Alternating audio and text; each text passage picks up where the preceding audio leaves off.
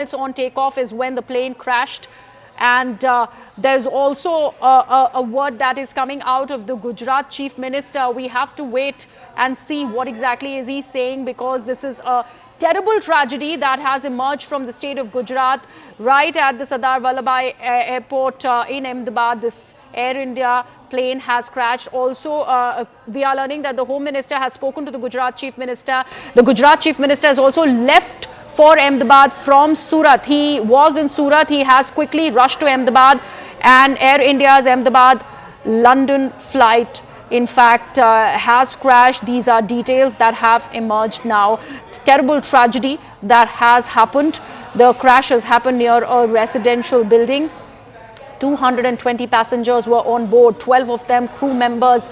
All of them were on board this ill-fated aircraft. Police, fire brigade personnel, first responders are all at the spot to take care of any survivors. But we also are trying to ascertain more details from the very spot. We also are putting out details of how many of those who are injured are being rushed to the nearby hospitals. Possibly the injured could be a lot more than the people who were on board, because the flight ended up crashing in a civilian area right outside the airport. My colleague Arun Dhanta is also now joining us on the broadcast. Arun, we are learning that the Gujarat Chief Minister has rushed to Ahmedabad from Surat after learning of this great amount of tragedy. We are also learning that the Home Minister has spoken with him. Is that right?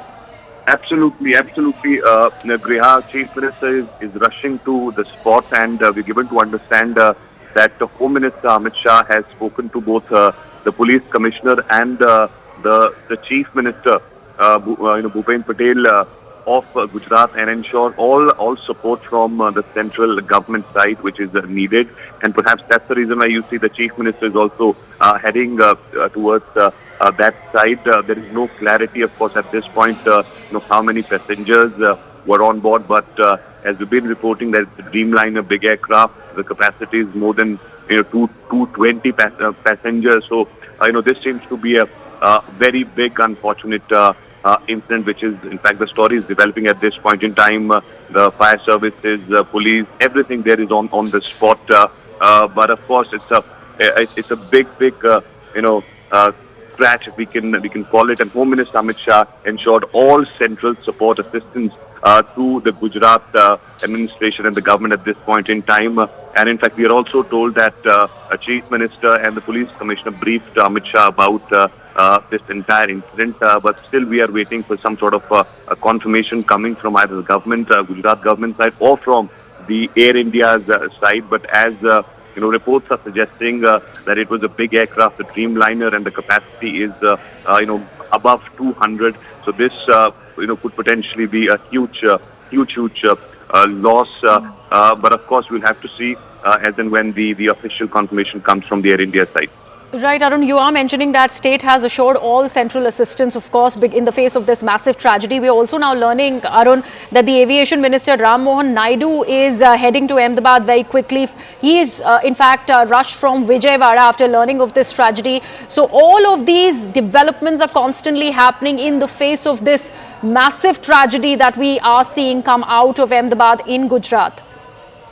Well, that's right. The Civil Aviation Minister was in Vijayawada. He was there for some program. Now we're given to understand that he's also going to the spot. But still, we'll have to wait for the official confirmation, Griha. But this is very, very unfortunate incident. The flight which took off from the Ahmedabad airport, it's a London-bound flight. Within 5 to 10 minutes of the takeoff, it just crashed, and now many reports are suggesting that it was a well-populated area where this crash happened. So there could be massive loss of life in this incident. But as we are seeing, the Chief Minister of Gujarat is also reaching to the spot. The Civil Aviation Minister is also is going to be there on the spot very shortly. So all efforts are the rescue efforts, everything will be in place. But we'll have to really wait for the official confirmation on anything in this story.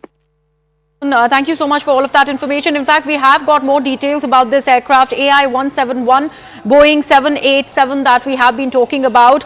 We are now learning that this departed from the Ahmedabad airport at 1:10. From Terminal 2 of the Ahmedabad airport, it was going to the Gatwick airport in London. These are the latest details that are now emerging. It, in fact, was bound for London, was going to Gatwick, not Heathrow, and it left at 1:10. In 10 minutes from the time it took off, at about 1:20 possibly is when that crash happened. 1:17 to be precise is when that crash really happened. We also have Anvit, our colleague, who continues to be with us. Anvit, we are learning that the aviation minister is also now rushing from Vijayawada. He's headed to Ahmedabad. The chief minister of Gujarat is headed to Ahmedabad. And of course, there is the government of the centre who's constantly in touch with not just the chief minister, the police commissioner, but also the aviation minister. Yes, certainly the aviation minister and even other senior ministers are rushing to the spot. Also because the kind of accident it is, and in fact, the number of passengers who were on board plane. This was a Dreamliner. It's usually a huge aircraft. It was a London-bound aircraft. It took off from Ahmedabad airport at 1:17, and it was expected to land at the London airport in around 7 p.m. In the evening. But it was just 10 minutes after the takeoff that there was the mishap took place. The reason so far is not clear, obviously, because the priority right now is to make sure that the passengers are, if any, there are saviors, then they need to be rushed to the medical facility. If there are fatalities, then that needs to be taken care of. Also, what is being looked into is that the plane, apparently, as per the reports, has crashed into a residential area because it just met the mishap just 10 minutes after taking off from Ahmedabad airport. So it is also being looked if there are casualties in the area where the plane has crashed. It seems to be a residential area. The visuals that are coming in, we can see the paramedics, the ambulances and the firefighters, they are rushing to the spot. There is a lot of chaos in that area. And the visuals clearly speak of that the area is a residential one. So which also makes it, even more grave that not only the passengers and the crew that was on board, but also people who were in that area. It looks like a heavily inhabited area. So there could be casualties also on ground where the plane has crashed. So that is also being looked into. Police have been rushed to the spot. All the initial responders have been rushed. But the priority right now is to make sure that there is a tweet by Air India that has now come. Let me put that out for our viewers. Flight AI-171, this is what Air India is officially now confirming. Operating Ahmedabad, London, Gatwick was involved in an incident today, 12th of June 2025. At this moment, we are ascertaining the details and will share further updates at the earliest. This is the official words so far from Air India, Anvit. They have just put out this tweet on the social media platform X, but they are still not talking about any number of people on board. What we have managed to ascertain so far that this was going to the Gatwick airport in London. It took off at about 1:10 p.m. is what we are learning, Anvit. So all of these details are emerging. Is it too early to talk about what could have led to this crash? See, right now also the priority of the first responders and the authorities are to make sure that how many passengers were on board, how many of them are safe, if any, how many have sustained grievous injuries, and if there are fatalities, then that needs to be taken care of. Only after that and the site is clear, then there is a separate committee that is called the Air Investigations, Aircraft Accident Investigation Bureau. That will look into what could be the possible reason. There would be a committee, and this is how it happens that an air crash is investigated. But that comes at a later stage, because right now the mishap that has taken place and the urgency of the matter is that to make sure those who are hurt need to be taken to the medical facilities on priority, so that the number of fatalities are less, and also the casualties that have happened, they need to be taken care of. Right now, the focus is that for all the departments, be it the disaster management, from fire safety to firefighters to the police and the paramedics and ambulances, they have all been rushed to the spot. They are managing the situation right now, but the visuals are really scary. The kind of crash it was, it's a huge aircraft. It has a capacity of at least 250 people on board. We are fearing that there were at least 220 to 240 people on board. And right, Anvit, and we are just putting out those fresh images that we have managed to, in fact, source. We also have Rajiv Pathak. Rajiv, these images where we see this Dreamliner crashing into a residential building. More details about this, please, Rajiv. Yeah, what we can confirmly say right now is that it was an Air India flight going from Ahmedabad to London that has crashed immediately after taking off. The plane took off around 1:38 p.m. 1:38 p.m. At that time around it took off, and then it has crashed into a residential building. Building was not occupied right now. It was being constructed for the doctors of the civil hospital, but it was empty right now. People were not staying there, but it was a densely populated area, and that. Yes, Rajiv, yeah. Go ahead. Yeah, please. and yeah, so 242 people were on board right now. What we have got information from our sources in airport. 242 people, including crew members and passengers, were on board.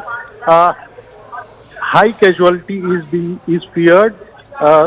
So far, around 25 passengers have been shifted to civil hospital. Fire brigade and other agencies, they are trying to help as much people as they can to provide medical facilities there. In civil hospital is a nearby hospital, Ahmedabad Civil Hospital. It is Asia's biggest hospital. That is the nearby hospitals in Ahmedabad. So they are bringing whatever survivors they can find to the civil hospital for their treatment. So far, Air India has confirmed that it was AI 171 flight. And what we have learned from our sources in airport is that the flight was scheduled to take off at around 1:10 p.m. But it was a little late, and it took off around 1:38 p.m. And immediately after taking off, it crashed into the nearby building right outside the airport. And right, Rajiv, can we look for one more confirmation from you, because we are learning of these details that are emerging that 25 passengers so far have been shifted to the nearby hospital. Can we confirm that these were passengers on board that ill-fated aircraft, or they could be also civilians on ground? See, right now they are in a very bad shape that have been shifted to the civil hospital, but we cannot say about their exact situation right now. But 25 people have been brought to civil hospital, and emergency operations is being carried out on them. Whether they are alive or not, we can not exactly confirm right now. And one more information is that former CM of Gujarat, Vijay Rupani, he was also likely to be on this plane, because he was to fly to London from this plane only. His family is also trying to ascertain whether he was there on board or not, but his number is unreachable right now, and we fear that he was on board. So, okay, let me again put this across for our viewers, and we will have that on the ticker as well. We are in fact learning that the former Gujarat's Chief Minister Vijay Rupani could have been on board the IC-171. I'm handing it over to my colleague Rahul Shivshankar to take this forward. This is a huge tragedy as we learn of coming out of Ahmedabad in Gujarat. Well, very unfortunate news coming in from Ahmedabad, viewers. We believe that this will lead to very big casualties. That's what the input is from the ground. As you can see, these pictures tell their own story. Complete devastation out there. This particular aircraft took off and then apparently crashed into an under construction building in the vicinity of the Ahmedabad airport, and you can see the superstructure of that building also quite damaged.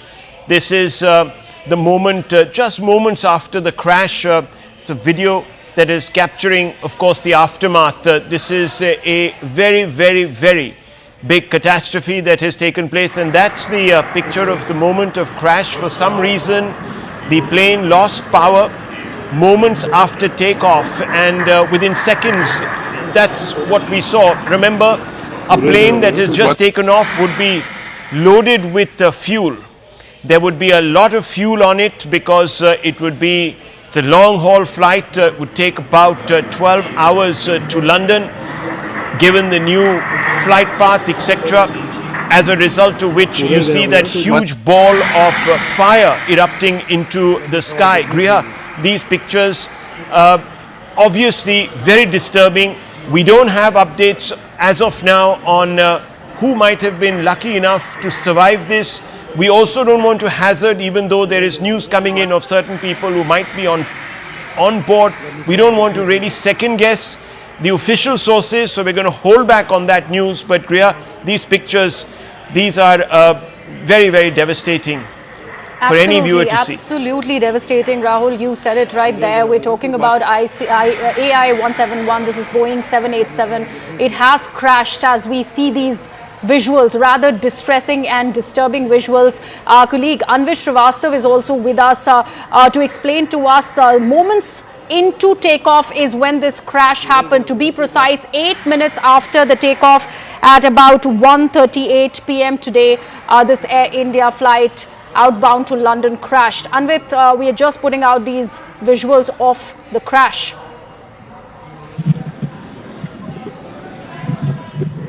Yeah, see, these are latest visuals that have come in, and it clearly shows the aircraft, in the moment that it met with the mishap, and we can see that it is flying over a residential area. A lot of residential buildings are underneath the flight path, and what we are also learning is that the mayday call was given by the air traffic control, but the aircraft did not respond. The visuals clearly show us how the aircraft is lowering its flight path, and this is above a residential area, which is also why it is a grave concern. Not just the people who were on board, at least 242 people who were on board along with the crew, not just them, but also there could be fatalities from on ground. And soon as in this visual, soon as the aircraft goes down, it can be seen that it went up in flames. Which is also again indicative of the fact that there could be less chances of survival. But yes, agencies are on ground. They're confirming that if there is any person who has survived, they must be rushed immediately without any delay to medical facilities, and to ensure that those who can be who the lives that can be saved. That is the focus right now of the paramedics as well as the first responders who are on ground. But other than that, we are also getting information that the Civil Aviation Minister Rammohan Naidu, he is rushing to the site. Also, he is also leaving for Ahmedabad, and then we are also finding out that the police and other basic first responders, they have also been rushed, including disaster management, the police, the paramedics, ambulances, and other stakeholders as well. However, so far there's an official statement that has come out, Griha. Let me just very quickly update you on that. This is what we're being told, and I'm quoting it exactly. Accident to MS Air India B787 aircraft VTANB, which is the call sign, on 12/6/2024 at Ahmedabad. On 12th June 2025, MS Air India B787 aircraft VTANB, while operating flight A1171 from Ahmedabad to Gatwick Airport, has crashed immediately after takeoff from Ahmedabad. There were 242 persons on board the aircraft, consisting of 2 pilots and 10 cabin crew. The aircraft was under the command of Captain Sumit Sabharwal with First Officer Clive Kundar. Captain Sumit Sabharwal is a LTC with 8,200 hours of experience. The co-pilot had 1,100 hours of flying experience. As per ATC, aircraft departed from Ahmedabad at 13:39 IST from runway 23, gave a mayday call to ATC. So there was a mayday call, Griha, that was issued, but thereafter no response was given by the aircraft to the calls made by ATC. Aircraft immediately after departure from runway 23 fell on ground outside the airport perimeter. heavy black smoke was seen coming from the accident site. So this is the latest that has come through. The registration of this aircraft, the call sign was VTANB AI-171 operating from Ahmedabad to Gatwick. This crashed immediately after takeoff. What we now can confirm is that there were 242 passengers on board, including 2 pilots, 10 cabin crew and 230 passengers.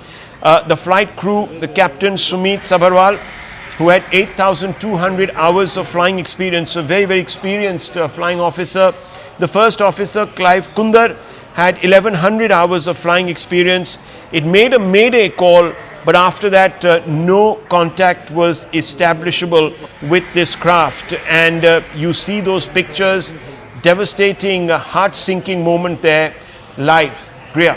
Absolutely, and the building as well, Rahul, I believe this is the building where the plane crashed into, the under construction building that was meant for doctors to reside at. This is where the plane crashed into, and our colleague from News 18 Gujarat, Rajiv Pathak, has constantly been mentioning on how densely populated this area is. And from these visuals where we see minutes into takeoff the plane crashes and it is being caught on film, we do see where it has landed. This is flying right above the civilian areas where you can see houses, terraces of residential buildings, and then it eventually goes and hits another residential building possibly under construction, and we're also putting out those details. Anvit, our colleague, was just mentioning about that mayday call. Rahul, we also have an official word from the Aviation Minister Ram Mohan Naidu. He in fact has put out this tweet that he's shocked and devastated to learn about the flight crash in Ahmedabad. He in fact has quickly rushed from Vijayawada, where he was at, to Ahmedabad to in fact be there in the face of this massive tragedy. We're also in fact learning that 3 National Disaster Response Force teams comprising of 90 personnel have moved from Meghaninagar to the crash site. A total of 3 more teams are being moved from Vadodara, we are told, and also there is that DGCA statement that Rahul was just mentioning about, where they have given all of those details.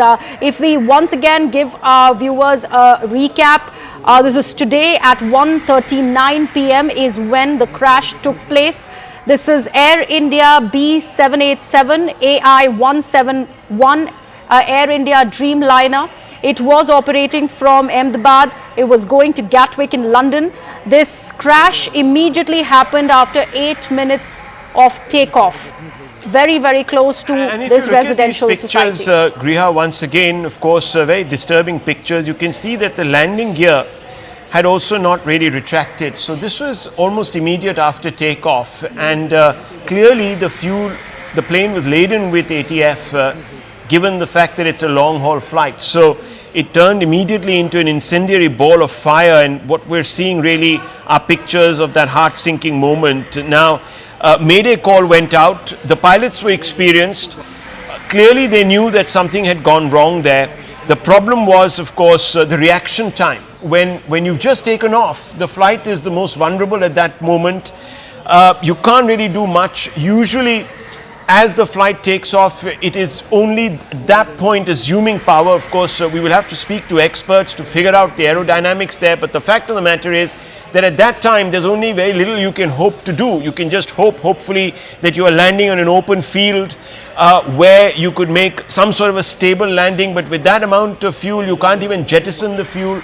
You have very little reaction time, and that's exactly what we're seeing here. Very, very little reaction time there on those pictures.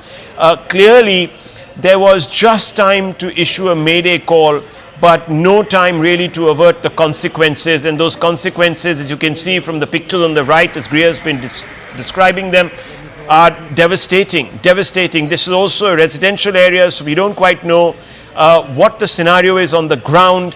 There were a number of people we showed were being wheeled into a hospital. We don't know if they're survivors from this crash, or if they were bystanders, or they were residents of the particular area or the locality where the crash took place. So a lot of unanswered questions right now, very initial days. We can only tell you that a statement has been issued where certain details have been shared with us, and it's quite clear now that the 2 pilots latched on to that distress that they were obviously facing as soon as the plane took off, issued a mayday call, but there was very little reaction time for them to do anything consequential to avert a tragedy of this magnitude. Now, the last time we had a tragedy in India of this magnitude was on August 7, 2020, where an Air India Express flight 1344 crashed, and that was a devastating crash also.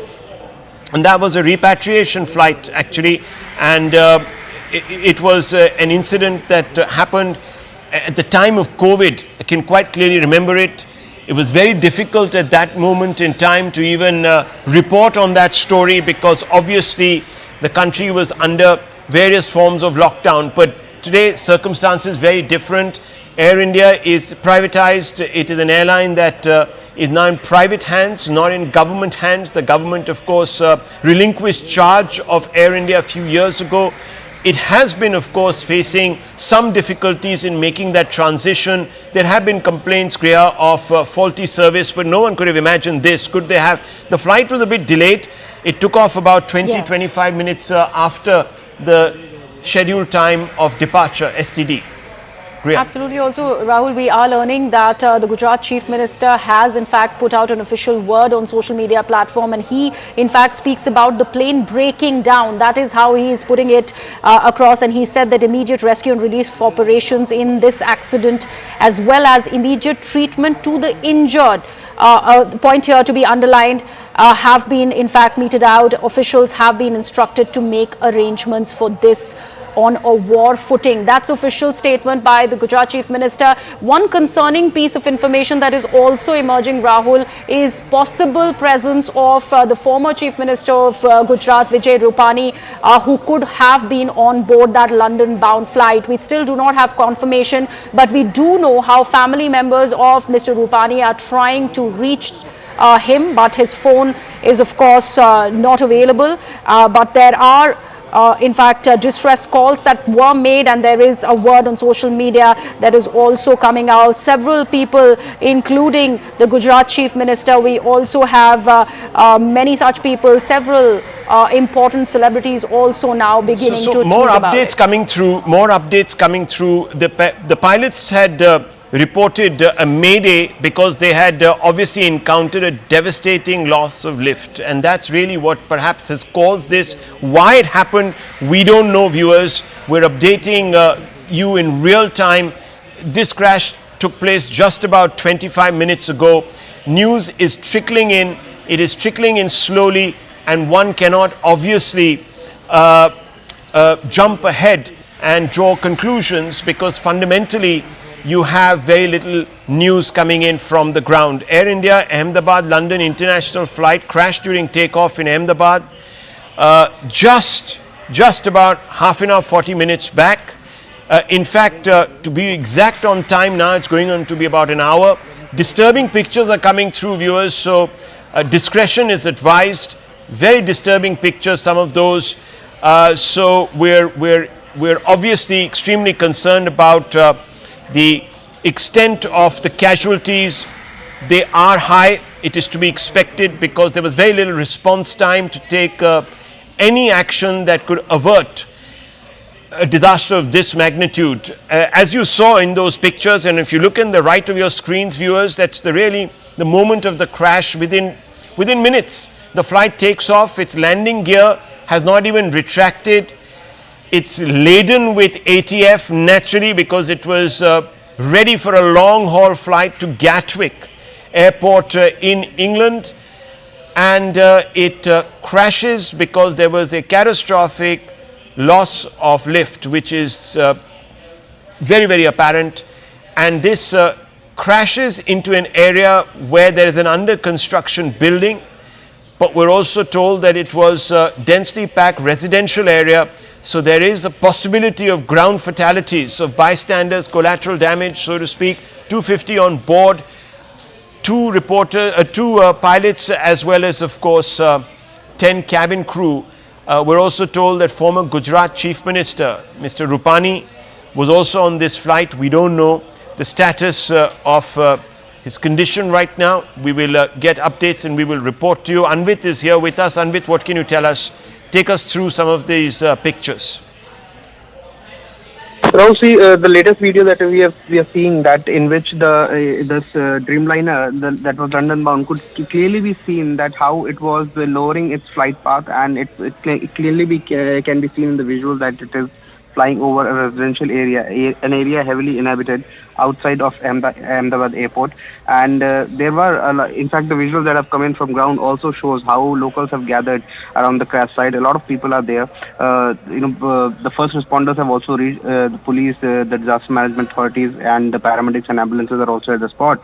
But a lot of locals are gathered, which is also indicative of the fact that the area was heavily inhabited, as the reporters from Gujarat have also reported. And there is also fear of loss of life from the ground as well, not just people who were on board the aircraft, but also because there were residential buildings around the place where this plane has crashed.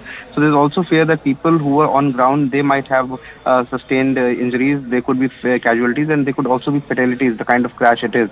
As we see, soon as the aircraft lowers its flight path, it can be seen that it's going up heavy in flames. So that is also indicative of the fact that the magnitude of this crash was high, and that also lowers the chances of survival of the passengers who were on board, which also is a scary fact that is coming out from this news. But other than that, the details we have managed to gather so far is that it was around 13:39 IST, that is the 1:39 p.m. when this flight had taken off from the airport. And this was a Dreamliner. It was 787, which usually has a capacity of 240 to 250 passengers and crew on board. And what we're learning is that there were at least 242 passengers that were on board. The authorities from safety regulator in India have also confirmed this. And the airline, however, has not come out with the number of fatalities and number of casualties in this manner. But this is confirmed that it was a Dreamliner, a B787, and it was an AI-71 flight that was operating from Ahmedabad to Gatwick. Also, we are known that the fact that is known to us that there were at least 242 people on board, 10 cabin crew included, and 2 the pilots that were on board. Also, we are learning that there was a mayday call that was made by the crew and by the pilots of the ATC, to the Ahmedabad ATC. And when the ATC tried to get back in touch with the pilots, there was no response, because probably, like you earlier also mentioned, there was a very short response time, as we also can see in the visuals, that the plane was flying low at the time. It had only been 10 minutes that the flight had taken off. So the plane was still flying low, and we can only see its flight path going down over the residential area when it goes up in flames.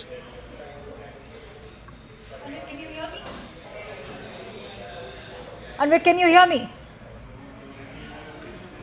All right, we seem to have lost that connection, but all right, Rahul, if you can see these visuals going on to also indicate the impact of this air crash, how disastrous, how catastrophic it's been, looking at the debris that's been scattered all over. What we are learning is right now that all emergency services have been activated. The fire services have also reached the ground level. But Rahul, as you've been indicating, this is a densely populated area where the crash has taken place, and perhaps there could be also a possibility of ground fatalities as well, something that Anvit was also highlighting. I'd like to bring you in on that aspect. Yeah, we've also got updates coming in from the DGAAIB, Director Investigation, and the GO team are all leaving for Ahmedabad. We're also being told that the Director of Air India has responded, and he has expressed his utter sadness at this particular tragedy. And this tragedy is of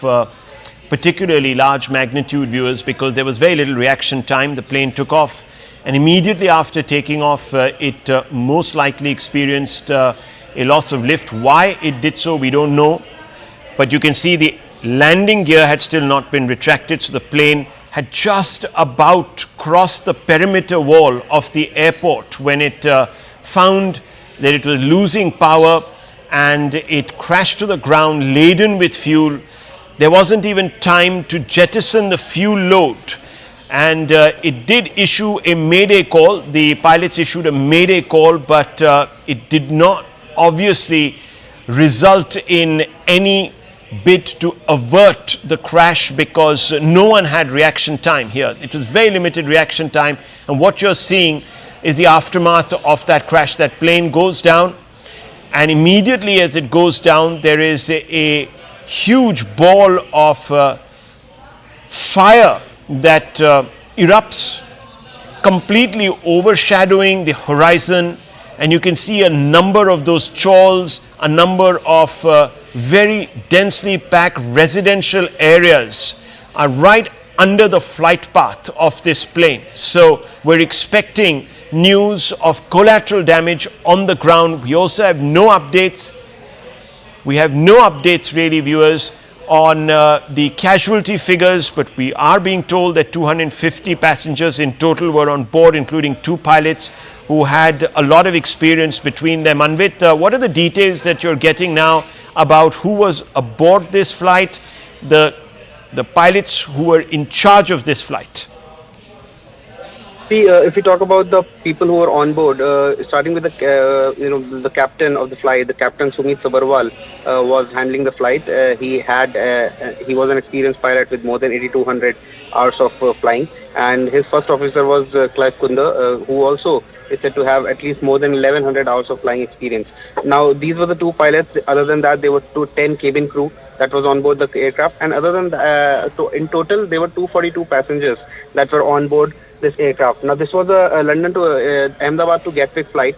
We are being told that it was a Dreamliner. It's usually a big aircraft of a capacity of at least handling at least 240 to 250 passengers. And the kind of incident, Rahul, it is, the kind of accident and the visuals that are coming in, they are clearly indicative of the fact that the magnitude of the incident is huge.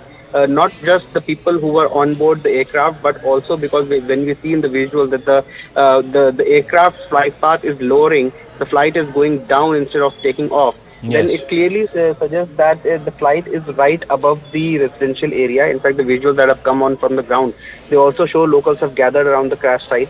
Other than the first responders, be the police, the ambulances, paramedics, or the disaster management authorities, and the firefighters. Along with that, we can also see hundreds of locals have gathered there because it is a residential area and there are certain, it's a heavily inhabited area, and that is one reason why it is also being feared that there could be casualties from on ground as well, not just the people who were on the aircraft and the way. Just hold your thoughts, Anvit. I just want to quickly update London Gatwick. The airport management has also issued a statement clearly intended, of course, for those who were expecting their loved ones to come to London.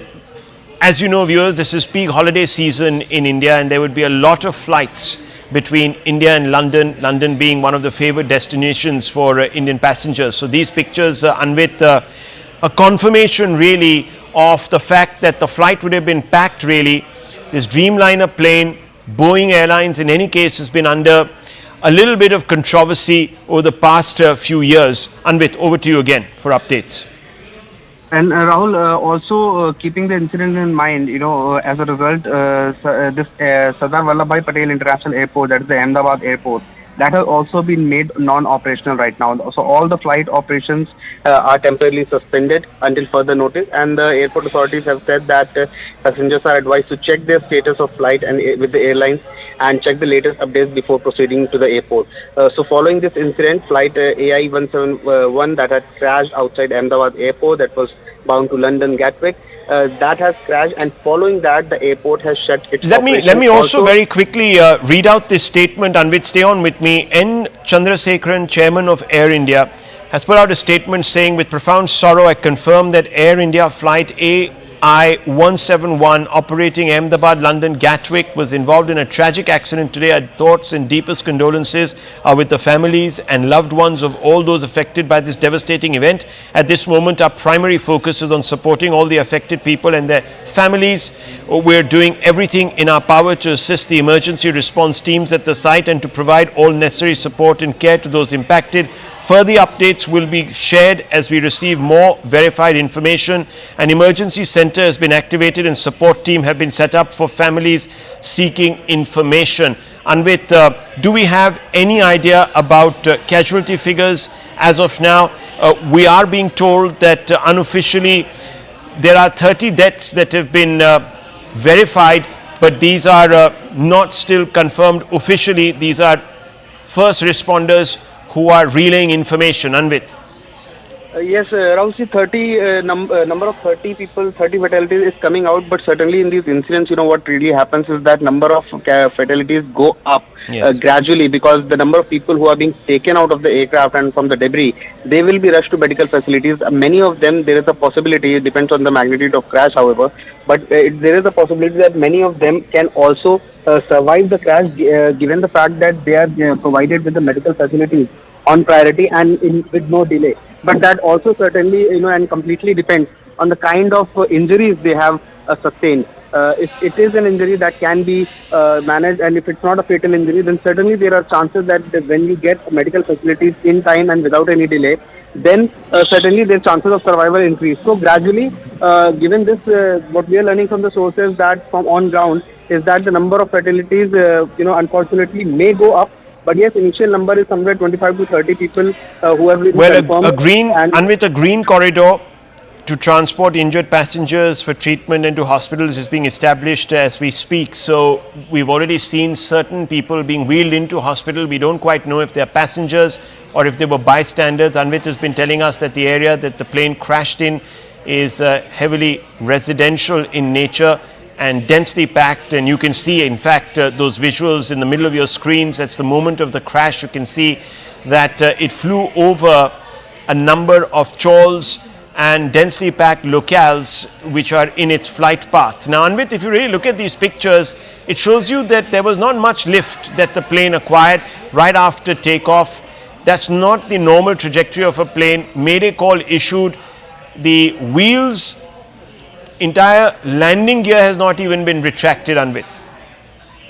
Yes, that is correct. Also, in these incidents, the last moment communication between the pilot and the ATC is usually very crucial in investigation of such crashes. So once the investigation begins, the black box will be retrieved, and the data from the black box will clearly suggest that what was the there was Anvit a Mayday call that was issued by the pilots. So clearly they realized very early on that there was a problem. Stay on with me. I want to bring in Payal Mehta. She's got some updates. Payal, over to you. Rahul, what I do understand that both Prime Minister Narendra Modi, Home Minister Amit Shah, and the Gujarat CM, Bhupendra Patel have spoken to Ram Mohan Naidu, the Civil Aviation Minister. Ram Mohan Naidu, currently is in Vijayawada, and there is no direct flight to Ahmedabad from there. So he's been flown in a special flight. He's been rushed to Ahmedabad to look into the situation, and he's going to reach there by about 5 p.m. The concerning news that is coming in is, of course, that of Vijay Rupani, the former Gujarat Chief Minister, being on board on that flight as well. But what his office currently is telling us, Rahul, is that he's badly injured as well. We'll have to just wait and see for more updates. But most unfortunate scenes coming to the fore, and like you're mentioning, like Anvit is reporting, that the government of the day is very, very concerned about the episode, and they'll get to the bottom of it. Okay. And therefore, the emergency teams have been rushed. And so have the investigation teams have already been rushed. Yes, 3 national disaster response force teams comprising 90 personnel have been moved, as Payal was saying, from Gandhinagar to the plane crash site. A total of 3 more teams are being moved from Vadodara, according to the NDRF. Let's listen into some reactions that we're picking up from the ground. These are eyewitnesses.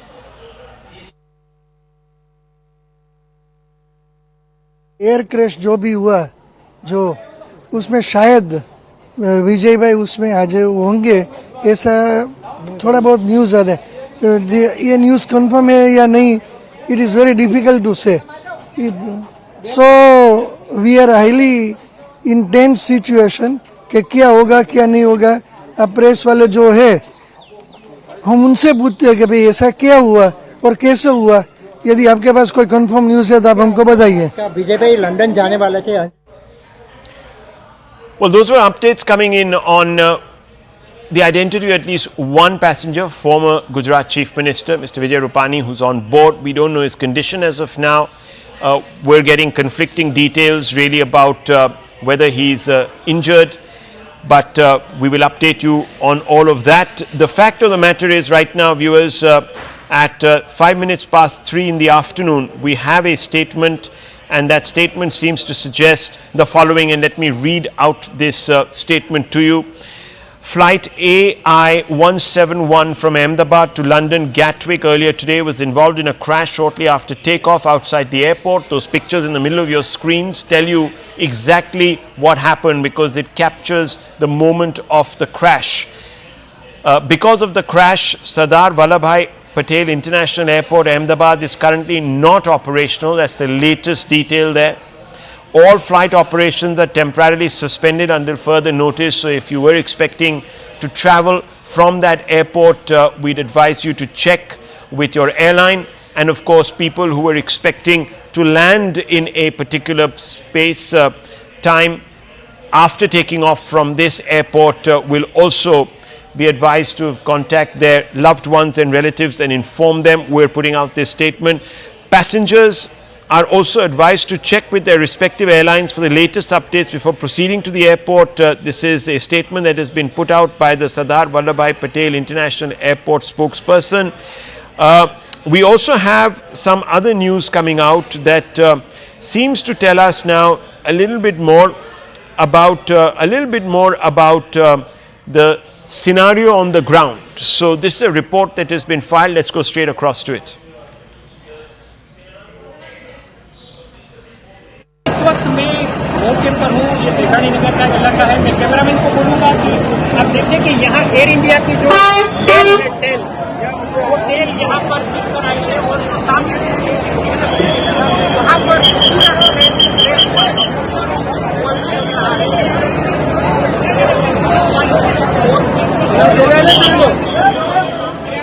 Well, that was one very quick overview really of the situation there. In the middle of your screens is the moment of the crash, and you can see that there was a catastrophic failure of lift moments after this plane took off. The plane would have been heavily laden with ATF given the fact that it was on a long haul flight from Ahmedabad to Gatwick, which is an airport just outside of London, and it crashed almost immediately after taking off. Even the landing gear had not been retracted on that plane, and it crashed into a very densely populated area. The exact crash site, conflicting reports once again, but we are being told was an under construction site. A building was being constructed there, and you can see in the backdrop of those pictures to the left of your screens that there is a building that stood in the way of that aircraft. The fuselage of the aircraft and the wings, etc., scattered all over a wide area. We don't know if there were casualties on the ground. This is a quick summary really of the accident. The aircraft was a Boeing 787, registration VT-ANB, which is also its call sign. It was run by Air India, of course. The flight was A1171. It was on its way from Ahmedabad to Gatwick. It had a total of 242 passengers on board, including 2 pilots and a cabin crew of 10. So passengers by themselves were 230, but 2 pilots and a cabin crew of 10. It took off at 13:39. It was delayed by a few moments. As it used runway 23 at Ahmedabad, it issued shortly after takeoff a mayday call. No response after the mayday call, because as you can imagine, there's very little response time for the pilots to take any action to avert a crisis. Let's go straight across to Anvit for more details. What can you tell us, Anvit? We are looking forward to get details as to what happened and what transpired in this entire incident, as to understand that what actually happened because we can see clearly in the visuals that the flight was taken off and what the time, given the time of departure. The flight took off, but the flight path, we can't see that it had good elevation as it could have had. So that also depends on a lot of factors, a lot of technical factors as well. And also the last moment conversation between the pilot and the ATC, that would also have much to reveal, because before the mayday call was made, whether there was any communication, whether the pilot had communicated any flaw or any glitch while they had taken off from Ahmedabad airport. So that will also play an important role, and the retrieval of black box certainly. Well, one quick update. We're being told that the Union Home Minister, Mr. Amit Shah, will be leaving for Ahmedabad. He's expected to take off by 4 p.m. So that's a quick update for you there. Anvit, you were talking a little bit about the on-ground arrangements that are being made now to try and affect some relief. Can you give us more details on that? So I was saying that more technical details are awaited, and that is what will actually give a clear picture as to what happened and what led to this unfortunate incident. Last moment conversation between ATC and pilot, and also the communication that was sent out by the aircraft to the ATC, and that will also have much to reveal. as to what eventually happened that led to this crash. The elevation part was certainly low. The elevation was less, and that is what we can see in the visuals also. The flight was only going down; it was decreasing, and it was on decline, which is the reason why it was a residential area, and the plane has crashed out of Ahmedabad. We're getting some details and updates. Anvit, stay on with me from Payal Mehta now on the possibility of the former Chief Minister of Gujarat being on this flight. Payal. You know, Rahul, the passenger list, shows unfortunately Mr. Rupani was on board and is identified as passenger number 12. We've been trying to get in touch with his family and, probably people in his office as well. But we're just given to understand that as of now, they're saying that he's badly injured. We do not know anything for a matter of, confirmation as well. But, when the passenger list was reviewed by our colleagues, including Anvit, it showed very, very clearly that he was on board on that flight. What is really happening to him right now is just a little too early to jump the gun, because obviously we'll have to wait for the confirmation coming in either from the Gujarat government or from his family as well. But most unfortunate episode coming to the fore. Passengers who were on board are to go to London, and frequent passengers go to London at this point in time. From Gujarat in particular. Most unfortunate thing coming to the fore, but the government of India has assured Rahul that they will get to the bottom of this, and of course that's the reason Prime Minister Narendra Modi, Home Minister Amit Shah, and the Gujarat Chief Minister, all three speaking to Civil Aviation Minister Rammohan Naidu. This is going to be one big challenge for him as well in his 1 year career as a Civil Aviation Minister of the country. He's been rushed in a special flight to Ahmedabad, should be landing there around 5 o'clock, is what we were given to understand, but all rescue teams have been mobilized. And he's also, made sure that the investigating teams are also mobilized and sent ASAP to Ahmedabad to figure out what really is happening. Meanwhile, the civil, departments of the Gujarat government have also been on task. I'm very, very sure that Harsh Sanghvi, the Home Minister of the state, is already on the job as well. The Home Minister, Mr. Amit Shah, has also spoken to multiple people, including having spoken to the Commissioner of Ahmedabad as well. So that it was awaited, but we confirmation on Mr. Rupani coming in either from the Gujarat government, yes, or his family, and we should not really speculate at this point in time about anything. Well, Payal, the Director General of the Aircraft Accident Investigation Bureau, the AAIB, with the team leaving for Ahmedabad for investigation. This is also something that we're learning from our sources at the Ministry of Civil Aviation. So clearly, in the first few hours, there has to be a thorough investigation from the ground, collecting of evidence, etc., etc. And just one hopes that the scene of the crash is not compromised. There are, of course, pictures coming in to the left and to the right of your screens of the aftermath, the devastating aftermath. In the middle of your screens, viewers, is the moment of the crash, and you can see that there was very little reaction time. Now, Payal, in a situation like this, what is the protocol that is usually followed in government? Will there be immediate meetings to determine the next steps? What exactly is on the cards? There will be immediate meeting that's going to be there, and of course the Civil Aviation Ministry will do its own probe. Yes. And like you mentioned, the probe teams have been rushed as okay. well. We're also being told, hold your thoughts, Payal, just hold your thoughts. I want to go straight across to Arunima for an update on the Union Home Minister Amit Shah. Yes, Arunima. Yes, as a Home Minister, Amit Shah is just flying off to Ahmedabad. He is the local member of parliament as well. And this is coming at a time when people are still speculating. These are just speculation. Nobody is confirming it as yet. But there are speculations whether this was an accident or whether this was an act of sabotage.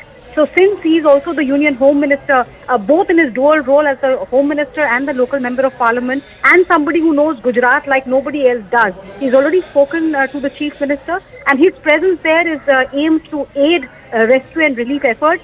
From the central government side, if anything that the state government requires to retrieve the situation, if there are any survivors, if they need any medical aid, if they need to be flown out of Ahmedabad, taken to Bombay, taken to Delhi, whatever needs to be done, I think the best man is being put on the job by the Prime Minister. The local member of parliament, the Union Home Minister rushing to Ahmedabad, should be flying off within the hour is what we are told. Yes, we're also being told, of course, and I just reported this, the Director General of the Aircraft Accident Investigation Bureau with his team is leaving for Ahmedabad for an investigation. This is according to Ministry of Civil Aviation sources, because viewers, in the right aftermath of a crash, you need to sanitize and in some ways or the other ensure that the scene of the accident is, or the crash is not compromised. because there's important, very important details that emerge from there. I want to go straight across to Griha, who has a list of the passengers aboard. Our prayers, of course, with each one of them. Griha. Distressing times, Rahul. We are only, our heart goes out for any family members who possibly are watching this. This is the list that has been, in fact, put out. It has been released, and there you can see passenger number 12. There has the former Chief Minister of Gujarat, Mr. Vijay. Crash हो गई है, जिसमें preliminary हमें पता चला है कि 223 जितने पैसेंजर थे यहाँ पे जिस बिल्डिंग के ऊपर गिरी है वो डॉक्टर्स का हॉस्टल है। इंसिडेंट बनने के विदिन 2-3 मिनट्स में पुलिस, बाकी सभी बॉडियां, सिविल एडमिनिस्ट्रेशन, कॉर्पोरेशन वगैरह सभी लोग आ गए थे। फायर फाइटर वगैरह स्थल पे हाजिर है। लोगों को बचाने की और रेस्क्यू करने की कार्रवाई जारी है। ऑलमोस्ट 70 से 80% एरिया हमने क्लीन कर लिया, बाकी आने समय में हम लोग क्लियर कर लेंगे। मैं सभी मीडिया के मित्रों से रिक्वेस्ट करता हूं, सभी हमसे सहयोग करें। जितनी पुलिस, उसके अलावा जितनी भी agency, army, BSF, CISF, corporation, collector office के सभी स्टाफ, सभी यहाँ काम में लगे हुए हैं। प्लीज हमसे सहयोग करिए और थोड़ी सी हमारे लिए जगह बना के रखिए ताकि हम एम्बुलेंस को ग्रीन कॉरिडोर बना के हॉस्पिटल तक पहुंचा सके। Thank you. We're talking about the passenger list that has been accessed by CNN News 18. We are only hoping that the family members, you are not watching, but this is the list that has been released. Here you can see passenger number 12, if we can close in on this particular list, has the former Gujarat Chief Minister Vijay Rupani's name on it. It says boarded. He in fact was very much there on that flight. We do not have any details as of now from his office about Mr. Rupani's whereabouts, so we don't want to in fact draw anything up for conjecture, but this is what we are in fact seeing through this particular list that is out. Let me also give you a lowdown on the kind of people, the nationalities that they belong to, or the people, the 242 people who were on board this ill-fated flight. We are learning through this particular list, and there are nationalities here, Rahul, where we learn of many people, not just Indians but also from Britain, who were on board. They had the British passport, so about 52 British individuals were on board this aircraft. Also one Portuguese from this list that we learn of, and the rest were Indian. So this is what this list in fact lays bare. The number of passengers who have boarded, several of them also children. That's how distressing this is, because we are talking about 242 in this case, and also a statement there, confirmation that Gujarat, the former Gujarat Chief Minister Vijay Rupani had boarded this particular flight. Very, very unfortunate scenes, viewers. To the left is a flight manifesto, at least parts of it, and you can see that this was a flight that was carrying a large number of citizens from different parts of the world, including British citizens. There you can see Griha just talked us through some of those people. Let's go straight across to Yesha for more details. Yesha, what can you tell us? We know that this flight has crashed moments after it took off. We're being told that it crashed into a doctor's hostel. Absolutely. In fact, this very flight that we speak of was an Air India flight from Ahmedabad headed towards London. It was involved in a crash shortly after the takeoff. And right outside the airport. Details emerge as to within 8 to 9 minutes of the takeoff from Sardar Vallabhbhai Airport was where the flight in fact took off, and it has in fact fallen into a residential area. All of these are preliminary details which have emerged. In fact, more details speak about how the Home Minister is also headed towards Ahmedabad to take a stock of the situation. The Prime Minister has also spoken to the Civil Aviation Minister and has asked all of them to head to Ahmedabad and to ensure all possible assistance possible.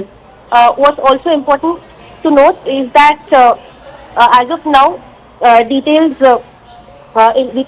from local sources have spoken about how there have been more than 40 bodies that have been brought to the hospital. So far, no official source has in fact gone ahead to mention as to what can be the toll here, but it seems to be a massive tragedy, particularly because so far Ahmedabad Airport has also been kept non-operational for any further flights from here on, which is where all the local authorities have been rushed to the spot, and there are expected to be more than 200 people who would have been on board that very flight. So yes, all the particular stakeholders responsible, be it the Tata Airlines or for that matter, other stakeholders, they've all been kept on tenterhooks to ensure that that those who are injured or those who were involved there, plus residents who've been injured in that very incident, are rushed to the local hospital. All the local authorities have been kept on alert. Yes. Yeah, well, the updates that are coming in now, of course, official sources, and we're not going to, of course, play out anything that hasn't been verified. So what we're now being told is that Captain Sumit Sabarwal was an LTC with 8,200 hours of experience. The co-pilot had 1,100 hours of flying experience. As per ATC, the aircraft departed from Ahmedabad at 13:39 Indian Standard Time or 8:09 UTC from runway 23, and most importantly gave a mayday call to the ATC, but thereafter no response was given by the aircraft to the calls made by the ATC. So viewers, very little response time there. The Union Home Minister is on his way at 4 o'clock to Ahmedabad. He is also going to be overseeing the rescue and relief efforts. We know that this plane crashed almost within minutes of takeoff. You can see that it was reduced to a ball of flames, towering ball of flames. And I want to go across to Mr. Mark Martin, who's a technical expert, for more on this. Mr. Martin, catastrophic loss of lift, it would appear. Even the landing gear had not retracted. What do you make of the incident? Mr. Martin, can you hear me? Yes. Hi. Good afternoon. Thanks for having me. Well, from what we know, I think it's very, very initial, and I don't believe it's right that we speculate on this. But I think from what we know so far, this guy had about 254 passengers on board. The 787 capacity is 265, so it is almost a full aircraft. He was full with fuel and cargo. He took off. And I think what appears to be the issue here is that the power assurance that he was trying to get from both his engines, those really didn't help and support him much. So, I mean, the pilots that were flying were very qualified. They had a TRI. There was one of the pilots was a TRI, which is a examiner and instructor and a senior captain. So obviously he was well versed with the situation and knew how to deal with emergencies. So clearly, I think a full-blown investigation has to be called into this. The DGCA must be involved. The AIB should be involved.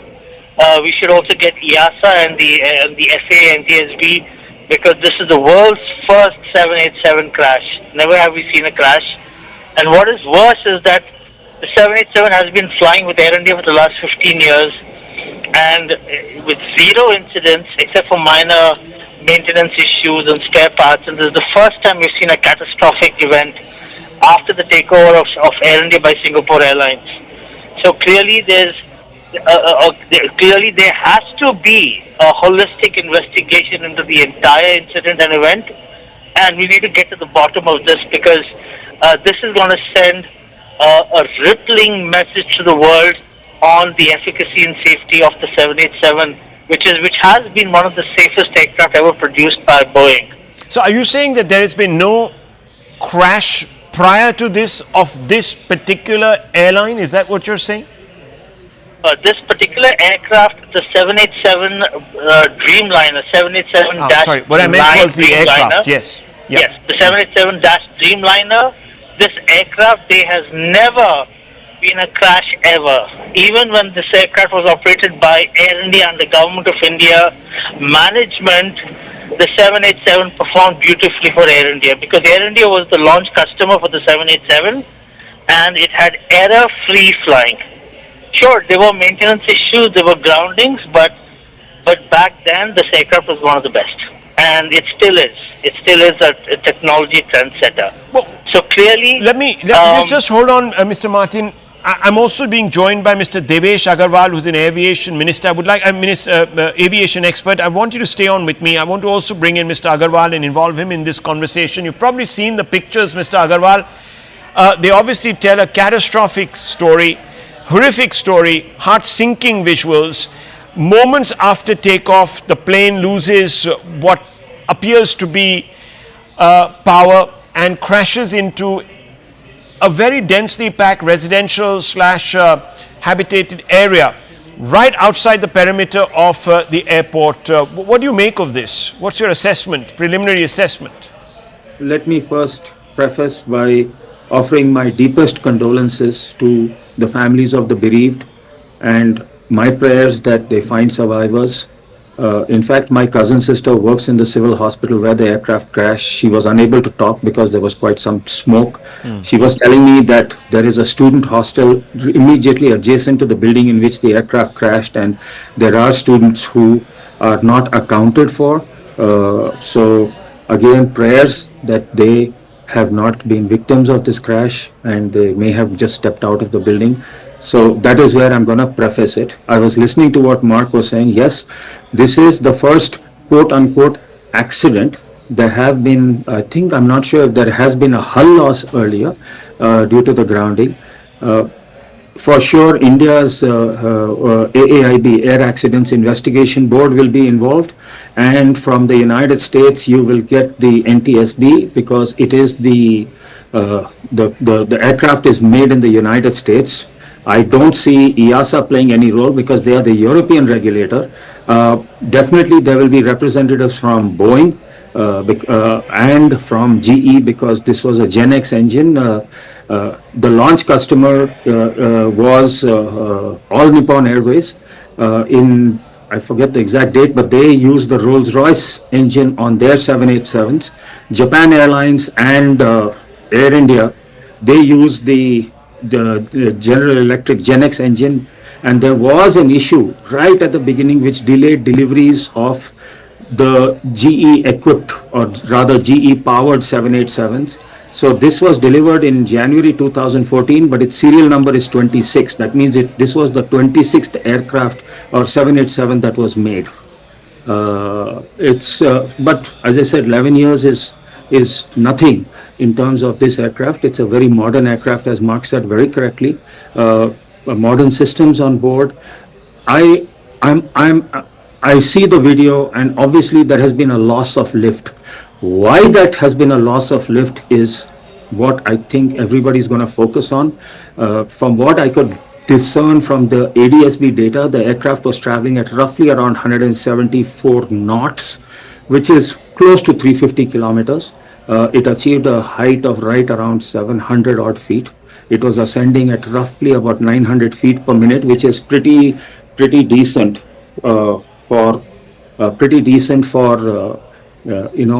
immediately after takeoff. So I mean, this has happened literally a minute or two after takeoff. The ADSB data shows that it has happened within a minute or so of liftoff. So, and you can see the landing gear is still down. So why they have had such a major loss of lift? The General Electric Gen X engines, if you see, they power all the 777s in the world.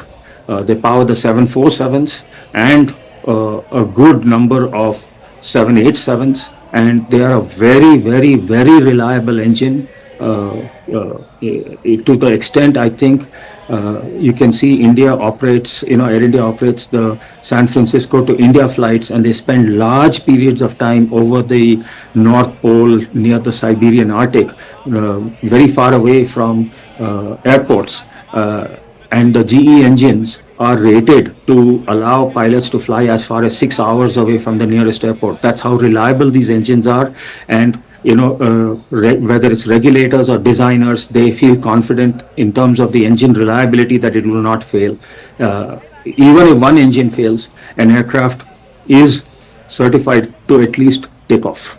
So it may not be able to maintain high altitude, but it will definitely take off, and tests are done. In fact, there are videos online where there's been a case of a Lufthansa A321 taking off from Frankfurt, and a bird got sucked into its engine and the aircraft took off. So I don't want to speculate surely there's been a loss of lift, but why that has happened is very difficult to say. Is it unusual? Is it unusual for both engines to? I presume this would have been a result of both engines. There was a mayday call that was issued by the pilots.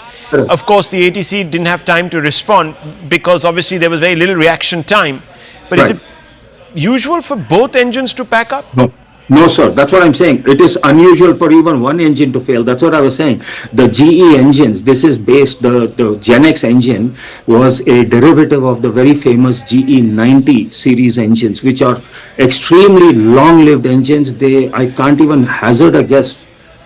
Maybe Mark will know how many GE 90 total family engines, but I will venture to there's an accident, but who's the खबर मेरे को नहीं आगी. ਅਸੀਂ ਤੇ ਇਹੀ ਪ੍ਰਾਰਥਨਾ ਕਰ ਰਹੇ ਹਾਂ ਕਿ ਜਿੰਨੇ all those who were on board should be all right, and we should await the news. I don't think one should speculate on that. Sir Punjab हाईपा ने चार्ज भी सर. हाँ जी वो तो पहले यार खबर तो ले लो पूरी. Well, viewers, there are all sorts of course inputs that are coming in. We don't want to really lend anything to any rumor, so we're going to continue to stick with the official record that we're being shared moment to moment by the authorities. I can tell you that the last update, and Devesh Agarwal is here with us and we're going to stick with him, but I want to quickly go across for more updates to Payal. Now we know a few things, for example, that this particular flight did send out a mayday call. The pilots did call for help.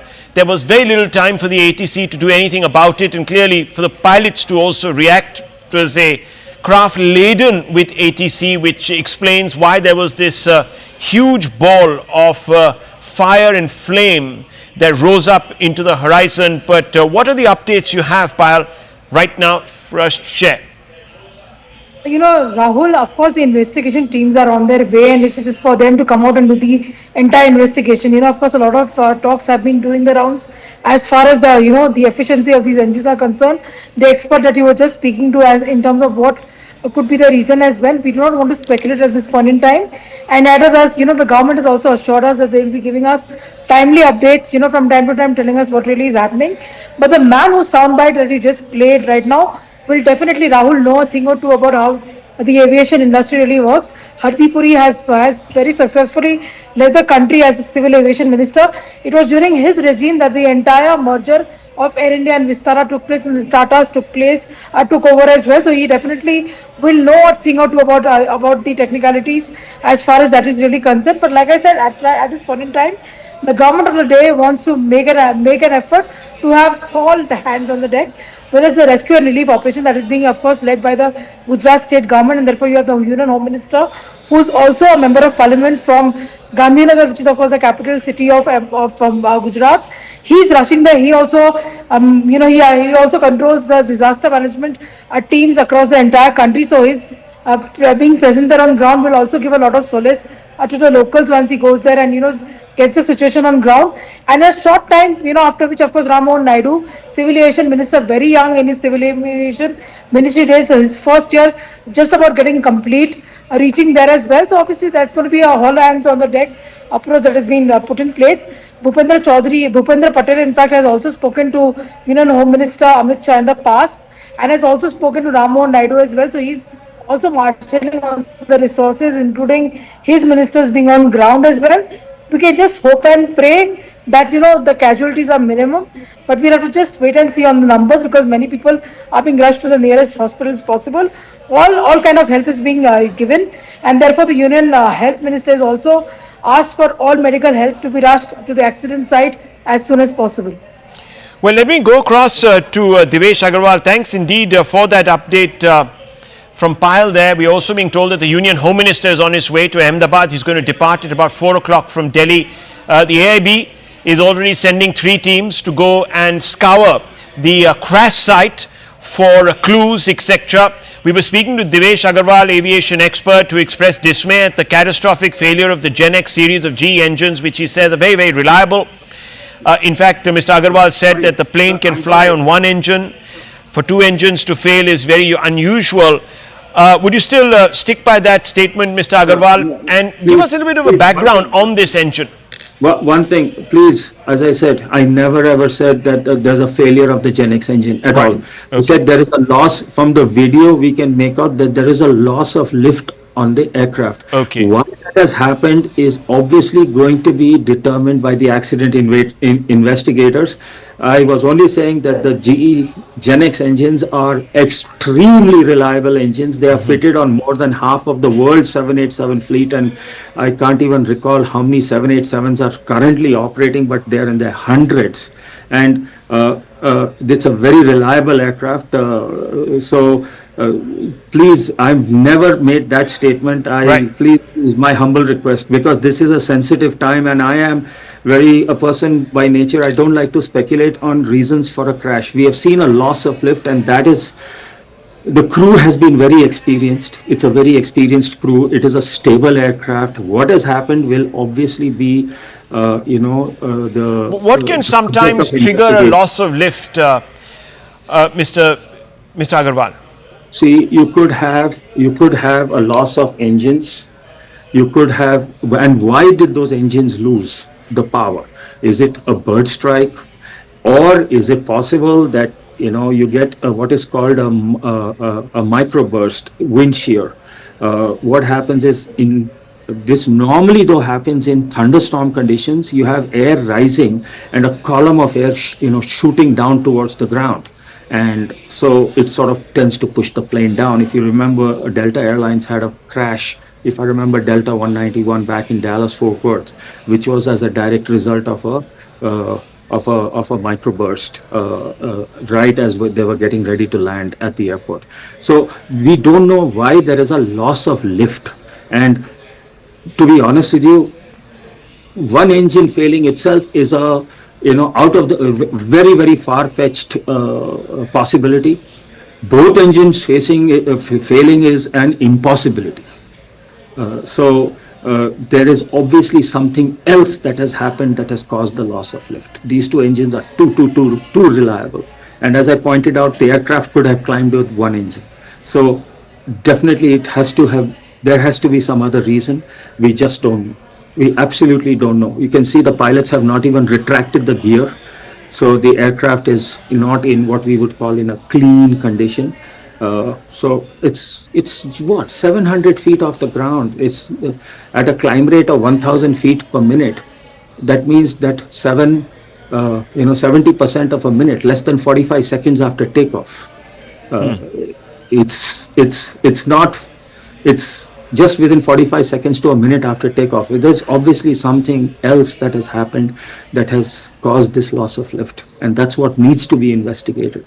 And I really do hope that the Indian government, the AAIB, takes a lead. If you recall the way the NTSB gave timely updates, they had public briefings and timely updates, and they accepted questions from the press, or rather the media, and they gave timely information. That, I think, is what is going to be the determinant of how India and Air India is viewed by the world of True, aviation. of course. I'm sure that the government will do what it has to do, Mr. Agarwal. The point of this entire broadcast right now is to give you quick updates, really, on what has transpired. So, Mr. Agarwal, just stay on with me. I want to walk our viewers through what we know.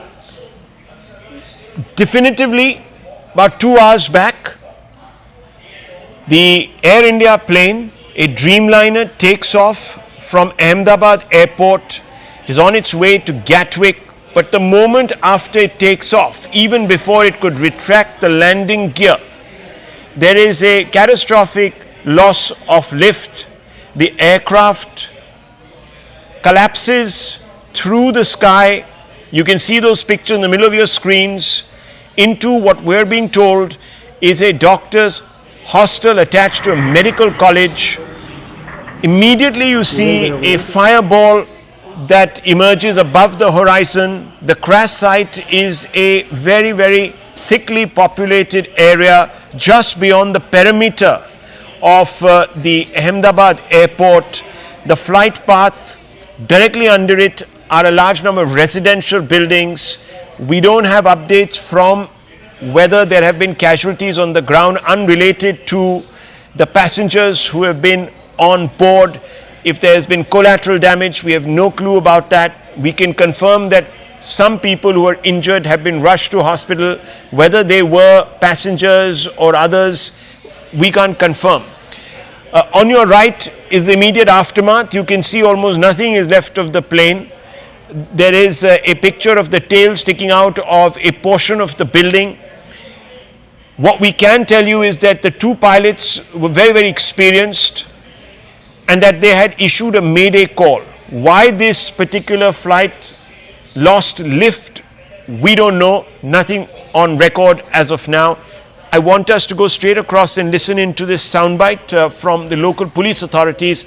Let's go straight across to that. Incident बनने के within 2-3 minutes में police, बाकी सभी बॉडियां, civil administration, corporation वगैरह सभी लोग आ गए थे। फायर फाइटर वगैरह स्थल पे हाजिर है। लोगों को बचाने की और रेस्क्यू करने की कार्रवाई जारी है। ऑलमोस्ट 70 से 80% एरिया हमने क्लीन कर लिया, बाकी आने समय में हम लोग क्लियर कर लेंगे। मैं सभी मीडिया के मित्रों से रिक्वेस्ट करता हूं, सभी हमसे सहयोग करें।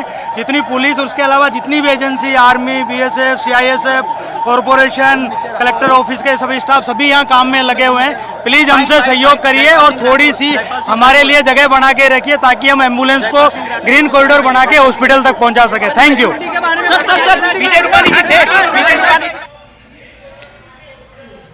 Okay, there's that new video there, and you can see the what appears to be at least one part of the plane sticking out of a building, or seems to have settled on top of the building. Very difficult to say from this angle, but certainly you can see that that might be a part of the wing, which of course bears the fuel at some levels. I'm not an expert, so I would like Mr. Agarwal to come in on this, and before that, a quick update from Payal. Payal, what can you tell us?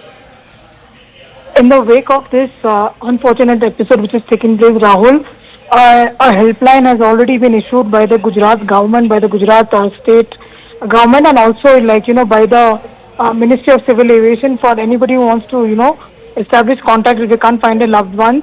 That is something which has been done. The government of the day is committed, like I said, to the well-being of every individual, and therefore the officials over there requesting, like you just played out the soundbite, requesting everybody not to crowd the streets, not to come to the accident site, but allow a green corridor so that anybody who needs to be rushed for medical help can be done at the earliest as well.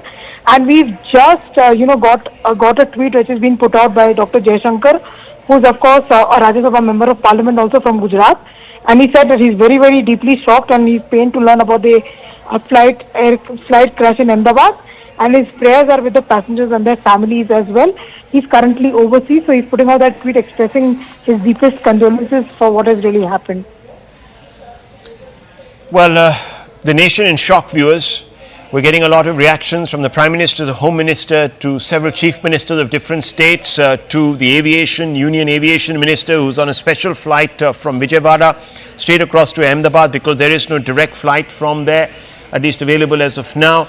On the left is the debris, remnants of the craft. In the middle is the moment of the crash, heart-sinking moment really, viewers. This flight was almost full. It had 142 passengers aboard it, two very experienced pilots who were in control and command, and they issued a mayday call. Even before the ATC could respond, this plane goes up in flames. It crashes into a hostel, attached to a medical facility where doctors are in residence. We don't know whether they were in residence at that time, how many other people on the ground in this very densely packed crash site area have been affected. To the right you can see that the obvious aftermath suggests that this was a very, very catastrophic result. Let me go across to Devesh Agarwal, Sanjay Leza, aviation expert, also there with us. Devesh Agarwal, a quick update from you on your take, and I also want to bring in right after that Mr. Sanjay Leza. Yes. So basically, just to let you know, the world's most popular wide-body aircraft till date was the Boeing 777, and they had delivered a little over 1,500. In case of the 787, they have already delivered around 1,200 aircraft, and they have orders for at least another 1,000 plus aircraft. So it shows you how popular this aircraft is, how reliable this aircraft is. This is the first fatal accident of a 787, whether of the Dash 8, which is the earliest version, the Dash 9, which is what Vistara has, and the Dash 10, which of course no Indian airline has ordered, but it is used a lot by British Airways, United Airlines, and others. The crew, as you just rightly pointed out, very experienced crew, and Air India has traditionally had a history of the engineering on their aircraft has always been good. We hear about, the interior of the aircraft, but the airworthiness of the aircraft has never been in question at Air India. That is something that airline has a legacy of, and it is a very proud and, strong legacy and a history at that airline that the aircraft are safe. So why that loss of lift has occurred, that is where it's going to be, I think that's where the investigation is going to focus. The particular aircraft details, this was registered VT-ANB, Alpha November Bravo, and it is the 26th 787 ever built. It was delivered to Air India in the middle of January 2014. Well, thank you, Mr. Agarwal, for that input and for that very quick assessment. Of course, lots of details expected, so this story will be updated.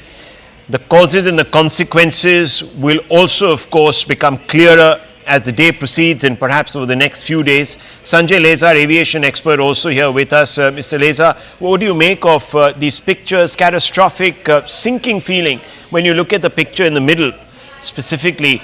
But aside from that, a very, very, very unfortunate happenstance. Not very usual, is it? No, it's a very sad day for aviation in general and Air India in particular and Indian aviation. My heart goes out to many of my former colleagues who've probably on that aircraft as well as in the company. Prayers and thoughts with them. Very tragic, and it's pretty certain, or it appears to be that either the aircraft had major engine failure, whether it's through ingestion of birds or just stalling. But you can see loss of power and the aircraft dropping, like Devesh was saying earlier. The 787 is one of the most sturdy aircraft which has not had any fatalities or any accidents like this so far in its history. This aircraft is only 11 and a half years old. So again, a very new aircraft. Like he said also, that Air India aircrafts are very well maintained engineering wise. So that should not have been a problem. The pilots were very well experienced, more than 10,000 hours between them. So, really one is left scratching his head trying to figure out what could have been at the bottom of these two engines failing and the aircraft sinking.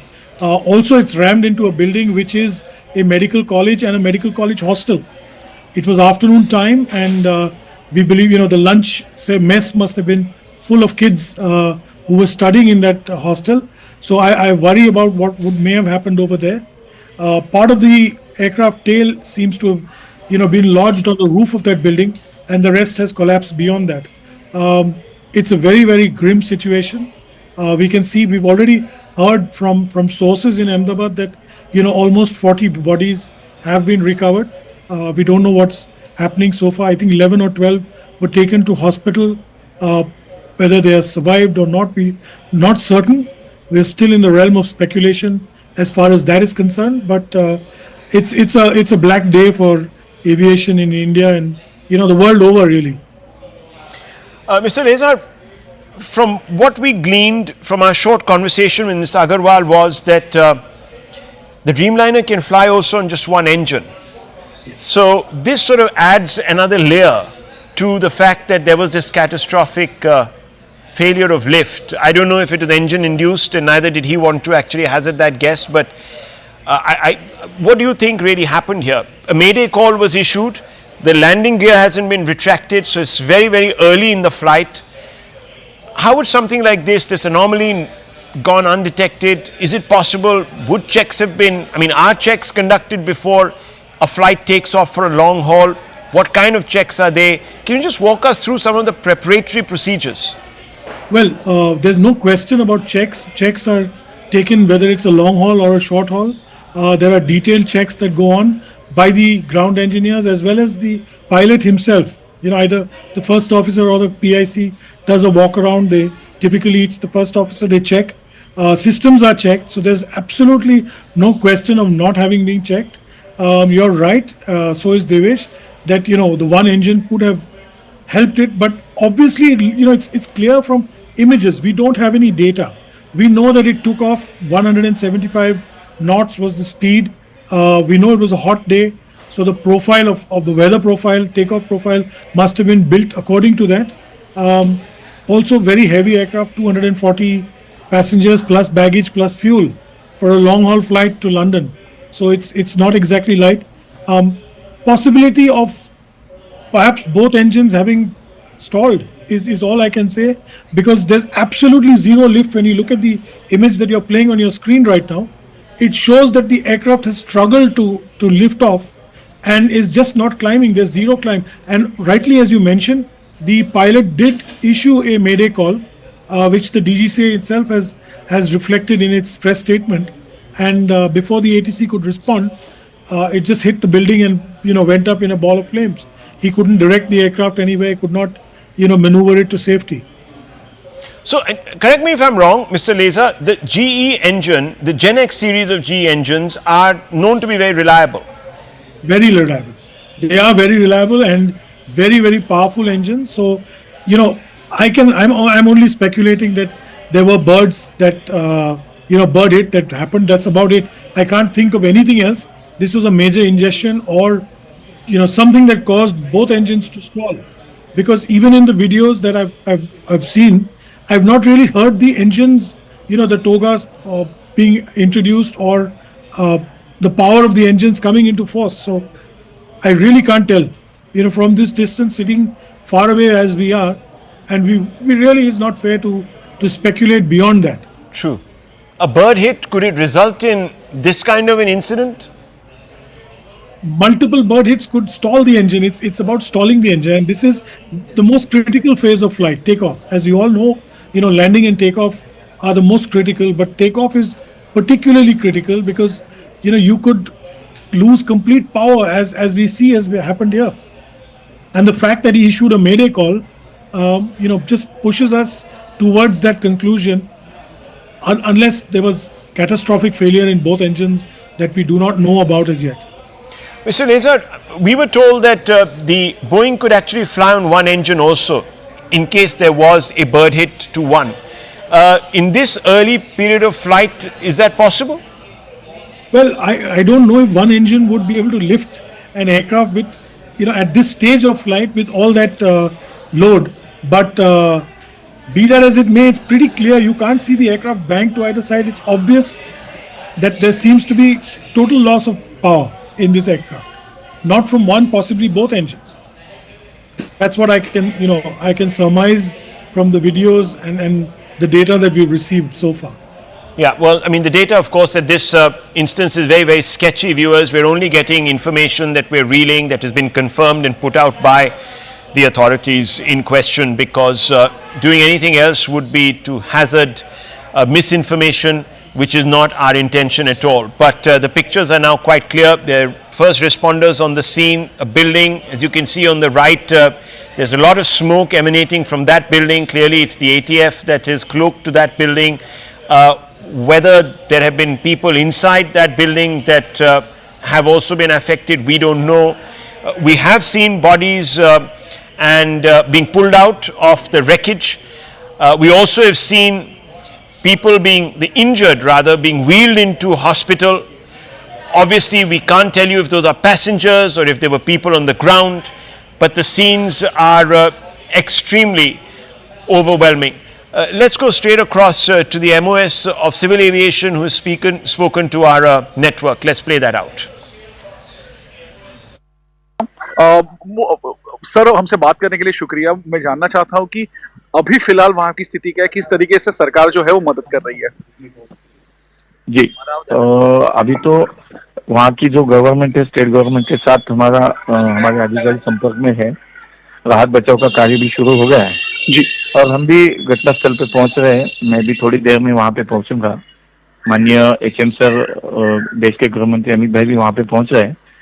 तो अभी सभी स्तर पे कार्रवाई शुरू है, काम शुरू है। और सर प्राइमरी इन्वेस्टिगेशन में क्या कुछ सामने आया है कि एग्जैक्टली रीजन क्या था? नहीं, अभी तक तो जांच चल रही है।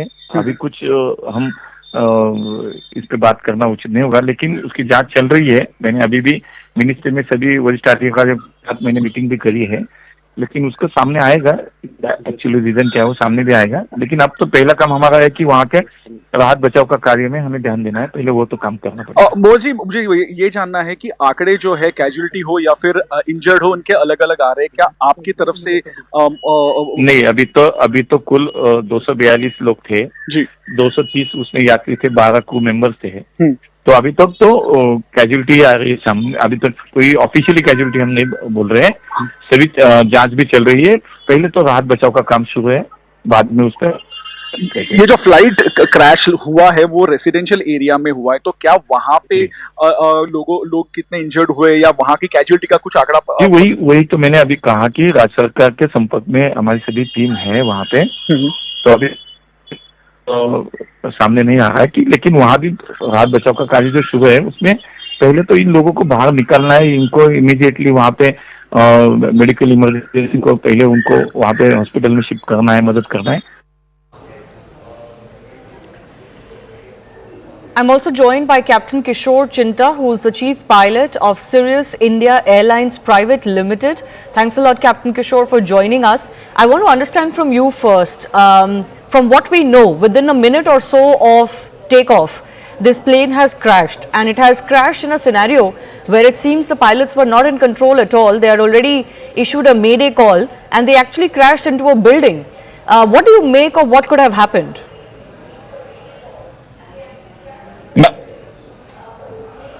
Ma'am, I've seen the videos. The 787 has 70,000 on each engine. For an airplane like a 787 to go down in a controlled manner like that, either they've lost both the engines, and Ahmedabad per se always has a lot of birds and vultures over there, up to almost 3,000 feet. It's speculation as of now. That either both the engines have to have had some kind of bird ingestion or a compressor stall or something like that for the engines to lose power. Otherwise, with just one engine, also the aircraft can climb out at 400 to 500 feet per minute for a aircraft of that size.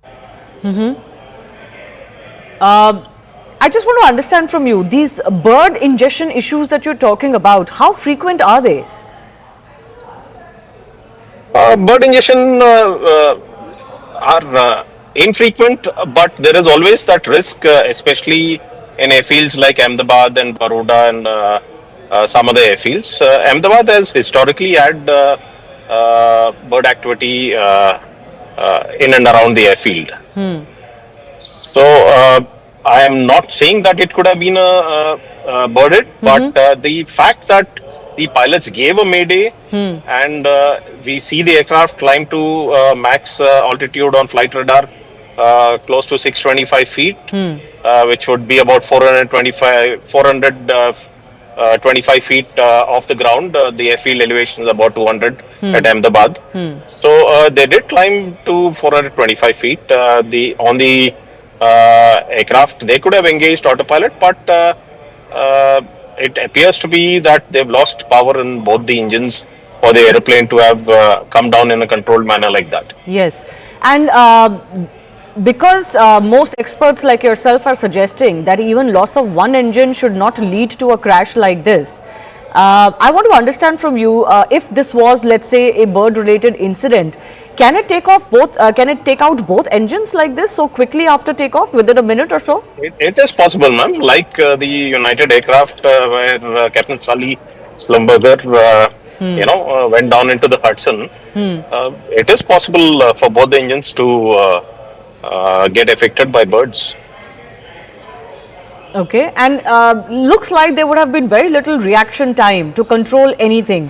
What do you make of the situation the pilots would have faced if this, let's say, both engines went out so quickly after takeoff?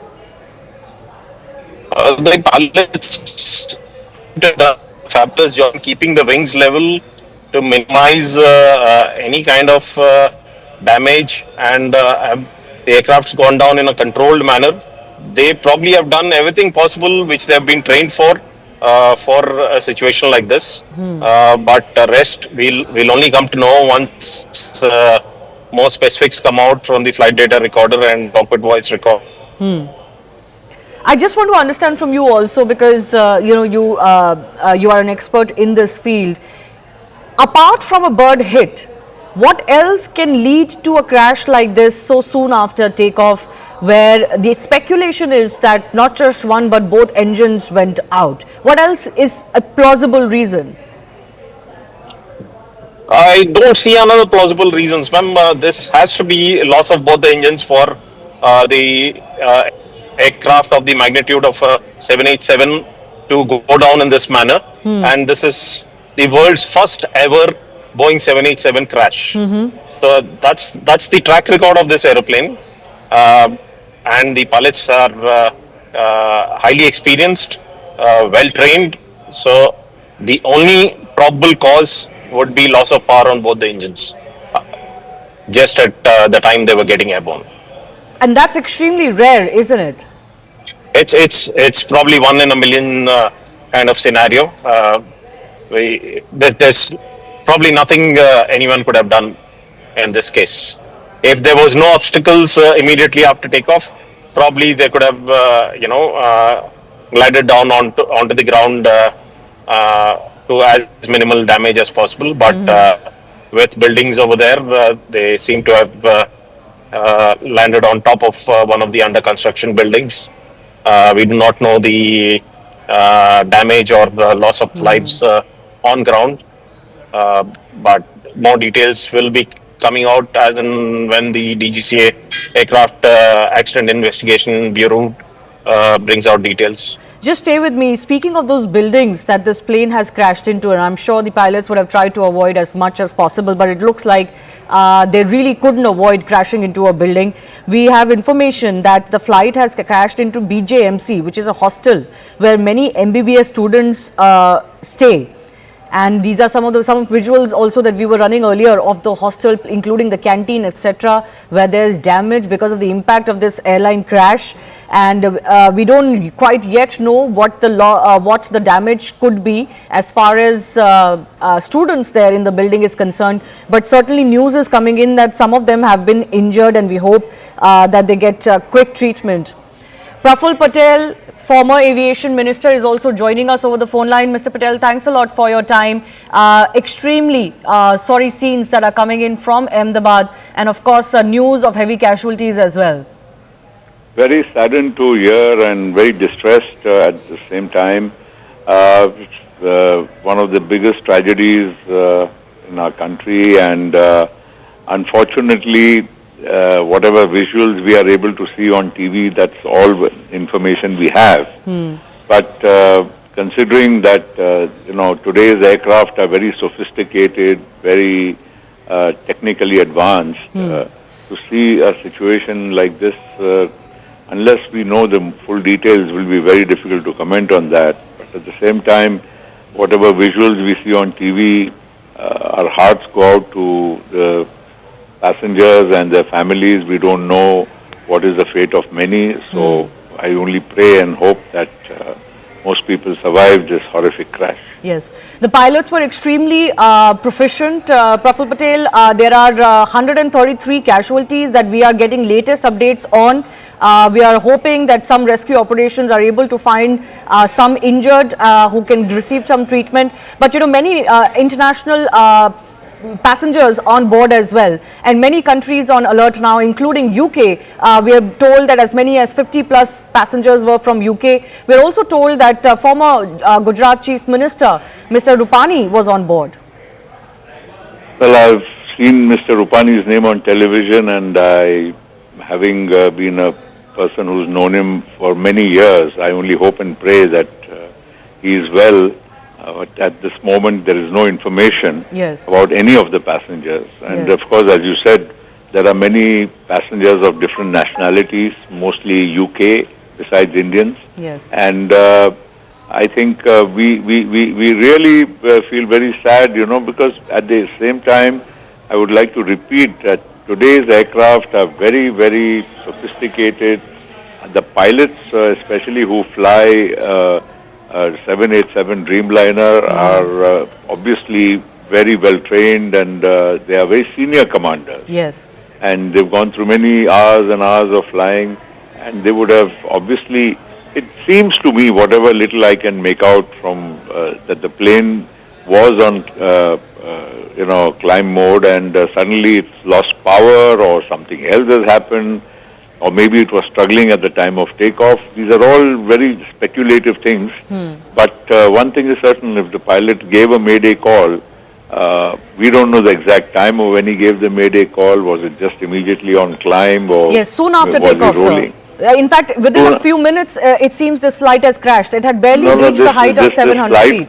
This flight couldn't have flown more than 60 seconds Yes. because of the very fact that it's just 825 feet into the air, which Yes. is virtually nothing. It just would not take more than 60 seconds. Yes. So it is very intriguing because of the first, as I said, the aircraft itself has many backup systems.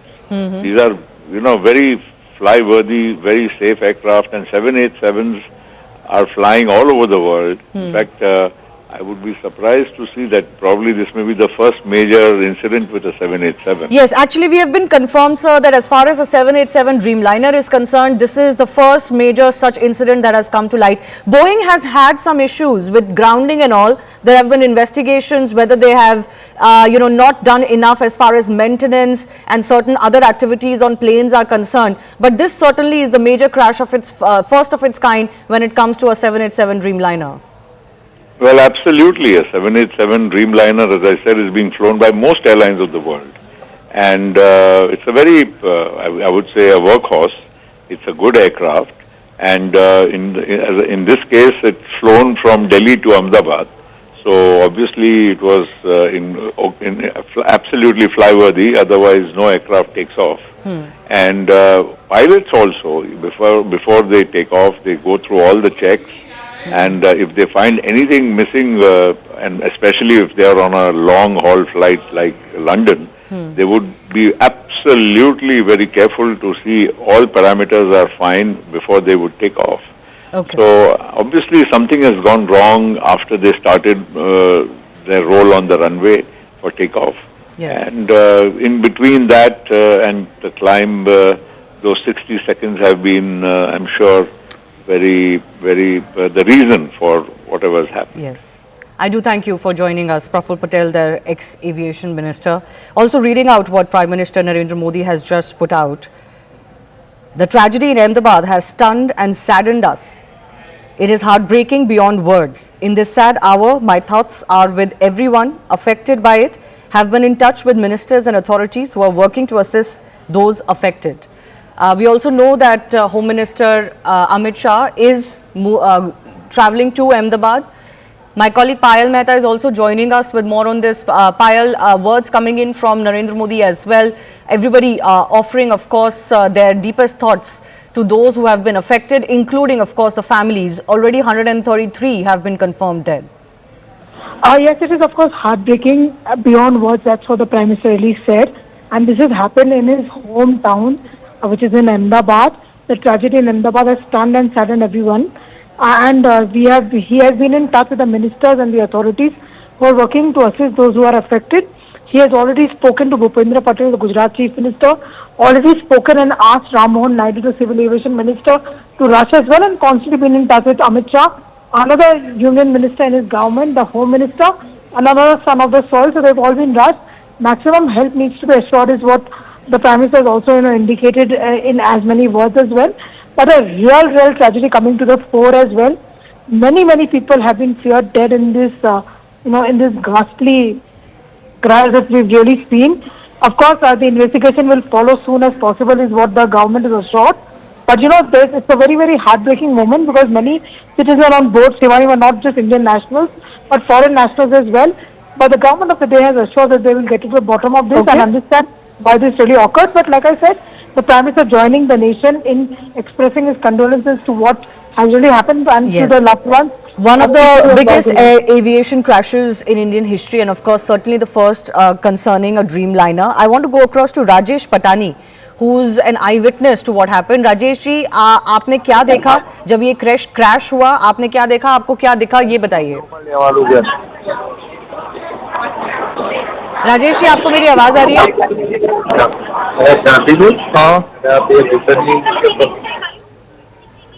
आप crash के वक्त कहाँ थे? आपने क्या देखा? ये बताइए.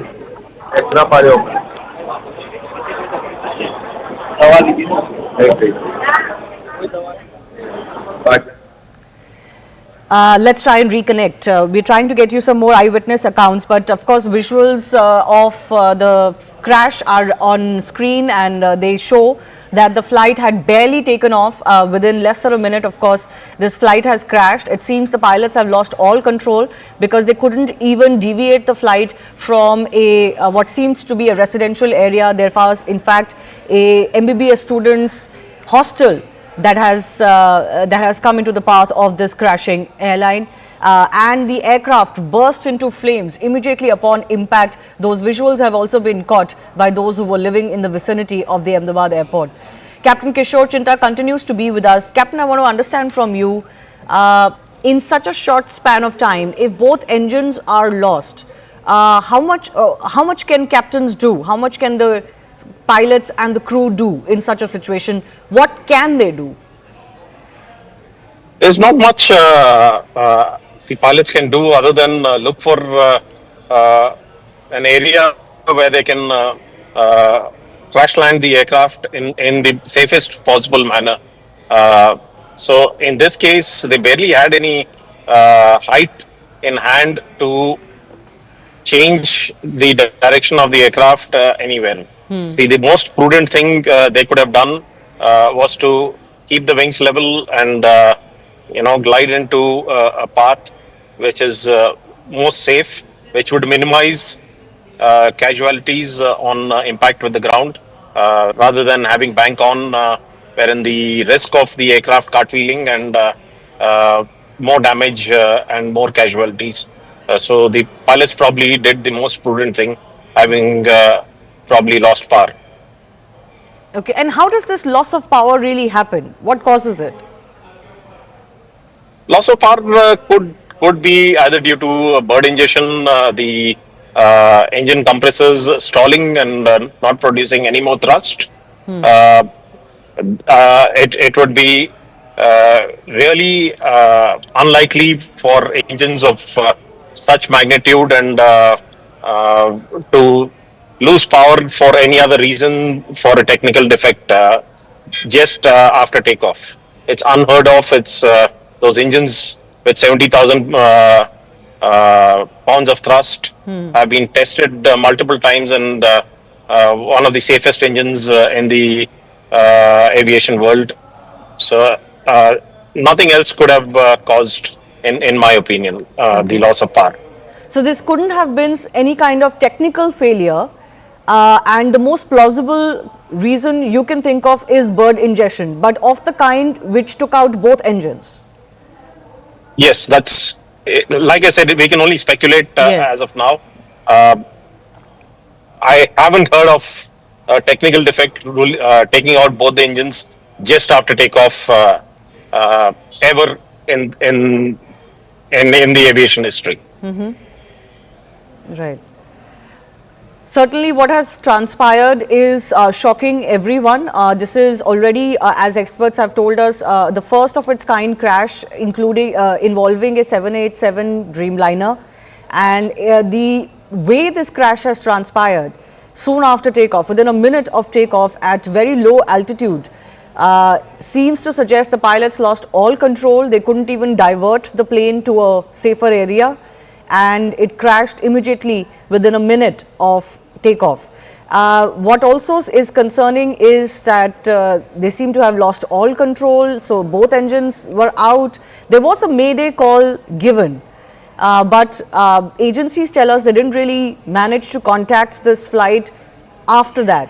So it all points out to things going wrong very, very quickly. Harshit, Yes. Captain Kishore, I'm going to come back to you in just a bit. Harshit is an eyewitness of this crash. Harshit, आप कहाँ थे जब ये crash हुआ और आपने क्या देखा? हम मेस में ही थे जहाँ पे ये प्लेन टकराया था। अच्छा, तो आप स्टूडेंट हैं जो मेस में रहते हैं वहाँ पे हॉस्टल में? हाँ, मैं कॉलेज से लाइब्रेरी से पढ़ के मैं यहाँ पे खाना खाने आया था 2 बजे। तो फिर कैंटीन में भी वहाँ पे क्रैश हुआ प्लेन का पार्ट्स जो आप वहाँ पे खाना खा रहे थे? हाँ, वहाँ पे वो सिर्फ टकराया था, प्लेन आगे क्रैश हुआ था। अच्छा, हमारी बिल्डिंग में सिर्फ टकराया था, इसलिए धमाके की आवाज आई। अच्छा, आपके आसपास कितने लोग थे? कोई इंजर्ड है? इंजर्ड इसमें ऐसा है कि जो बारी के पास खाना खाने बैठे थे उसको थोड़ा वो इंजरी हुई है, बाकी सब ठीक है। अच्छा, कितने बच्चे हैं वहाँ पे? खाना खाने के लिए तो यहाँ पे 50-60 लोग हम आए थे, ऊपर और नीचे दोनों। अच्छा, इंजरी सबको नहीं हुई है। जी जी। और आपके हॉस्टल, आप किस हॉस्टल में रहते हैं और कितने लोग हैं वहाँ पे? हम अतुल्य में 11 में रहते हैं। कितने लोग होंगे पूरे हॉस्टल में? कितने लोग रहते हैं वहाँ पे? हम तो MBBS स्टूडेंट ही वहाँ से 1 से 5 साल तक के सभी बच्चे वहीं पे ही रहते हैं। अच्छा, और वो सब इसी मेस में खाना खाने आते हैं। जी जी जी। और उस वक्त 50-60 बच्चे वहाँ पे थे जिस वक्त ये खाने हाँ, ये खाना खाने का ही टाइम था, इसलिए वो सब वहाँ पे ही थे। जी। आपकी जो बिल्डिंग है उससे ये प्लेन टकराया नहीं है, ये आगे जाके एक बिल्डिंग में क्रैश हुआ है, तो आपको उस बिल्डिंग के बारे में कुछ पता है? क्या हुआ वहाँ पे, क्या देखा आपने? वो अतुल्यम 1, 2 और 3 है, वहाँ पे वो रेसिडेंट डॉक्टर रहते हैं सभी, और ये सब मेडिसिटी के क्वार्टर्स ही है जहाँ पे ये प्लेन हादसा हुआ ना वही। तो जिस बिल्डिंग में क्रैश हुआ वहाँ पे रेसिडेंट डॉक्टर रहते हैं? हाँ। और उस बिल्डिंग में कितना इम्पैक्ट हुआ है, आपको कुछ जानकारी मिल रही है वहाँ पे? ना, कोई वो नहीं पता है। नहीं पता। जी जी। पर आपका जो हॉस्टल है वहाँ पे सब सेफ है? कुछ लोगों को इंजरी हुई है?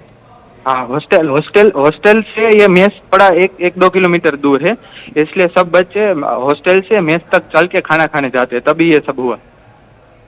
अच्छा, मेस में उस वक्त जो थे वो सेफ हैं, लेकिन हॉस्टल में जाके ये बिल्डिंग में क्रैश हुआ है जहाँ पे रेसिडेंट डॉक्टर्स रहते हैं। This is also extremely concerning. Harshit, हमसे बात करने के लिए बहुत बहुत धन्यवाद। Let's also listen to some more reactions coming in. लगातार पिछले 2-2.5 घंटे से हमारी टीम उस पर काम कर रही है। हमारी सेक्रेटरी है, DGCA है, AI की टीम है, सभी लोग, हमारी विकास की टीम, सभी लोग एक साथ बैठकर वहाँ पे काम कर रहे हैं। और अभी हम DGCA, हमारे सेक्रेटरी मैं तो हम तो वहाँ पे अभी फिजिकली भी जा रहे हैं।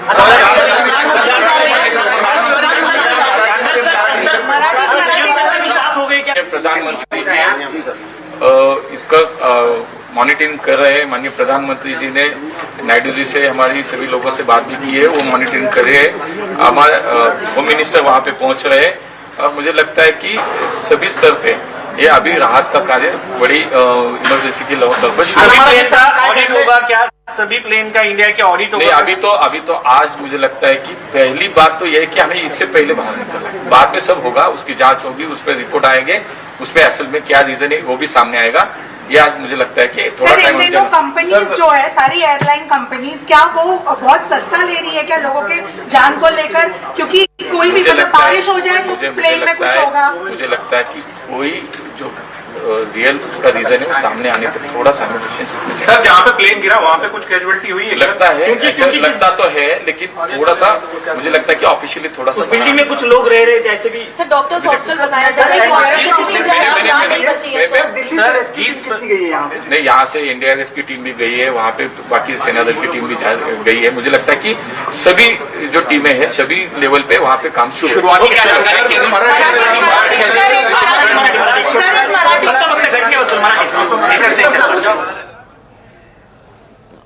All right. There is, of course, all hands on deck approach as far as the aftermath of this aircraft crash is concerned.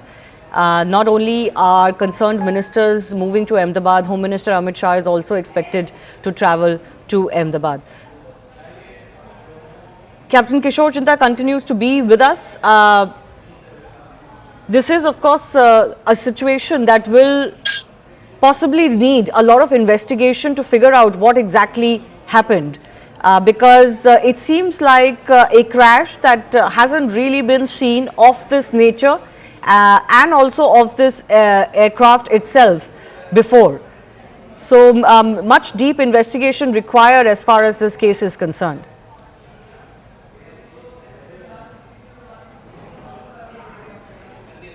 Captain Kishore, can you hear me? Yes, ma'am. Yeah. So the standard procedure of the Aircraft Accident Investigation Bureau, which is already on site, will follow the laid down protocol for fatal accident like this, and I'm sure they will do the due diligence with all possible data that can be collected from the flight data recorder and the cockpit voice recorder and the eyewitness accounts. I'm sure no stone would be left unturned by the AIB inquiry team. I myself have done a fatal accident investigation, and I'm sure the actual cause would come out in due course of time.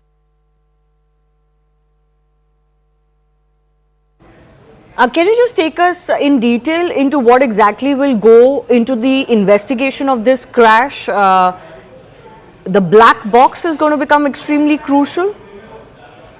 Yes, ma'am. The flight data recorder and the cockpit voice recorder are manufactured to withstand crashes of this magnitude, and they will be recovered in due course of time, and they would be analyzed. All the data from the crash will be analyzed by the Aircraft Accident Investigation Bureau team.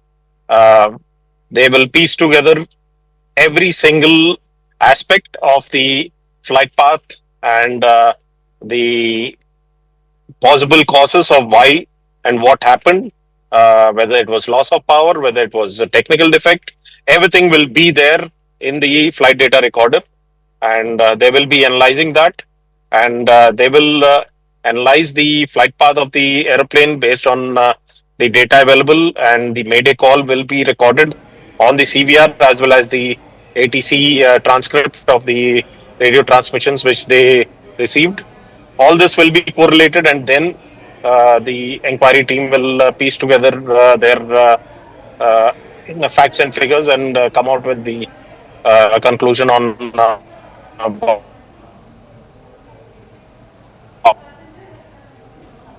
From the initial information that we're getting, we're being told that after the Mayday call, there wasn't any contact that was available with this flight. What could have happened to make it unavailable? Captain Kishore, I want to understand from you, if there is loss of power, does that mean that all communication also goes away? Could the pilots have recorded? How would they? How would we know if this was a bird ingestion? Can the investigation of the remaining parts establish that? Will there be something recorded from the cockpit that can establish that?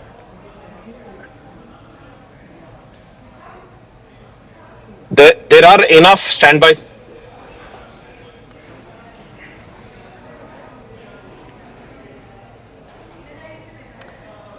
We're losing that link with Captain Kishore Chinta. We'll try and get a better one, but this is of course a horrible crash that has come to light. It has really raised alarms as far as the nature of this crash is concerned. 230 passengers on board, 12 crew including 2 pilots.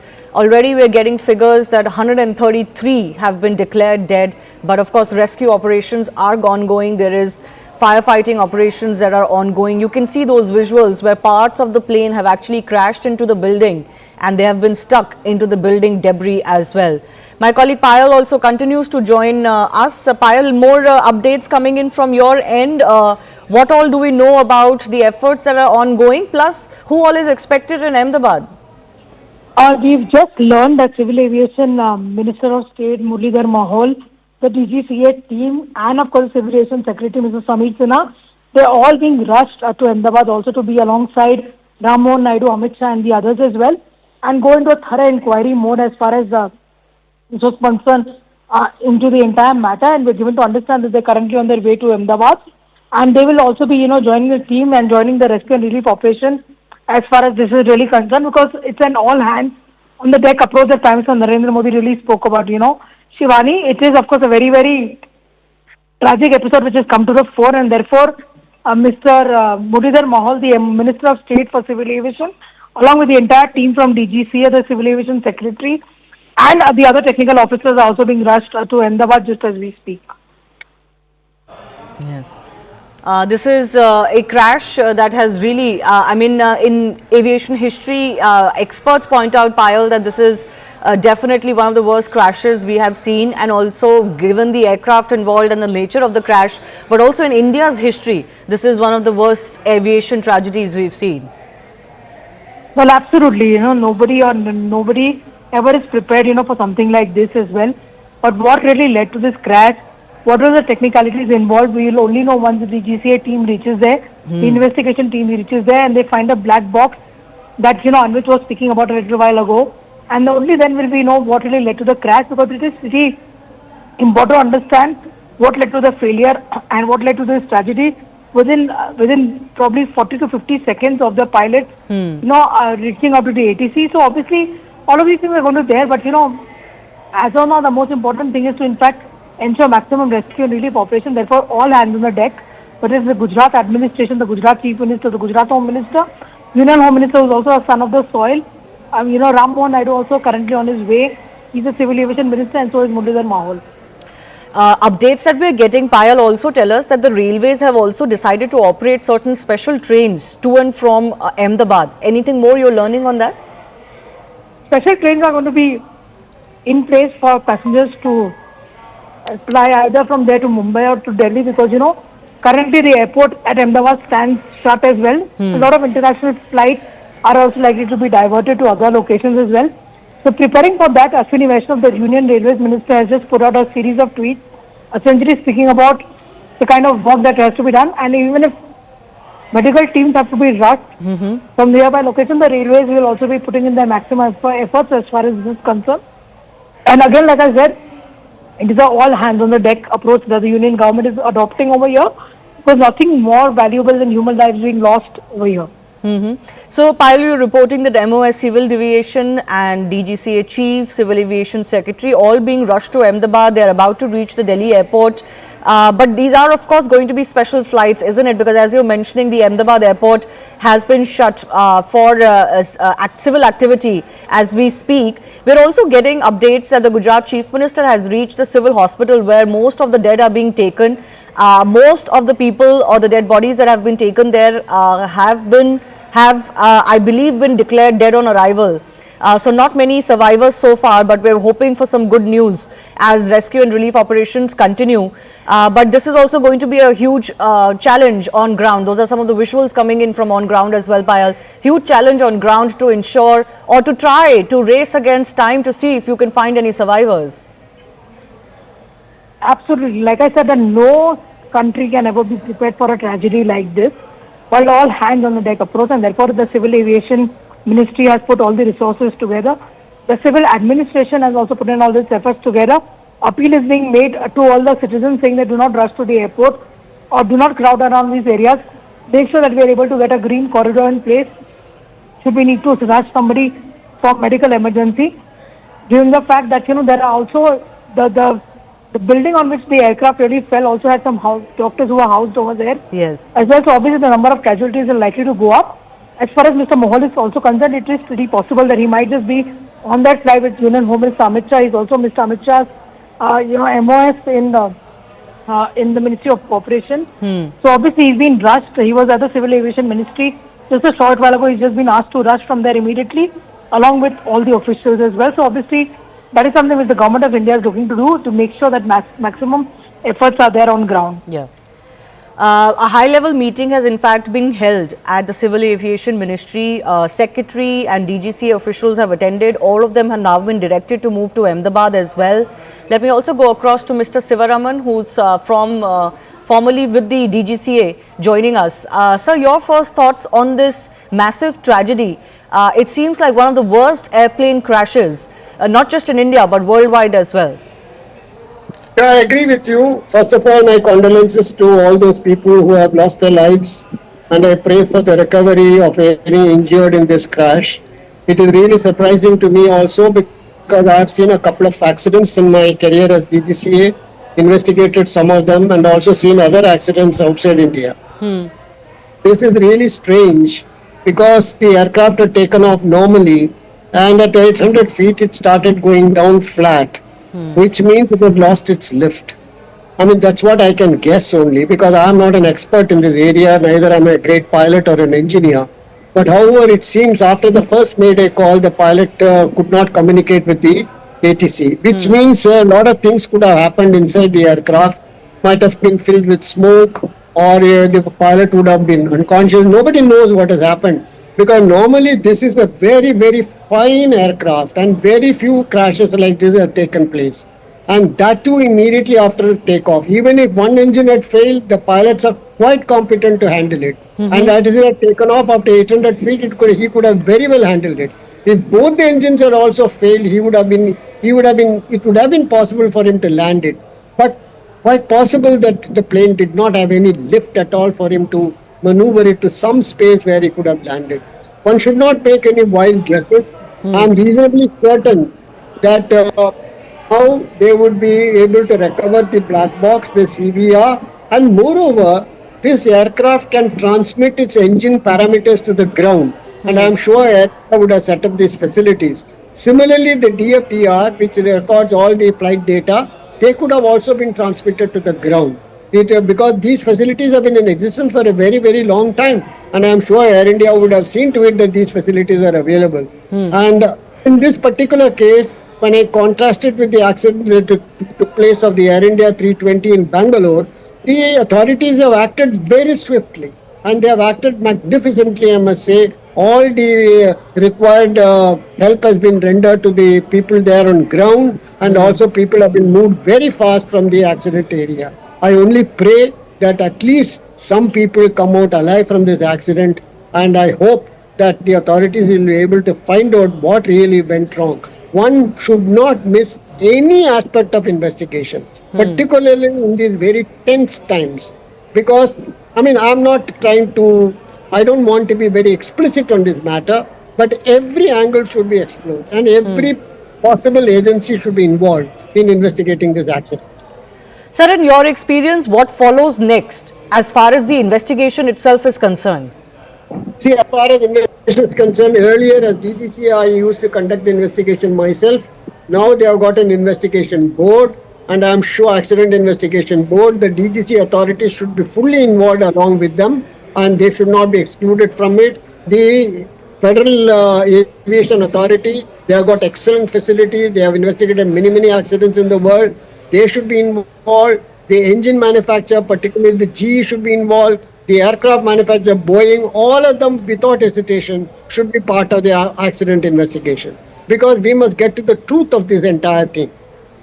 Yes. No, absolutely. This is one of the worst crashes, especially given its nature as well. In aviation history, all around the world, there is much alarm and condolences and thoughts are coming in from across the world. Captain Sam Thomas, former pilot, is also with us. Captain, your thoughts? Any thoughts on what you think could have gone wrong? Good evening. I don't really want to hazard a guess as to what has actually happened, and while our thoughts and prayers are with the victims, what I'd like to say that with the limited evidence that we have, and we are seeing through the visuals that the aircraft has lost power on, or rather is not generating lift enough, and that can only happen when both engines are not developing power. And the reason for that can only be found out once we have the DFDR data. And until then, it's in the realms of speculation, and we understand that people are interested in knowing exactly what has happened. To that extent, we can only say that the weather seems absolutely clear, and The reason for losing power on both engines is extremely rare. If you recollect, there was an incident on the Hudson Yes. where an A320 lost both its engines due bird hit, and a lot of people are drawing that comparisons. This airplane, the 787, is a much bigger airplane, and a few birds will not be able to cause problems to a single engine, or leave alone both engine catastrophic failure. So Okay. at the moment we have very, very sketchy details, and the Aircraft Accident Investigation Board would be in a much better position to bring out these details.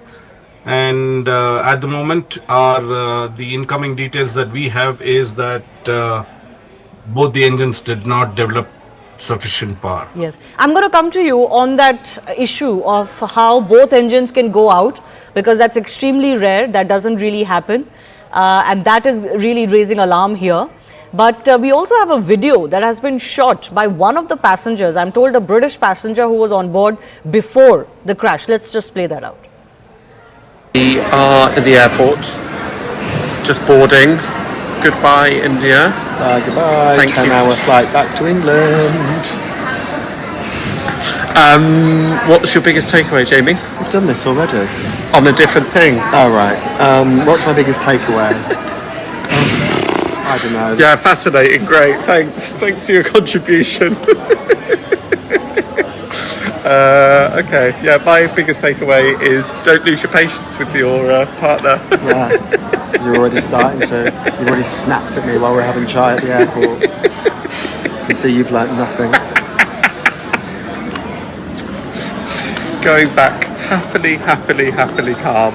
We are at the airport, just boarding. Goodbye, India. Goodbye. Thank you. 10-hour flight back to England. What's your biggest takeaway, Jamie? We've done this already. On a different thing. All right. What's my biggest takeaway? I don't know. Yeah, fascinating. Great. Thanks. Thanks for your contribution. Okay. Yeah, my biggest takeaway is don't lose your patience with your partner. Yeah. You're already starting to. You've already snapped at me while we're having chai at the airport. You see, you've learnt nothing. Going back happily calm. We are at the airport, just boarding. Goodbye, India. Well, that seems to be a video made by two passengers, British passengers, young men who were going back to England. They were happy about it, and just kind of points out the fickleness of life.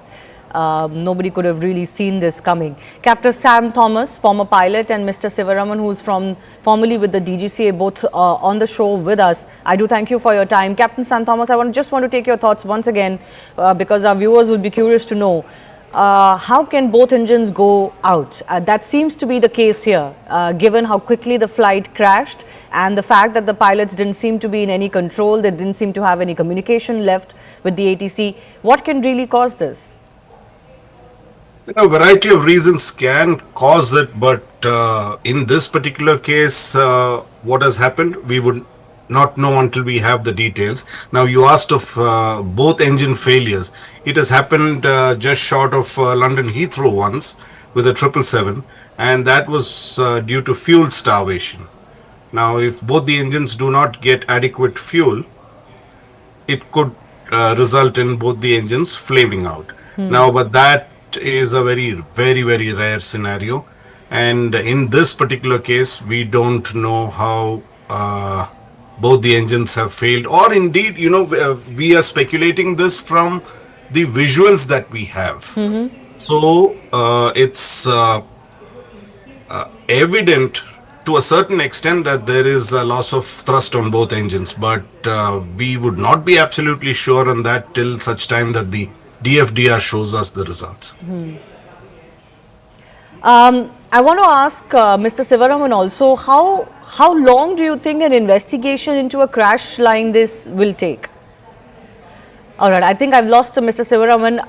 Captain Sam Thomas, do you want to just take this question? How long do you think an investigation of a crash of this nature may take? How quickly can we get to the bottom of what happened? The DGCA would allocate this investigation to the Air Accident Investigation Board, AAIB, and they would put out a preliminary report in about 30 days. And thereafter, based on whatever information they are able to gather from the engine manufacturer, from the OEM, that's Boeing, and may take assistance of other investigative agencies, because not very many qualified investigators are there in India, and it should take about a year. That's my experience with air accident investigation, and it generally takes about a year at least. Currently, of course, rescue operations are the chief priority, and all of the ministries concerned, including the Home Ministry and the Civil Aviation Ministry, are concerned only with that. Those are hospital visuals also coming in. There seem to be some who are injured, but we are unsure whether they are passengers who have been brought in an injured situation, or these are people who were in the buildings surrounding where the crash took place. Because the unfortunate part is, Captain Thomas, is that this flight actually crashed into buildings, and unfortunately we're getting updates that the buildings that it crashed into had MBBS doctors, resident doctors, etc. staying in that hostel. Very tragic, very tragic. It does happen that when an airplane crashes and in a thickly populated area, there would be collateral damage on ground as well. It's very, very unfortunate, and unfortunately that is the nature of the beast, and very little we can do about it except extend the hospital services to the injured and minimize whatever damage that has already occurred by providing proper medical assistance timely. The area around the airport perimeter was, as the visuals themselves show, densely populated. Clearly there were some facilities there as well for MBBS doctors, hostels and multiple buildings of that nature with messes, etc., and several buildings housing medical students. Do you think there could be a need to expand the non-residential or commercial areas around airports? That may not be viable at the moment. If you look at the Mumbai airport, which is the current airport, not the Navi Mumbai, the Chhatrapati Shivaji International Airport, it is very, very densely packed up to the compound wall on both sides of the runway. Up to it touches the compound wall. So Ahmedabad is much, much better compared to what Mumbai is, and it may not be commercially viable to clear out vast areas near the airport, because it's not unusual when old Hong Kong was there. That also was, and I've flown to many, many international countries which have buildings very close to the airport. How rare is it for a flight to crash so soon after takeoff? See, a crash as such can happen at any phase of the flight. Though the takeoff and landing are some of the phases that most commonly it happens, but there is no set rule that it could happen only at this phase of flight. It could happen at any phase of the flight, and takeoff and landings are more critical than say a climb or a cruise. Yes. In this situation, Captain Thomas, it seems like the pilots didn't have any time at all. This could have transpired within a minute of takeoff. Yes, because the altitude reported and what we have right now is 741 feet or 800 feet, which is pretty quick. They have also given a mayday call, and actually there is very little time to do. If you've lost both engines, there is very little you can do, and the more you try to deviate from the path, the faster you're going to stall. So what they have done from the visuals seems to be the only choice that they had and the only natural way to do it. Losing both engines so soon after takeoff, we were being told that this flight, of course, the airplane had no issues. It had flown earlier today. It had reached Ahmedabad and was onward to London. There didn't seem to be any problems. Any guesses as to, how, apart from, let's say, bird ingestion issues, what else could cause this so quickly?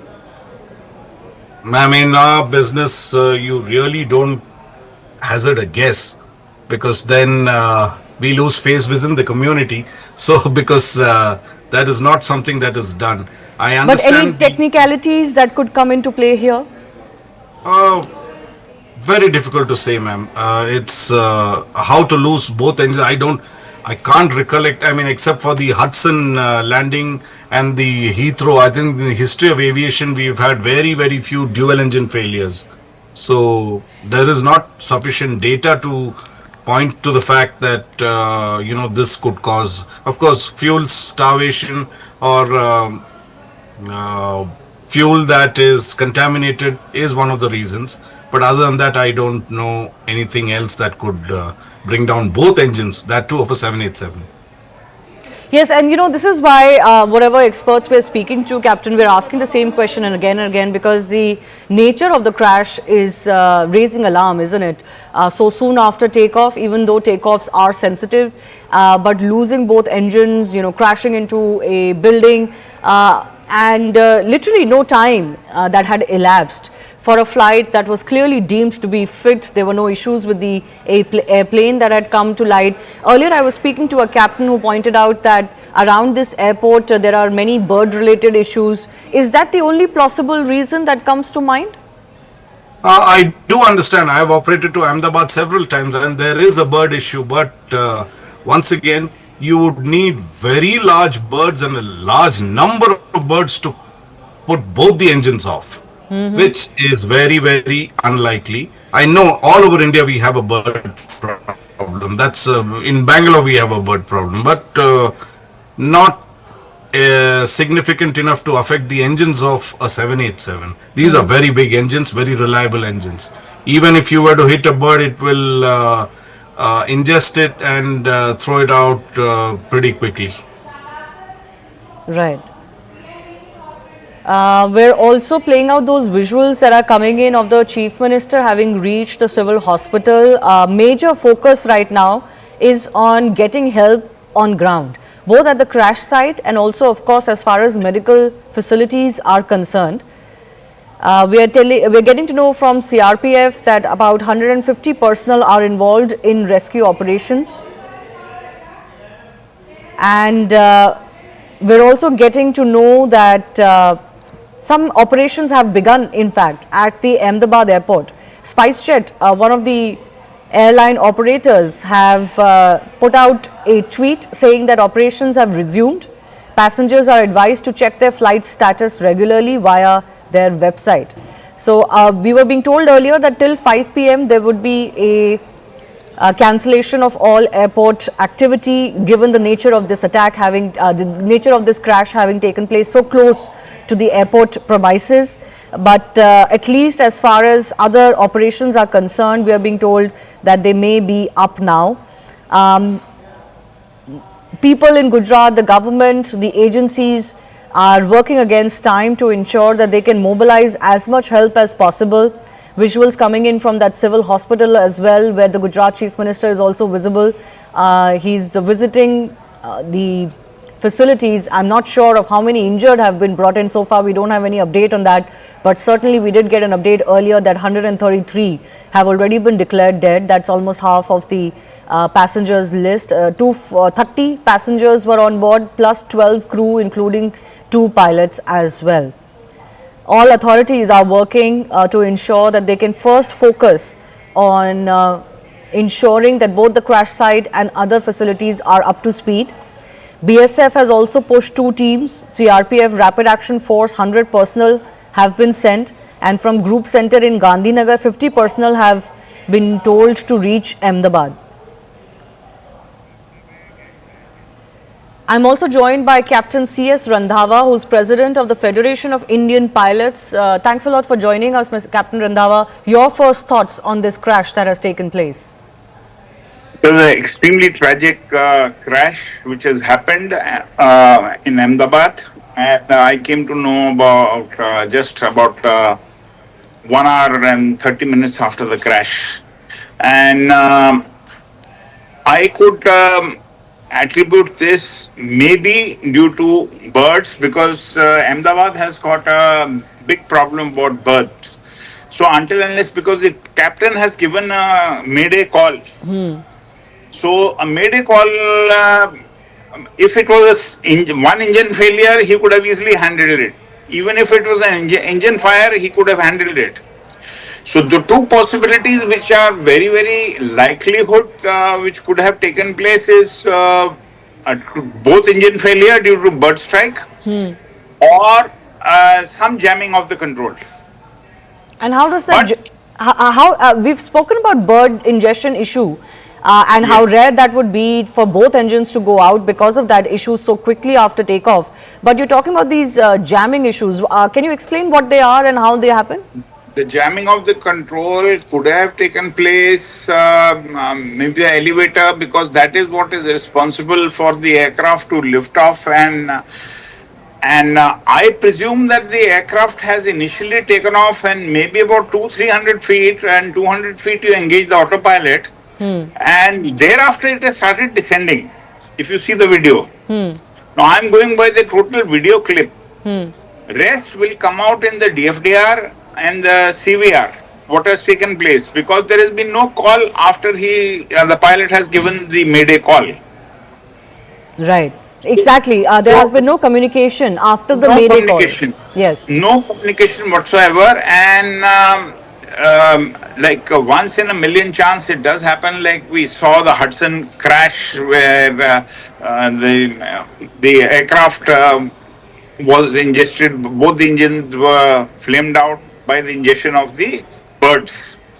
So there is a possibility, because I have flown a lot over Ahmedabad and I have done a lot of training flights, 20 landings in a day I have done, training.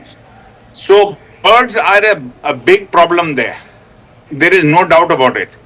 So I foresee a very high chance of both engine failure. That's what most experts are pointing out to, that we have spoken. Yes. But even that is extremely rare, isn't it? Both engines just don't go off. Yes, it is a very rare possibility, but possible. In aviation, sometimes things happen the first time. Because it's not an old machine. It's a new aircraft, maybe about 7-8 years old, and a technical fault like this has never taken place on. I have flown the 777 and of course on the 787 also I was converted. So these aircraft are unlikely to have such problems. Till now in the world, they have had no problem on the 787 and the 777s. Yeah. So very high possibility of a bird ingestion, because he's given a mayday call. Now that depends that what that mayday call was. So, sir, in your experience, these moments, what would these moments have been like for the captains in the cockpit? I would say the pilot, when he's given the mayday call, he was knowing that it's a no-go situation. It is the end. Because height is not there at all. You see, height was not there and nothing the pilot could have done. It is just after liftoff. At least when the Hudson crash took place, he had the height, he put the aircraft down in the Hudson Bay. But in this case, he had no, I don't think he had any control, and the aircraft had just gone on the takeoff path and outside the perimeter, that's gone and crashed in the populated area. Very unfortunate, Captain Randhawa. Thank you very much for speaking to us. Very, very unfortunate situation there, viewers. What a tragedy to be covering. It's completely, the heart sinks every time you see those pictures. I'm joined by Praful Patel, former Union Aviation Minister. Mr. Patel, this has happened in Ahmedabad. Not very often that Indian aviation is caught up in an incident such as this. The last time there was one was, of course, during COVID, and before that, substantial time had elapsed before 2010. What are your first thoughts when you see some of these pictures, Mr. Patel, and a comment generally on Indian aviation, safety protocols in Indian aviation? I'm very shocked and distressed and very sad that such an incident has taken place. And you're right, after many years, it's not very often that we see such tragic incidents in Indian aviation. And let me tell you that on the whole, when you talk of safety and systems, I can assure you that Indian aviation is probably one of the safest in the world. We have all the protocols in place. Our DGCA is very robust and effective. And to find, to pick holes into our ability to manage Indian aviation would be very unfair. And I always say this, and I repeat, that aviation is either 100% or zero. There's nothing like 99.9% in aviation. And therefore, in this case also, look at the aircraft. It arrived from Ahmedabad from Delhi. Obviously, it flew without any issue. And to take a 9.5-hour journey from Ahmedabad to London, obviously the pilots would have done all the pre-flight checks. And no pilot is foolish enough to take off if he is not satisfied. The captain per se in this aircraft would have also had thousands and thousands of hours of command. And a 787 and today's aircraft per se are very robust, fail-safe. They have many backup systems. And to really think what went wrong, I would be hazarding a guess, which would not be fair. But the point here is the aircraft did go on a takeoff roll, and between the time the wheels went up and the time it crashed, probably the time frame would have been almost only about 60 seconds or so, because you can't go to 800 feet and crash and it be within the time span is only 60 seconds. Now he's already given a mayday call. Now I don't know what exactly went wrong. It will be again hazarding a guess, which would be unfair. The only thing which can be ascertained is now, since the aircraft has fallen just a few 100 meters from the airport and in the BJ Medical Complex, therefore, to retrieve the black box and the other equipment would be also, quite simple. We would be able to ascertain only after that. Let me tell you one more thing. In today's aircraft, they are very sophisticated. All the parameters of an aircraft, right? Every single second the aircraft is in the air, all the parameters are recorded, not only by the aircraft, but they are also transmitted to a central command, real time, of the airline itself. So if there is, when an aircraft does a flight, there is a way to ascertain every single parameter during whatever the duration of the flight. So if anything would have gone wrong prior to this flight, or which may have escaped the attention of anybody, I'm sure this will be retrieved in no time once the equipment is found. Now, Mr. Patel, just to go back in time, because this fleet, the Dreamliner, very, very safe. I think from what the experts are saying, and I only have them to sort of lean on for facts, they've said that this is the first time a Dreamliner has actually crashed anywhere in the world. Now, most of these Dreamliners were purchased, I suppose, about 10, 12, 15 years back by Air India when it was still government-owned. Obviously, there would have been a huge procedure that must have unfurled within government to select the plane. There would have been due diligence. There would have been all sorts of studies that would have been conducted. Well, most certainly. I mean, first, the procedure itself in government is a very robust procedure. Goes through several layers. And ultimately, the basic selection of aircraft is done only on technical parameters. Because, the airline, requires a certain type of aircraft for certain, lengths of the flights. You want to go to the US, you want to go to the European countries, or to, 8-hour flights, 12-hour flights, and so on. And the kind of configuration you want. Let me also tell you that the Dreamliner at the time it was ordered, was one of the most sophisticated, advanced fly-by-wire aircraft which was going to be produced. And it was ordered by probably most major airlines in the world, Air India also being one of the early ones. And to now even discuss it would be unfair, because after this particular aircraft itself, which has crashed, had been flying for almost 11 years. And if you see any major airline in the world, and if you go at any moment of time, there would be more than 1,000 787s up and flying any part of the world. So I'm sure when, of course, the orders are placed, every other parameter is also examined. And of course, it is the airline's requirement which primarily drives what is the choice of aircraft.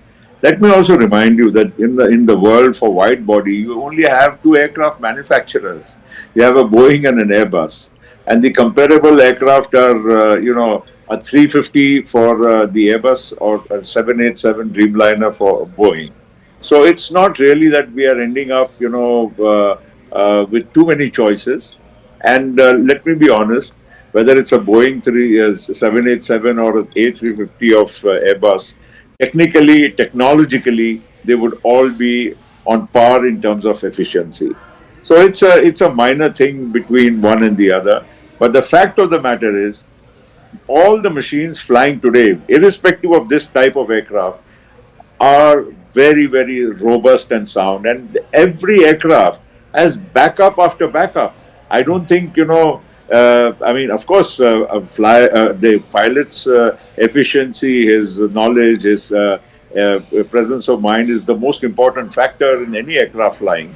But even technically, an aircraft, is so designed that it can overtake a lot of functions which a human, mind and hand cannot, perform in the shortest possible time.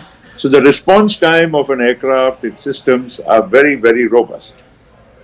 Here, of course, there seems to have been a catastrophic failure of lift, and that didn't give the pilot, even though very experienced pilot with lots of man hours of flying, didn't give much of time to the pilot to even react. And only a mayday call, and as you said yourself, 60 seconds, and it was down laden with fuel.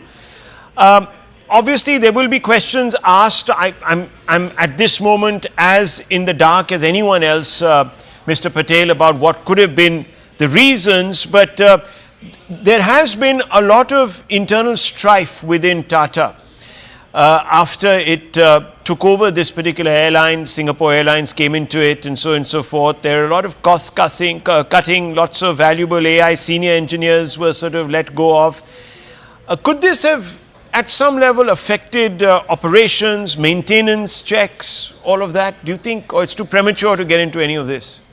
I think it is premature. See, the other point is, Rahul, that the fact of the matter is that there's a human being, a senior experienced captain who is flying the machine. Yeah. And he has every right to say, I cannot fly this machine because it is unfit to fly or there's a technical deficiency.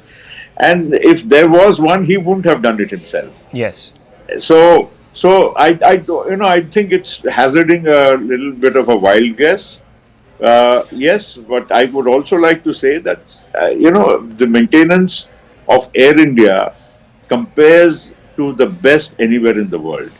Now, yes, you are also plagued with certain older aircraft, you are plagued with certain other problems. Like you just said, because it's been, integration of the old with the new. But that does not come into the way of the safety of the aircraft per se. And I would therefore say, and I can also say with a lot of sense of confidence, that Indian aviation checks and balances of the DGCA and other, the airline also has its own manual. The airline also has its own SOPs. The airlines don't cut corners, especially an airline like Air India, to, save cost or something just for the heck of making small money. I would say that Air India as an airline has its own SOPs put very, very strongly in place. And again, this commander, or many of the commanders, or most of the commanders, I would say, flying a 787 have so many thousands and thousands of hours of pilot in command that they know the aircraft inside out. They know everything what needs to be done, and I don't think an aircraft flying to London on a 9.5 hour flight would have taken off without the proper pre-flight checks by the captain or his second in command. What would you now say in the aftermath to passengers? Remember, the aviation sector was really, really coming back after COVID, the disruption of COVID, one of the hardest hit sectors as we know, but it's really bounced back. We have record number of flights, record number of airports opening across the country. I am sure for a few days there's going to be some consternation, maybe even a little bit of apprehension in the minds of a large number of passengers, civilians, customers, etc. What's your message to them?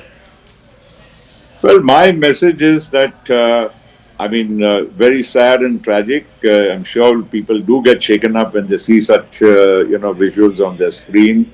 But aviation still, by far, is the safest mode of transportation anywhere in the world. And if you consider the accident to the number of flights ratio, I think it will be far, far, far, safer than any other public transport. So let's not panic. Let's not think that this could be, an everyday affair.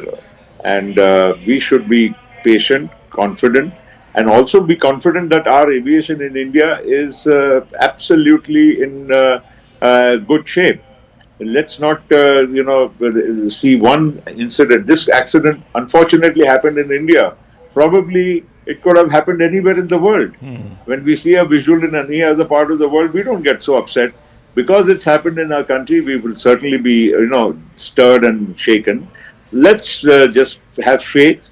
Our aviation sector is good, sound, safe, and this is, of course, a lesson. We should, strengthen our systems even further, and we should learn from some things. If at all, the inquiry, once it's complete, will, throw up some definitely revelation as to what has happened. So we should be, concerned, but we shouldn't be scared, and we shouldn't, stop flying or reduce our flying, or, every time you fly, you start praying to God. Of course, we pray otherwise, but we don't have to worry about safety and pray. That's all I'm trying to convey. Right, Mr. Patel, on that note, thank you very much for speaking to us as we pray, of course, for those who were in harm's way. You're seeing that building. Thank you, Mr. Patel, very much for speaking to me. My thoughts and prayers yes. are with everybody. Thank you. Thank you very much. Thank you very much. You see that visual on the left of your screens, viewers? That's the tail of the plane that has crashed through a hostel attached to a medical college just outside the perimeter wall of this particular airport in Ahmedabad, the Sardar Vallabhbhai Patel International Airport. And we're apprehending that there might be casualties because this accident took place at around 1:45, and it was lunch hour, and there were many students, many doctors, aspiring doctors in the canteen, and the plane crashed into the canteen, and those visuals tell the story. Viewers, very quickly, let me give you a quick update. Operations have resumed at the Sardar Vallabhbhai Patel International Airport in Ahmedabad. This is PIB India putting out that update. The airlines and the Aviation Ministry have put out a medical emergency helpline and a control room helpline. It's 0793508211. That number will flash as it is right now under our screen. You can see it. Can call in if you have apprehensions that some of your relatives or others that you know might actually be in harm's way. I want very quickly to give you a quick overview, viewers, as we continue our coverage. The RPF disaster management team, headed by ASC and ADI plus 6 staff, along with hospital team, 6 doctors, 20 staff and 7 ambulance, rendering all possible help in rescue operation the tragic Air India flight crash at Ahmedabad. We don't still know if there have been any survivors. We are gleaning through data that is coming in through the hospitals to figure that one out, but quite clearly. That's the timeline to the right of your screens. At 1:39, it takes off. Within 60 seconds, it has a catastrophic loss of lift. The plane goes down, goes crashing into a building which was attached to a hospital, education institution, goes straight into that building. The building itself is covered by ATF. The plane was loaded with ATF because, as you know, it was taking off to travel to Gatwick airport in London, or the extremities of London. The MEA has reacted and said that details will be shared with governments of foreign countries, because there were a number of citizens from other nations on board this international flight. Air India chairman N. Chandrasekaran is likely to reach Ahmedabad tonight. That's what we're being told. Large number of residents, we're being told, are also feared dead after the aircraft crashed into the Atulyam super speciality doctor's residence. At the time of the incident, around 200 people were residing in the building, the 94 flats there, and you can see the absolutely charred super frame of that building after the plane dived into it, completely losing control. There was a mayday call that was issued by the pilots before the ATC could even sort of respond. The plane went down in that ball of fire. We're also being told that the Ahmedabad airport that had been shut down has now been reopened, and flight safety protocols are being followed with utmost care. There are also directions that have gone out to prevent people when they take off, take photographs. So you won't be allowed to do all of that, because clearly the flight path. Let me go across to Payal for more updates. We're told that Union Home Minister Mr. Amit Shah will be landing there forthwith. Payal, what are the updates? As far as the Ahmedabad airport is concerned, Rahul, is one of the busiest airports in Gujarat, because not only does it have so many domestic flights coming, it's a busy destination as far as businesses are concerned, but it also has a lot of international connectivity as well. But that airport has been opened up, in a calibrated manner, so passengers have been requested that they should check the timings of the flight, etc., and only then move to the airport. As far as the Union Home Minister is concerned, he is expected to reach there in some time, and the Civil Aviation Minister Ram Mohan Naidu is also expected to reach anywhere between 5:30 and 6 p.m. And just a short while ago, Muralidhar Mohal, the Minister of State for Civil Aviation, along with all the DGCA officials, along with the Civil Aviation Secretary Mrs. Samir Sinha, they are all on board, so they should also be landing in Ahmedabad in a couple of hours as well. And this flight of happiness and hope, has turned into a flight of tragedy for so many people, who were looking to go back to their homes, especially the foreign nationals, and to many as well. So, our hearts really go out to these people. But, like I said, the government of the day has said that they'll get to the bottom of this, and nobody who is involved with any negligence whatsoever will be spared, is what we're given to understand. But yes, flights are going to be resuming in a calibrated manner, and therefore all kind of numbers, whether it's medical emergency numbers or numbers concerning finding the loved ones even at hospitals, etc., have been put out by the civil administration. Bhupendra Patel, the Chief Minister, was at the civil hospital just a short while ago. So all hands on the deck approach, Rahul. Absolutely. There are also more updates that are coming in, viewers, as we scroll through the news updates that are coming up on my screen here. We're also being told that the Air India has called upon the authorities to investigate and ensure that all examinations, forensic examinations of the crash site, etc., are conducted utmost. We're also being told that Air India management officials have held meetings with DGCA staff. Air India has been asked to submit the health report of all their aircrafts. There are also some pictures that make the heart really weak, coming in from inside the mess of the hostel where the plane crashed. Devastating scenes there. One just hopes that the casualty figures are not as high as what appears from the scene of devastation. We're being told that former Chief Minister of Gujarat, Mr. Rupani, was on board. We don't still know whether he has survived this or he's injured. We have no updates really on his well-being, but he was a former Chief Minister of Gujarat from 2016 to 2021, the state president of Gujarat. When his name was declared as the Chief Minister, he took over from Anandiben Patel. Miss Anandiben Patel, former MP from the Rajya Sabha and a two-time MLA, hailed from Rajkot West, came from an influential Jain community. He didn't fight the 2022 Assembly poll, citing his wish to step back from electoral politics. He was currently in charge of Punjab for the BJP and was on his way to England and was aboard that flight. There are pictures also coming in of the ill-fated crew of this flight, and we are told that there were at least 10 crew members on board this flight from different parts of the country. Many leaders, many countries are extending commiserations, shock at the events. Remember, this is the first time in recorded history that the Dreamliner has gone down. Very reliable aircraft. Many people are convinced that this aircraft could not have suffered the failures that are being attributed to it. But viewers, as we know, one can't give in to speculation.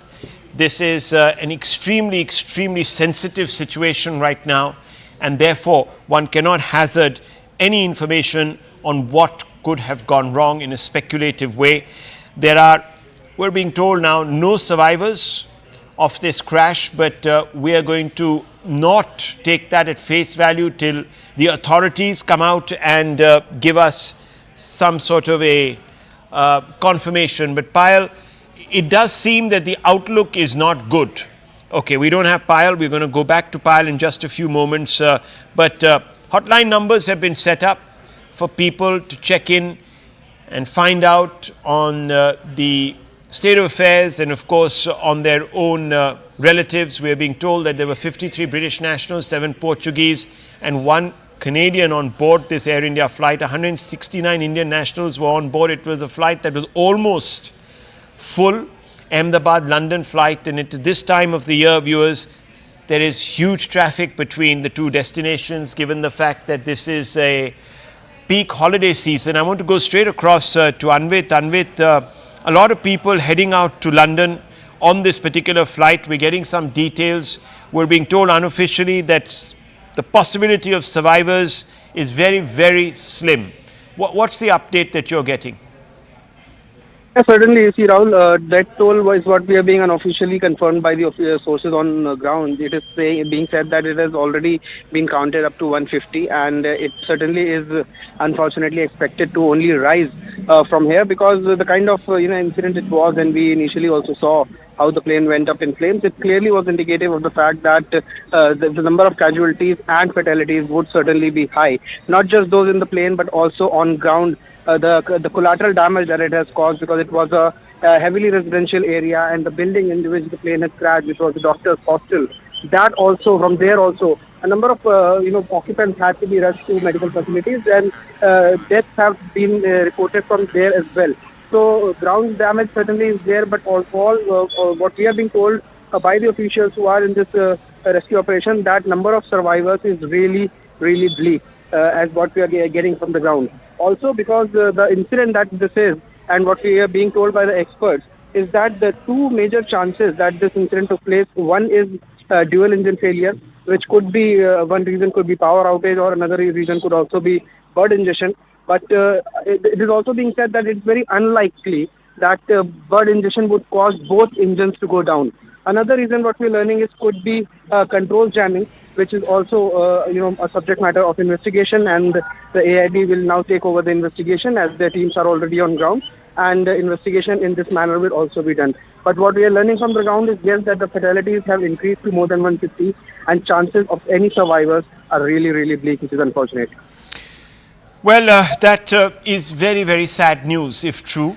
We're going to hold back on giving you those numbers, because we don't have confirmation from official sources, and CNN News 18 will not report casualty figures, even speculate on casualty figures, given the fact that this would be extremely traumatic. That's the moment of crash, viewers. You can see that the plane lost its ability to lift off.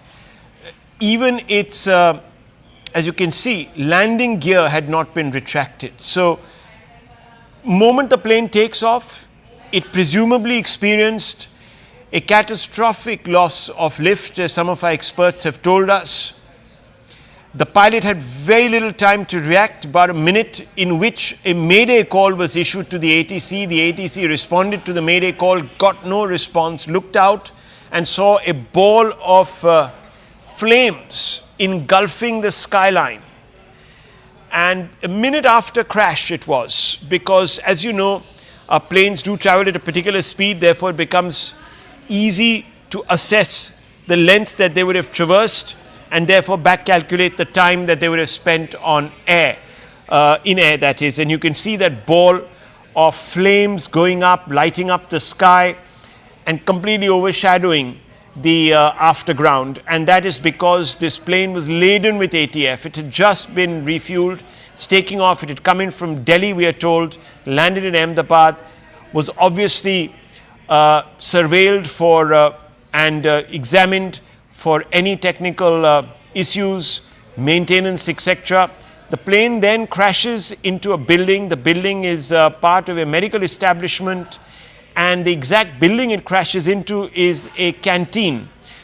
And lunch hour was on, it was in the middle of lunch hour, and parts of the fuselage and debris from the plane lying littering this particular building, and you can see that the tail section of this building is sticking out. Tail section of the plane is sticking out of the building, and inside we're told there were several doctors who were undergoing training, and those people have been injured. Some of them might not have made it out. There are, of course, more visuals of the debris on fire in the immediate aftermath. You can see the ground scorched, trees, just about anything within the perimeter of the crash site reduced to ash, carbon. You can see those pictures. Part of the building also engulfed in ATF, singed and covered in soot. Complete devastation. All these pictures coming in, obviously an attempt being made to douse the fire, but it's a bit too late. All of these are the buildings next to the wreckage near the plane crash site. A large number of parts of the plane strewn all over the place, and that's the frontage of this building, which has been reduced to ash. It's covered in soot because, as I told you, the plane was laden with ATF, and you can see other remnants of this plane, electronic parts, etc., strewn all over the place. There is some piece of luggage that might have survived, but most of this particular craft consumed completely, and that's the debris that is being removed, is salvaged. Obviously, there would be a desperate search for the black box, because that needs to be taken and examined to determine what could have gone wrong. Right now, no use speculating on it beyond the fact that the plane suffered a catastrophic loss of lift. Now, what that was due to, we don't know. Was it engine failure? Was it a bird hit? We have no clue. And these are survivors who are being rushed to hospitals. We don't quite know if these are passengers or if these were people on the ground or they were the young doctors. Let's go back to Anvit. Anvit, these people who are being wheeled into the hospital, do we have any clarity on who they are? What's the nature of their injuries, etc.? Okay, we don't quite have him, but there is a lot of grief, a lot of shock on the ground, and you can see that being reflected on the faces of some of those people who were witnesses. It was what has been very, very traumatic, not just for those who came and bid their loved ones farewell, but also those in England who were expecting their loved ones to land in the next 11 hours or so.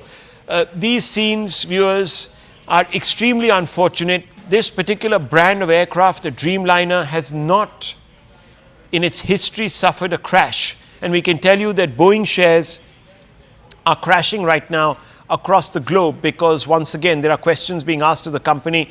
Boeing has had its issues. It was caught up in a lot of issues related to its operations, etc. There have been many strikes within Boeing, talking about corners being cut, etc., etc. I don't want to go there because that's a whole different can of worms, might even be unrelated totally to the aircraft they produce, because the aircraft has performed extremely well, known for being very, very dependable and extremely efficient, and therefore a large number of these prototypes were sold.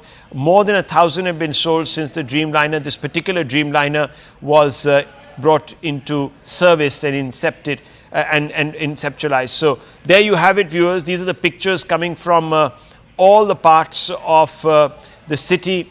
Ahmedabad right now is caught in the grip of this crisis, and heart goes out to those who were expecting or are expecting the kith and the kin of these passengers. We're expecting for them to have a safe flight. Let me go across to Anvit. Anvit, what is the latest coming in on perhaps the preliminary estimations as to what might have gone wrong? Any more details about the circumstances under which this flight took off?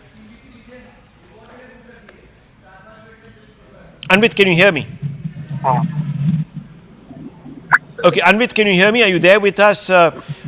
Flight AI 171 Ahmedabad to London, reportedly carrying 242 passengers. Troops of 100 RAF and GCCRPF Gandhinagar involved in rescue operations. More details, of course, waited on casualty figures, but we're told that the prognosis is not too bright, that many people would have perished in this. The details, of course, to the left of your screens. Anvit, if you're there, can you hear me? Yes. What are the details we have? We know for sure that the Dreamliner, this particular make of the Dreamliner, has never had a crash. And it's the first crash anywhere in the world of a Dreamliner, of 787 Dreamliner. It had a call sign VTA and B, was the 26th to have been purchased by Air India. These are numbers, of course. Data don't tell the entire story. What are you learning from your sources? Certainly, see, like you rightly pointed out, that Dreamliner and Boeing 787s do not have a history of such incidents, and since their introduction in probably 2011, this is the first Boeing 787 Dreamliner that is reportedly crashed or met with a mishap that we are reporting on. And if we talk about the situation on ground, visuals are really scary. Death toll has already crossed what unofficial figures are, around 150, and the sources that are on ground are reporting that it is likely to grow because the kind of incident it was, and how we have the visuals we've been playing out for our audiences, that how the plane as it crashed, it went up in flames, and the chances of survival of any passenger that was on board are bleak, is what the officials are saying. However, it has not been officially confirmed that all on board are dead. It's not confirmed yet. Some have been rushed to medical facilities. It is awaited to know that if they will be recuperated from the condition they were recovered in or not. Also, other than those who were on board, 242, including crew and captain, other than that, the building in which the plane crashed, it also had a number of occupants, and more than 50 of them had to be rushed to medical facilities. There could be, certainly there is chances of survivors because the plane crashed over that building, and there could be survivors in that, but yes, certain deaths are also being reported from there. Amidst all this, Ahmedabad airport has also put out a tweet saying that the airport is now operational. It had been initially shut following the incident. The airport had been shut for operations, and now it has been opened for operations also. If we talk about the details of the incident that took place, the initial details that we had got, revisiting those details, the flight had taken off at 1:39 from Ahmedabad. It was bound for Gatwick, near London, and the accident took place immediately, just 8 to 10 minutes after the takeoff. We are told actually it took place within 60 seconds, actually, a minute and a half. It wasn't 8 to 10 minutes. It was just within a minute. So I just want to quickly come in there. Anvit, just stay on with me, Kaj. I have some reactions to play out. MLA Darshana Vaghela said that, quote, I was in my office nearby when the plane crashed and there was a loud thud. The flats of the doctors have been damaged. The rescue operation will continue, unquote. This is ANI quoting her. ANI also put out the reaction of an individual. He said, and I quote, my son had gone to the hostel during lunch break and the plane crashed there. My son is safe and I have spoken to him. He jumped from the second floor, so he suffered some injuries, says Ramila, who reached the civil hospital in Ahmedabad. So clearly a parent, very worried parent. Now, Anvit, what about those people who found themselves on the ground but in the direct line of the crashed plane? See, the incident was completely unforeseen, and when this happened, it certainly raised panic among those who were on ground. Some people had caught this incident on their phones, and they have recorded how the plane went down and the flight path as it was declining on its flight path. That has been recorded. Some videos we have played also on scene. But yes, there certainly was panic when visuals were coming on from on ground. We also saw how locals had gathered. The hundreds of people had gathered at the crash site, which also was another challenge for the first responders, be it the police, the firefighters, disaster management authorities, or the paramedics and ambulances. That also was a challenge, and many people had gathered. Okay. But that is also one reason that Anvit, just hold your thoughts. That is the Gujarat Chief Minister, who has just emerged from the hospital after visiting those that were taken there. And we showed you pictures of people being wheeled into hospital about an hour and a half back. One just hopes that the prognosis from the hospital is not as full of foreboding as what we're being told by our sources. And on the right, you can see that's the mess that has been reduced to ashes there. Parts of the plane, this is the tail of the plane crashing into the roof section of this cafe, bringing the roof down. An eyewitness has been quoted as having saying that after my office 200 meters from here, as soon as I stepped out of the office, I heard a very loud noise and smoke filled the area. Suddenly a commotion broke out here, and then we saw that this incident had occurred. When I reached the spot, I saw debris scattered here. There was a fire and smoke was billowing here. Nothing was visible. We then came to know that the wings of the aircraft fell here and that an aircraft crashed. We don't know about the casualties, but there is a building here where doctors reside. And that's the building that we were talking about, viewers, out of which is sticking out the tail of the plane in a rather ominous way. Now let's play out some eyewitness depositions. यहीं मेरे office में बैठी थी, जैसा धड़ाका हुआ मैं वहाँ office से वहाँ गई। बहुत बड़ा प्लेन क्रैश हुआ था, तो बहुत धुआं और आग लगी थी। जो डॉक्टर्स के फ्लैट थे उनको बहुत डैमेज हुए हैं, और उसमें से कितने डॉक्टरों को हमने निकाला है, लोकल कार्यकर्ता और सब मिलके। बाद में जो प्लेन में से निकाले हैं वो लोग भी बहुत बड़ी दुखद दुर्घटना, बहुत कितने लोगों की मौत, कुछ अभी कोई अंदाजा नहीं लग रहा है। रहने वालों को भी बहुत नुकसान हुआ है। हमारी बहन जा रही थी लंदन, 1 बजे जा रही थी एक 1:10 की फ्लाइट थी और जा रही थी लंदन। लंदन जाने से पहले ही क्रैश हो गया प्लेन। मेरी साड़ी था, वो खम्बीसर थी, लंदन जा रही थी। हाँ, फिर बस 1 घंटे में समाचार आ गया तो प्लेन क्रैश हो गया है, इसलिए मैं वापस अहमदाबाद से बाहर निकल गया था, तो वापस आए सिविल में आ गया। अभी कुछ भी समाचार नहीं मिला है। यहाँ पे जो ऑफिस से बाहर निकला तो मैंने देखा कि जोर से आवाज़ आया विंग्स का, फिर पूरा धुआं भर गया। लोग यहाँ से भगदड़ मची। उसके बाद आके ये देख रहे थे ये हादसा की स्थिति है। अच्छा, तो आप यहाँ पर पहले आए तो आपने क्या देखा? आने के बाद देखा कि पूरा मलबा बिखरा हुआ, आग लगी है, पूरा धुआं गुब्बारा है, कुछ भी दिखाई नहीं दे रहा, समझ में नहीं आ पा रहा था क्या है। हाँ, उसके बाद पता चला कि ये विंग्स गिरा हुआ है, फ्लाइट वो किया, और फिर प्रशासन ने चारों तरफ से घेर लिया। जब से आए कितने बजे हुआ तकरीबन ये हादसा, कुछ समय लगभग 45 मिनट पहले हादसा हुआ।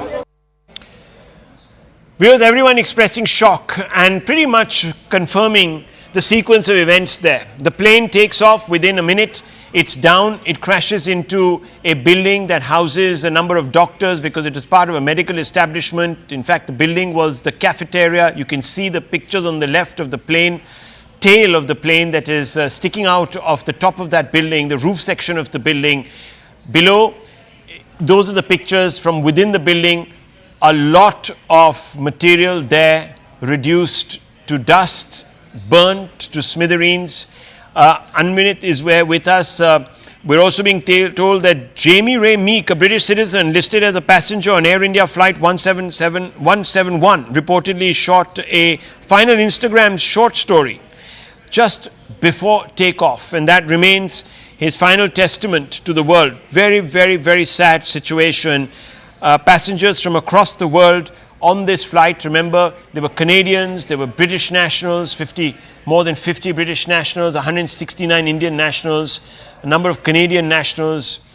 The US government also putting out a statement, not just in sympathy, but also calling upon its citizens to check with the consulate there to ensure that they can make their way back home. Let me go across to Anvit. Anvit, what's the latest you have for us? Rahul, what we are getting from ground is that the death toll has already crossed 140 and 150, and this is what the sources on ground are telling us. And among the passengers, the 242 passengers that were on board, Air India has also confirmed that there were 169 of them were Indian nationals, while 53 were British nationals. There also was one Canadian national on board, and 7 Portuguese nationals were there. The injured have certainly been taken to hospitals, but death toll is likely to rise. And from those who were on board the aircraft, it is almost confirmed. There's no official word though, but chances of survivors are really bleak in this incident. As we have also seen the visuals from ground, a number of locals had gathered on spot, and it is also one reason, because the area was heavily populated one. That is also one reason that there will be certainly be fatalities from ground as well. The building that was hit by the plane, that is a doctor's hostel.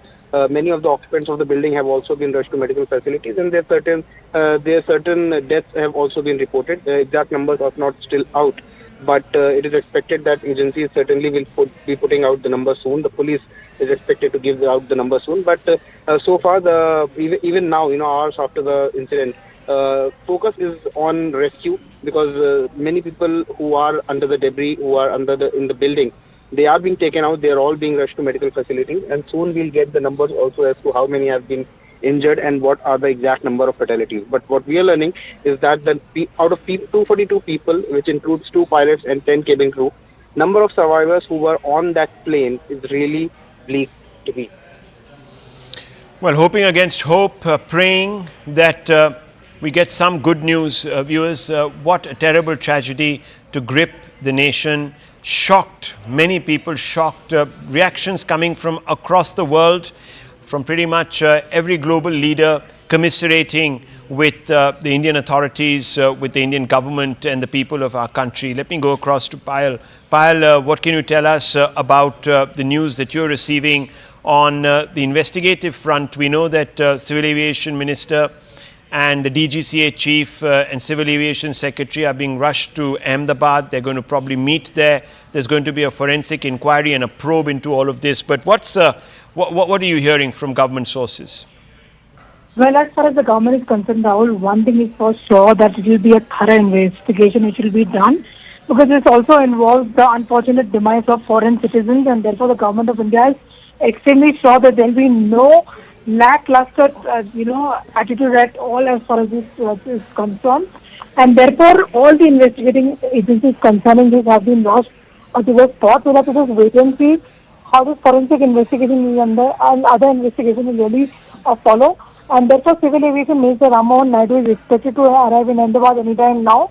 Union Home Minister, Mr. Amit Shah, who is also the son of the soil, is also reaching Ahmedabad very shortly. And, all the NDRF and other teams are already there in Ahmedabad and helping with the rescue and relief operation. And another flight has taken off from Delhi to Ahmedabad. It consists of officials from the DGCA, consists of the Civil Aviation Secretary also, and Muliver Mahal, who is the Minister of State for Civil Aviation. The government of India has assured not just the people over here, but also to all the foreign nationals and their countries that a thorough investigation really will be done. It's very difficult at this point in time to point a finger at anybody in particular, given the fact that this is a modernized equipment, it's a modernized flight that had actually taken off from Ahmedabad.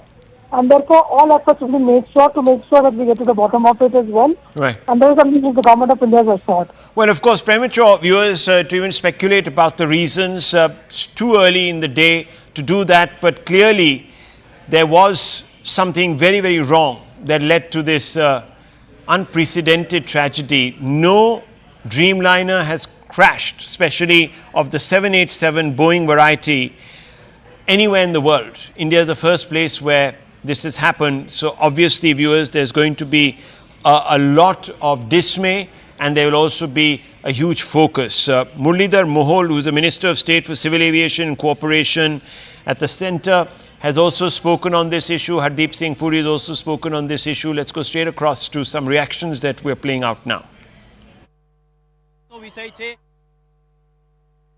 कुछ समय पहले दोपहर को एक दुर्भाग्यपूर्ण घटना घटी है। एयर इंडिया का AI-171 जो अहमदाबाद से लंदन जाने वाला जो फ्लाइट था वो क्रैश हो गया है। उसमें कुल 242 लोग थे, 230 पैसेंजर थे और 12 क्रू मेंबर्स थे। तो वहाँ पे अभी सब राहत का कार्य शुरू है, बचाव का कार्य वहाँ पे शुरू है। हमारे मिनिस्ट्री में भी अभी हमने एक वरिष्ठ अधिकारियों की एक बैठक भी करी है। जांच तो शुरू है, वरिष्ठ लेवल पे हमारी मीटिंग भी अभी यहाँ पे हुई है और वहाँ पे अभी इमरजेंसी में जो बचाव राहत का कार्य चल रहा है उस पर चर्चा हुई है। अभी किसी बात पर बोलना यानी कि कितनी कैजुअल्टी हुई, क्या हुआ, तो उस पर थोड़ा टाइम लगेगा। There's a plane crash. Ahmedabad to London flight ਸੀਗੀ ਸਵੇਰੇ 8 ਵਜੇ ਦਾ ਸਮੇਂ ਸੀਗਾ ਸ਼ਾਇਦ ਐਂਡ ਉਹਦੇ ਚ there's an accident but ਹੁਣ ਉਸ ਦੀ ਜ਼ਿਆਦਾ ਖਬਰ ਮੇਰੇ ਕੋਲ ਨਹੀਂ ਹੈਗੀ। ਅਸੀਂ ਤਾਂ ਇਹੀ ਪ੍ਰਾਰਥਨਾ ਕਰ ਰਹੇ ਹਾਂ ਕਿ ਜਿੰਨੇ all those who were on board should be all right and we should await the news. I don't think one should speculate on that.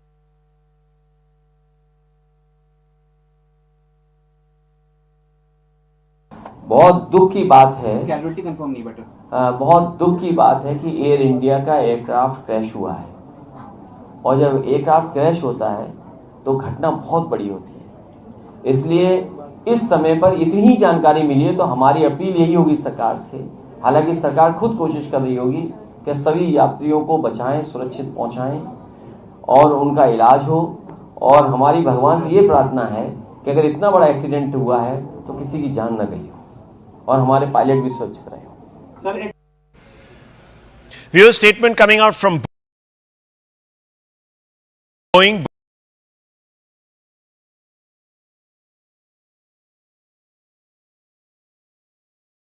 And located at a particular center, so real-time information will be available to them. Of course, they would also be wanting to look at the crash footage. They will also be looking at the black Anvit is there with us. Yes, so the black box is very, very important. Do we have any idea about whether the black box has been recovered as yet, Anvit? What are you learning? See, right now the operations on ground are focusing on rescue and evacuation, and all the passengers who were on the plane as well as the casualties that have happened on ground, they need to be evacuated and taken to medical facilities.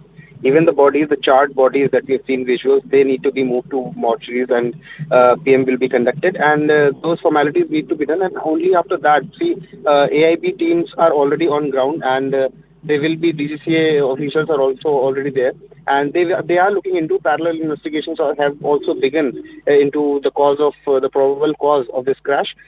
It might take some time to retract the black box and get information from it and the technical data that will be retrieved.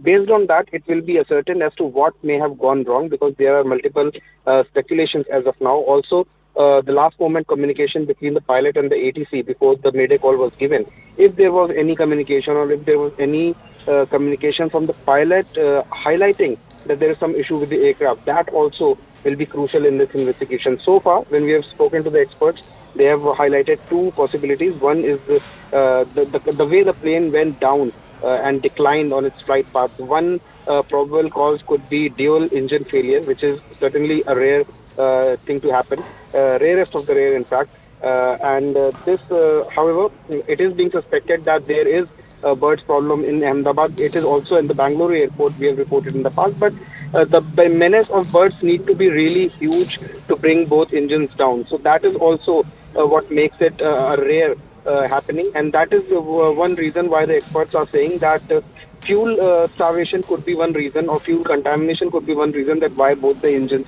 stopped working mid-air. That is one reason. Another, what they're talking about, is there could be a power outage or control jamming, which is also a possibility that would bring the plane down. So these are the reasons that the AIB will also be looking at, and also the DGCA. Well, can you confirm? Can you confirm, because there are reports, of course, coming out that those are the Minister of Home Affairs.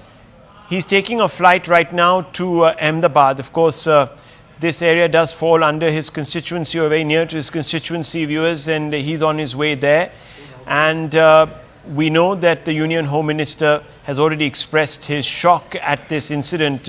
We also know a senior BJP leader has been caught up in this crash. We're updating inputs on his exact status as of now.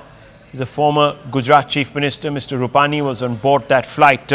What we are being told right now is that there is a lot of speculation that is going on in different circles about the reasons behind this crash, and many people are looking very closely at the footage. And as we have been pointing out through the afternoon, that when the plane took off, it didn't even have time to retract the landing gear, and suddenly suffers a catastrophic loss of lift, which people don't quite know how it could have been possible. How did it actually happen?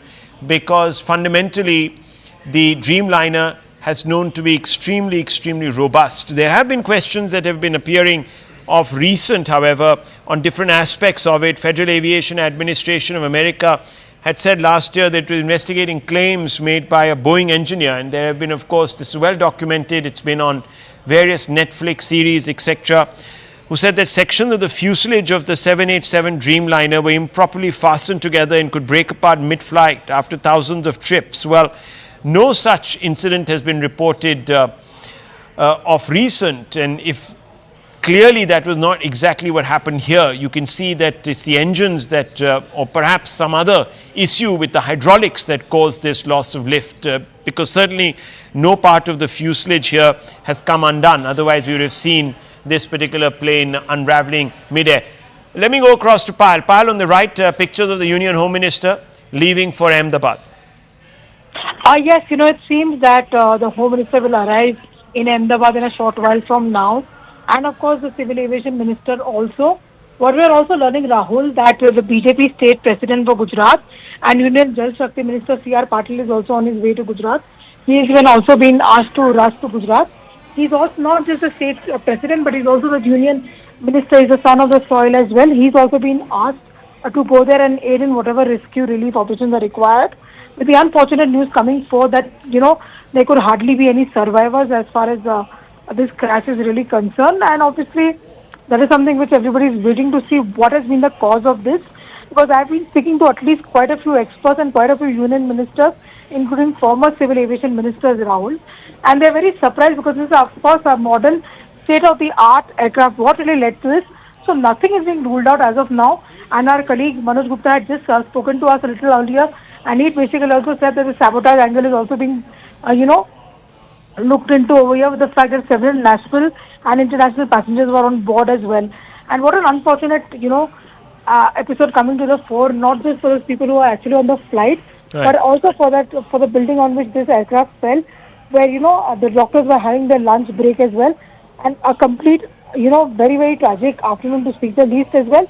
But all hands on the deck approached by the Prime Minister, and therefore multiple ministers are being rushed to the accident site. Well, PIB of India has put out a fact check saying that an old video is being shared on social media linking it to the Ahmedabad plane crash. It shows a view from inside the plane. The video is of a plane crash that happened in Nepal in January 2023. And the PIB says rely only on information from official sources or in mainstream media. For authentic information related to the Ahmedabad crash, contact the helpline number provided by the central government. And that number, of course, is on your screens even as we speak, viewers. So don't, again, get sucked into conspiracy theories. There are many people who are going to talk about a lot of things that might not quite fit the facts once we know them. But as of now, we can tell you that Boeing has issued a statement. So we're in contact with Air India regarding Flight 171 and stand ready to support them. Our thoughts are with the passengers, crew, first responders and all affected. So this is a statement that has been put out by Boeing. There is, of course, a past history where Boeing has been under scrutiny, but has that resulted in this particular incident? One can't say. It's too premature. But what we can tell you, viewers, is that the number of casualties are being estimated to be very high. There is a possibility of very few survivors. That's also what we are being told. Unofficially, of course, we don't have any confirmation of the status of the passengers. But what we can tell you is that there were 12 crew, including 2 very experienced pilots. Indians passengers were 169, British 53, and passengers from other nationalities 7. You can see on your screens a Portuguese and 1 Canadian. So that made up the entire 242 passenger list, including, of course, the crew. And what we are being told, viewers, is that not many might have survived this devastating tragedy. I want to go across to Anvit. Anvit, what's the latest on the casualty figures? What are you picking up? And also, of course, from the ground, we know that there were about 50 to 60 MBBS students that are admitted in hospital. It is being said that they are stable. This is the Federation of All India Medical Association that is putting out these details as per discussions with the president of the RDA BG Medical College Ahmedabad and Vice President FAIMA Dr. Dhaval Gameti. These numbers are being put out. 4 to 5 MBBS students are missing. Hope they're okay. 2-3 are in HDU and ICU, so their situation is quite precarious. 3-4 relatives of the super specialist resident doctors are missing right now, and wife of 1 found dead, and most of the passengers of the flight are brought dead. We appeal to everyone to remain calm. So this is the first intimation that we have got from any official source about the possibility of casualty figures. Anvit. Yeah, Rahul, see, the situation on ground is such that some people certainly are missing because the crash, the plane went into a residential area and the buildings have been damaged. The people from ground, many of them are being reported missing. Some are yet to be traced. It is not confirmed whether they are dead or they have been taken to some hospital and they remain unidentified. So these are the problems and the challenges that the first responders and the paramedics and medical experts are facing on ground right now. That is one challenge. Another is that the plane had tons of fuel as it has just taken off and it was bound to go to Gatwick. So it had a huge amount of fuel. Usually it is with the planes that their fuel is contained into the wings, and that is one reason why when planes crash that it immediately goes up in flames. This is one reason, and this is exactly what we saw that happened with this flight as well. The moment it touched down, the moment it touched the residential area where it crashed, the plane went up in flames. And that is one reason why mostly in air crashes, the number of survivors is the least. And even in this incident, hardly there would be any survivors is what we are learning from the sources on ground, which is highly unfortunate. But this is the reality that there might, the chances of survival of anyone on board that aircraft might be very less. Also, there are casualties, collateral damage from the ground because it was the residential area. We saw how the plane's flight path declined instead of rising, and it had been taking off. And it was just minutes after taking off that the flight went down and crashed. So the visuals are clearly suggestive of the fact that they would the casualty figures that have already crossed 150 is what we're learning from the ground. That is expected to only rise. It is unfortunate, but yes. Some people have also been rushed to medical facilities and they have been marked safe. This includes a number of hostelers and the doctors who were living in the hostel in the building in which the plane has crashed. So they have been marked safe with some injuries and they've been said they're out of danger, which is a good news in this. But on-ground situation remains challenging as rescue operations are still continuing. Well, that's not a very encouraging outlook that has been painted there by Anvit. What we can tell you, viewers, is that the FAIMA, the Federation of All India Medical Association, has put out the latest details, and Shivani, it doesn't make for very encouraging reading. 50 to 60 MBBS students are admitted, and thankfully some are stable, most are stable. 4 to 5 MBBS students are missing, and 2-3 in HDU and ICU. But the prognosis on the passengers of the flight is not very good. Shivani. Absolutely. Good evening, everyone. Thanks a lot for staying with us in what is now the second biggest air tragedy in India. An Air India flight with 232 passengers and 10 crew members crashed shortly after taking off from Ahmedabad airport. Now, the plane was carrying 169 Indians, 53 British nationals, 7 Portuguese and 1 Canadian passenger and was bound for London. Already 130 plus casualties have been confirmed, 130 plus passengers have been declared dead, even as rescue and relief operations are on. The tragedy and crash has been so severe that the worst is now feared as far as the casualties are concerned.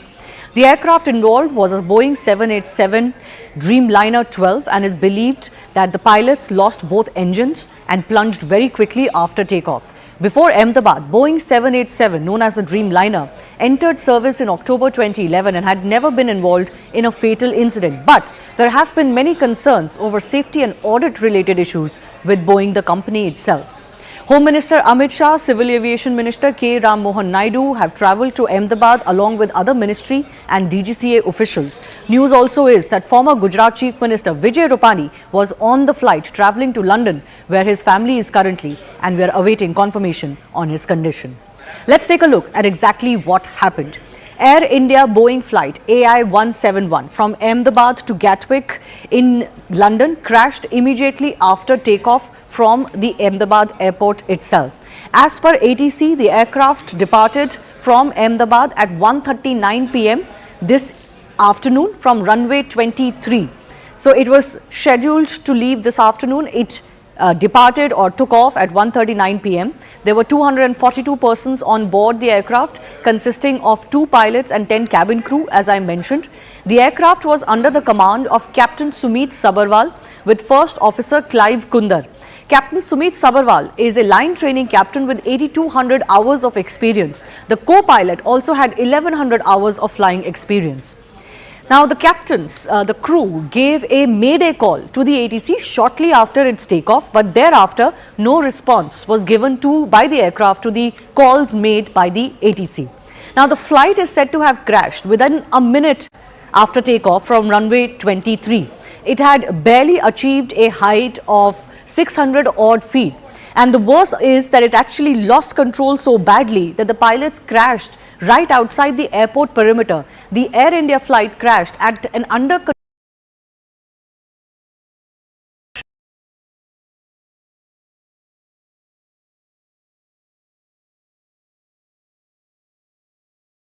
What exactly happened mid-air? Initial data from flight Air India 171 shows that the aircraft reached a maximum barometric altitude of 625 feet only. Now, this is not a lot. This is just about 425 feet above the altitude of the runway itself, which is at 200 feet. Minutes after making that mayday call, the Air India flight started to descend with a vertical speed of minus 475 feet per minute. So you can imagine that actually the flight went down so quickly that within a few seconds it had crashed into those buildings, possibly giving no time to the pilots and others to even try to maneuver away from what seems to be a heavily densely populated area. These are some of the videos that we have also been able to capture through various residents of that area. This is of course the moment the Air India Ahmedabad London flight crashed. After takeoff, you can see that it immediately burst into flames, which is why we are fearing heavy casualties and possibly no survivors. Minutes after the flight crashed at this under construction building, visuals show parts of the flight up in flames. Footage also shows firefighters dousing those flames soon after the plane had crashed. And because the proximity of this crash site is so close to the city and the airport itself, the rescue and the fire services actually managed to get to the area, to the crash site fairly quickly, within minutes, is also what the police has confirmed. The visuals from the crash site show the debris of the flight AI-171 scattered across the area. This is one visual that is extremely damning as far as this crash is concerned. This is one portion of the crashed aircraft that has actually got stuck on top of the building, and other parts that have fallen on the ground, where of course there are lots of people that you can see as well. Dramatic visuals also show these parts crashing into these buildings at various areas. There is another mess hall where about 50 to 60 students that are studying, there are MBBS students that were studying in the nearby colleges, and there is a hostel where they used to live and mess hall where they were eating lunch, when actually parts of the plane crashed into the windows of that mess as well. But thankfully there have been no casualties there, at least the mess hall is concerned. Soon after the crash, rescue efforts were in place, of course. Injured were rushed to hospitals. These are some of the visuals that we've managed to access. Chief Minister of Gujarat has also visited the civil hospital where most of the injured are being taken. These are, of course, injured. We don't know whether these were passengers. It's unlikely that they were passengers, because the situation also is that there could be more casualties or injured from on ground, from the buildings and across the airport perimeter where this plane crashed and burst into flames. We're also getting more fresh visuals that are arriving of the moments after the crash. Take a look at this visual. These are visuals of this densely populated area. You can see buildings are also on fire. There is debris on the ground that has caught fire as well. So these are the buildings that have come into the path of this crashing aircraft. We are being told that MBBS students lived in these hostels, and we are waiting to get more as far as their condition is concerned. But there is also a mess building, a mess hall where students had gone for eating during the lunch hour, which also bore the brunt, but less severe brunt of this crashing aircraft. At least there we spoke to an eyewitness. The students are safe. But the eyewitnesses told us that there is another building where this craft had crashed into. The visuals we also showed you earlier of the crashed aircraft stuck into the building, and there could be some casualties feared. But of course we're trying to get you the latest. Let's also listen in, not just to eyewitnesses but other relief agencies on ground as well. यहीं मेरे office में बैठी थी, जैसा धड़ाका हुआ मैं वहाँ office से वहाँ गई। बहुत बड़ा प्लेन क्रैश हुआ था, तो बहुत धुआं और आग लगी थी। जो डॉक्टर्स के फ्लैट थे उनको बहुत डैमेज हुए हैं, और उसमें से कितने डॉक्टरों को हमने निकाला है, लोकल कार्यकर्ता और सब मिलके। बाद में जो प्लेन में से निकाले हैं वो लोग भी बहुत बड़ी दुखद दुर्घटना, बहुत लोगों की मौत कुछ अभी कोई अंदाजा नहीं लग रहा है। रहने वालों को भी बहुत नुकसान हुआ है। हाँ, जस्ट बोर्डिंग हुआ था, मैं अंदर फ्लाइट के अंदर वॉक करते जा रहे थे, बट सामने बहुत बड़ा धुआं वगैरह दिख रहा था। बट उस टाइम मुझे ये नहीं मालूम था वो प्लेन क्या है। जैसे कोई आग, झाड़ी में वगैरह जंगल में आग लगती है ना, लाइक वैसा कुछ तो लग रहा था। ये मालूम नहीं था कि वो प्लेन क्रैश हुआ है। तो उसके बाद क्या हुआ? इंडिगो की तरफ से इन्फॉर्मेशन, एयरपोर्ट की तरफ से क्या इन्फॉर्मेशन मिल गया? नहीं, तब तक कुछ फिर हम अंदर जाके बैठे, हमारे साथ में हम फोटो भी निकाल रहे थे, जैसे कोई आग लगी होगी झाड़ी वगैरह में। जब फ्लाइट में बैठे और 10-15 मिनट इधर फिर एकदम से अनाउंसमेंट हो गया कि फ्लाइट डिले हो रहा है।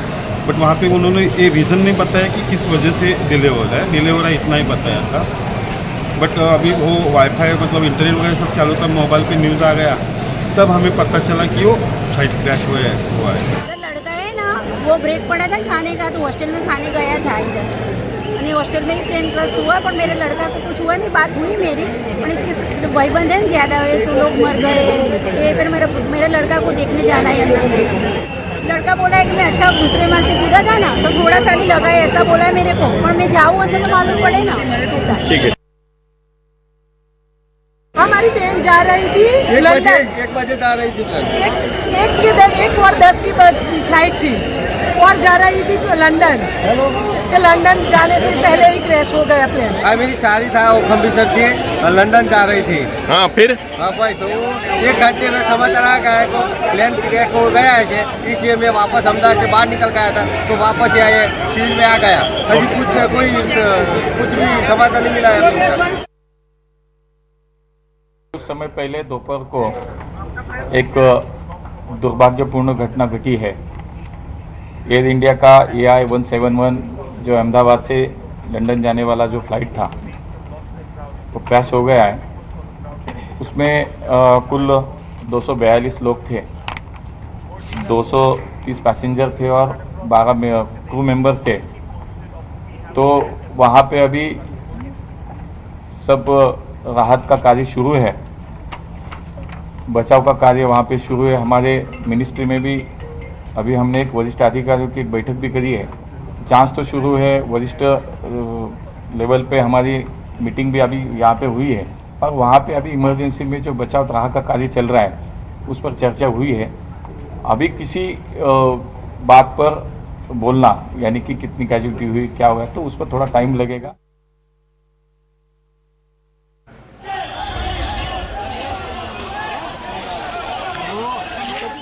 Let's go across to some of our experts joining us. Captain C.S. Randhawa is President of Federation of Indian Pilots. He's also served as former General Manager of Air India and former Deputy Chief Flight Operations Inspector at the DGCA. Group Captain M.J. Vinod is a former fighter pilot with the Indian Air Force with us.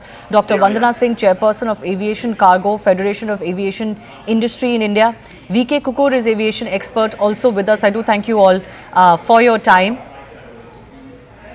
First up, I want to go across to Captain C.S. Randhawa.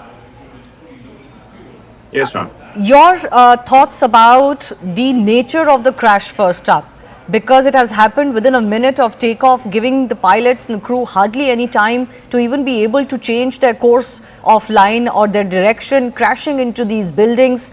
What do you think could have transpired? What could have been those moments like inside that cockpit? Okay.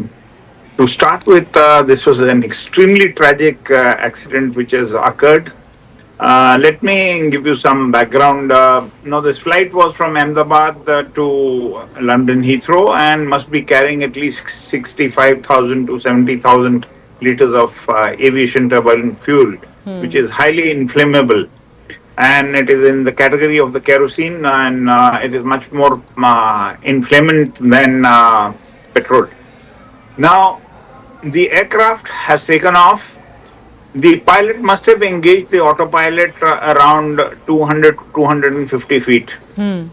Now, it seems that the aircraft would have been about 500-600 feet when it started descending, which I have seen through the video. And the pilot has given a mayday call. Yes. Normally, the mayday call should succeed with the nature of failure. Supposing I say mayday, mayday, mayday, engine failure, left engine failure or right engine failure or both engine failure. The pilot has not given that. I think must be because the time was too short and the pilot was still thinking that what he has to do. Okay.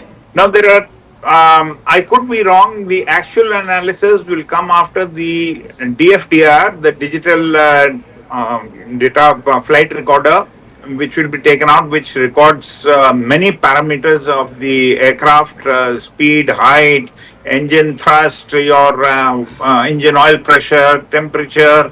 There are various parameters this DFDR, which is called the black box, records.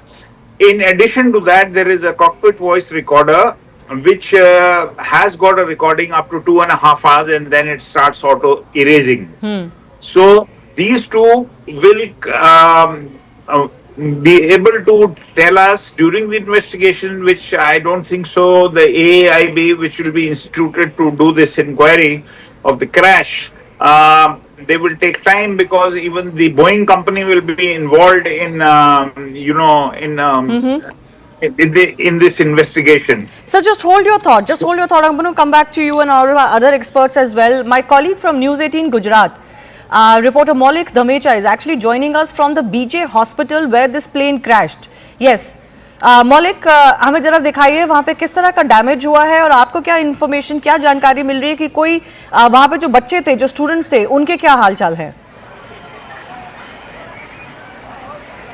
बिल्कुल पूरा मामला जो है वो 1:30 बजे के आसपास जब प्लेन क्रैश हुआ तब बना था। फिलहाल ये दृश्य आपको दिखाना चाहूँगा कि ये जो पीजी अस्पताल है जहाँ डॉक्टरी की अस्पताल से पढ़ते हुए बच्चे, जहाँ प्लेन क्रैश होने के नाते लगभग 22 से 30 बच्चे थे जो यहाँ पे प्लेन क्रैश होते ही सीधा ब्लास्ट हुआ और ब्लास्ट होने के नाते वो यहाँ जलकर राख हो गए। साथ ही साथ 133 से भी ज़्यादा पैसेंजर जो प्लेन में सवार थे, अहमदाबाद से टेक ऑफ की हुई फ्लाइट जो थी वो लंदन की ओर जा रही थी, पर करीबन एयरपोर्ट से निकलते ही लगभग 1 किलोमीटर दूर आई होगी और 1 किलोमीटर दूर आते ही ये ब्लास्ट होने के कारण सारा जो है तहस नहस हो चुका है। पूरी बिल्डिंग जो है 8 माले की बिल्डिंग अभी लगभग 4 माले की रह चुकी है। पूरा काटमाल जो है वो खसने की काम जो है वो पुलिस, NDRF की टीम, पूरा गुजरात पुलिस का फोर्स और साथ ही साथ आर्मी की टीम जो है वो भी जुटी हुई है। लोकल जो पुलिस और फायर ब्रिगेड की टीम जो है वो भी फिलहाल तैनात है।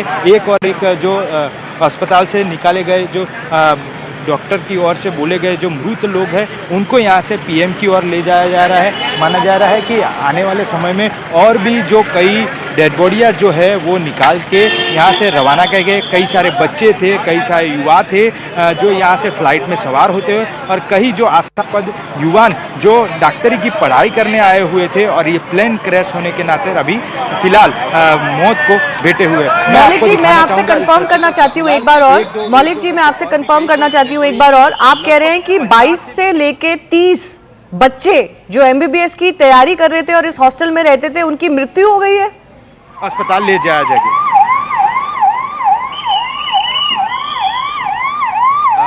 मौलिक जी, आपको मेरी अगर आवाज आ रही है, मैं एक बार कंफर्म करना चाहती हूँ आपसे कि ये जो MBBS की तैयारी कर रहे थे बच्चे, उसमें से 22 से 30 बच्चे उनकी मृत्यु हो गई है वहां पे उस हॉस्टल में। माफ़ कीजिएगा, आपको एक बार क्वेश्चन जो है वो रिपीट करना पड़ेगा क्योंकि एम्बुलेंस की आवाज़ इतनी आ रही है, मैं आपको सुन नहीं पा रहा था।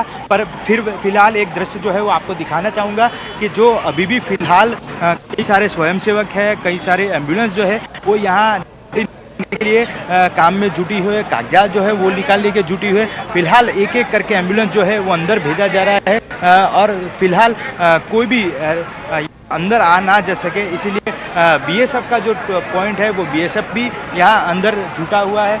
लाइट जो है वो लाइट बिल्कुल ऑफ कर दिया है। टॉरेंट पावर की टीम जो है वो टॉरेंट पावर की टीम जो है यहाँ लगातार तैनात है। साथ ही साथ कई सारे स्वयंसेवक हैं वो भी जुटे हुए हैं। फिलहाल अभी AMC के जनरेटर मंगाए गए हैं क्योंकि जो आसपास में जो बड़े घने वृक्ष से उनको काटने के लिए कहीं जो जनरेटर की व्यवस्था जो है वो AMC की ओर से की जाए। ऐसी कई सारी मात्रा में एम्बुलेंस जो है 1-2 डेड बॉडी निकालने के लिए आती जाती रहती है। अभी फिलहाल 50 से भी ज़्यादा डेड बॉडियाँ ऑलरेडी निकाल चुके हैं और उनको अस्पताल भेजा जा चुका है। फिलहाल ये मामला लगभग 1:30 बजे से जब शुरू हुआ है और अभी 6 बजने की वारदात है। 6 बजे बाद भी यहाँ से कोई बाहर निकलता है, 1-2 डेड बॉडियाँ जो है वो बाहर निकलती नज़र आ रही। यानी कितने लोग हैं वो अभी कहना मुश्किल है। फिलहाल जो इंजर्ड लोगों की एक सूची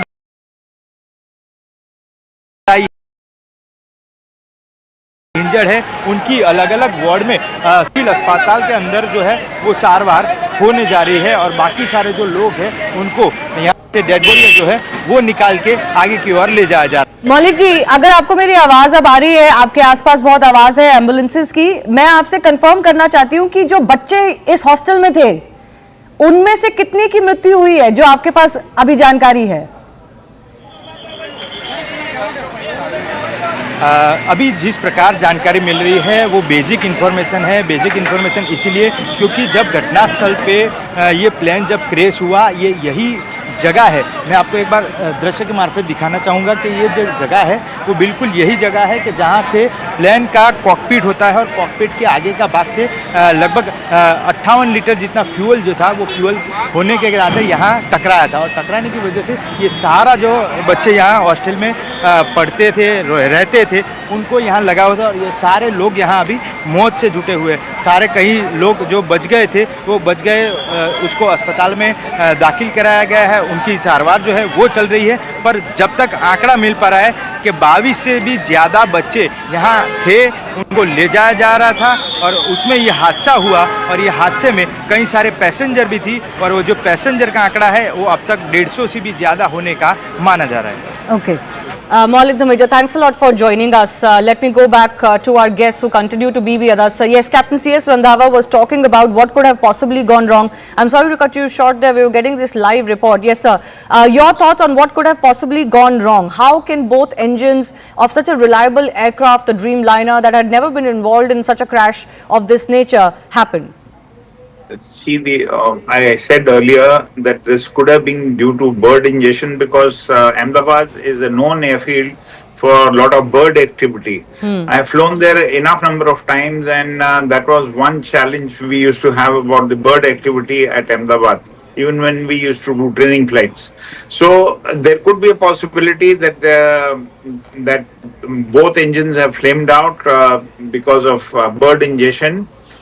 There is a very less possibility that the both engines have failed because of fuel starvation, because there are separate fuel lines going into each engine, and it is unlikely that such a situation has occurred until and unless there is some contamination in the fuel, some water content which was there due to cold soak.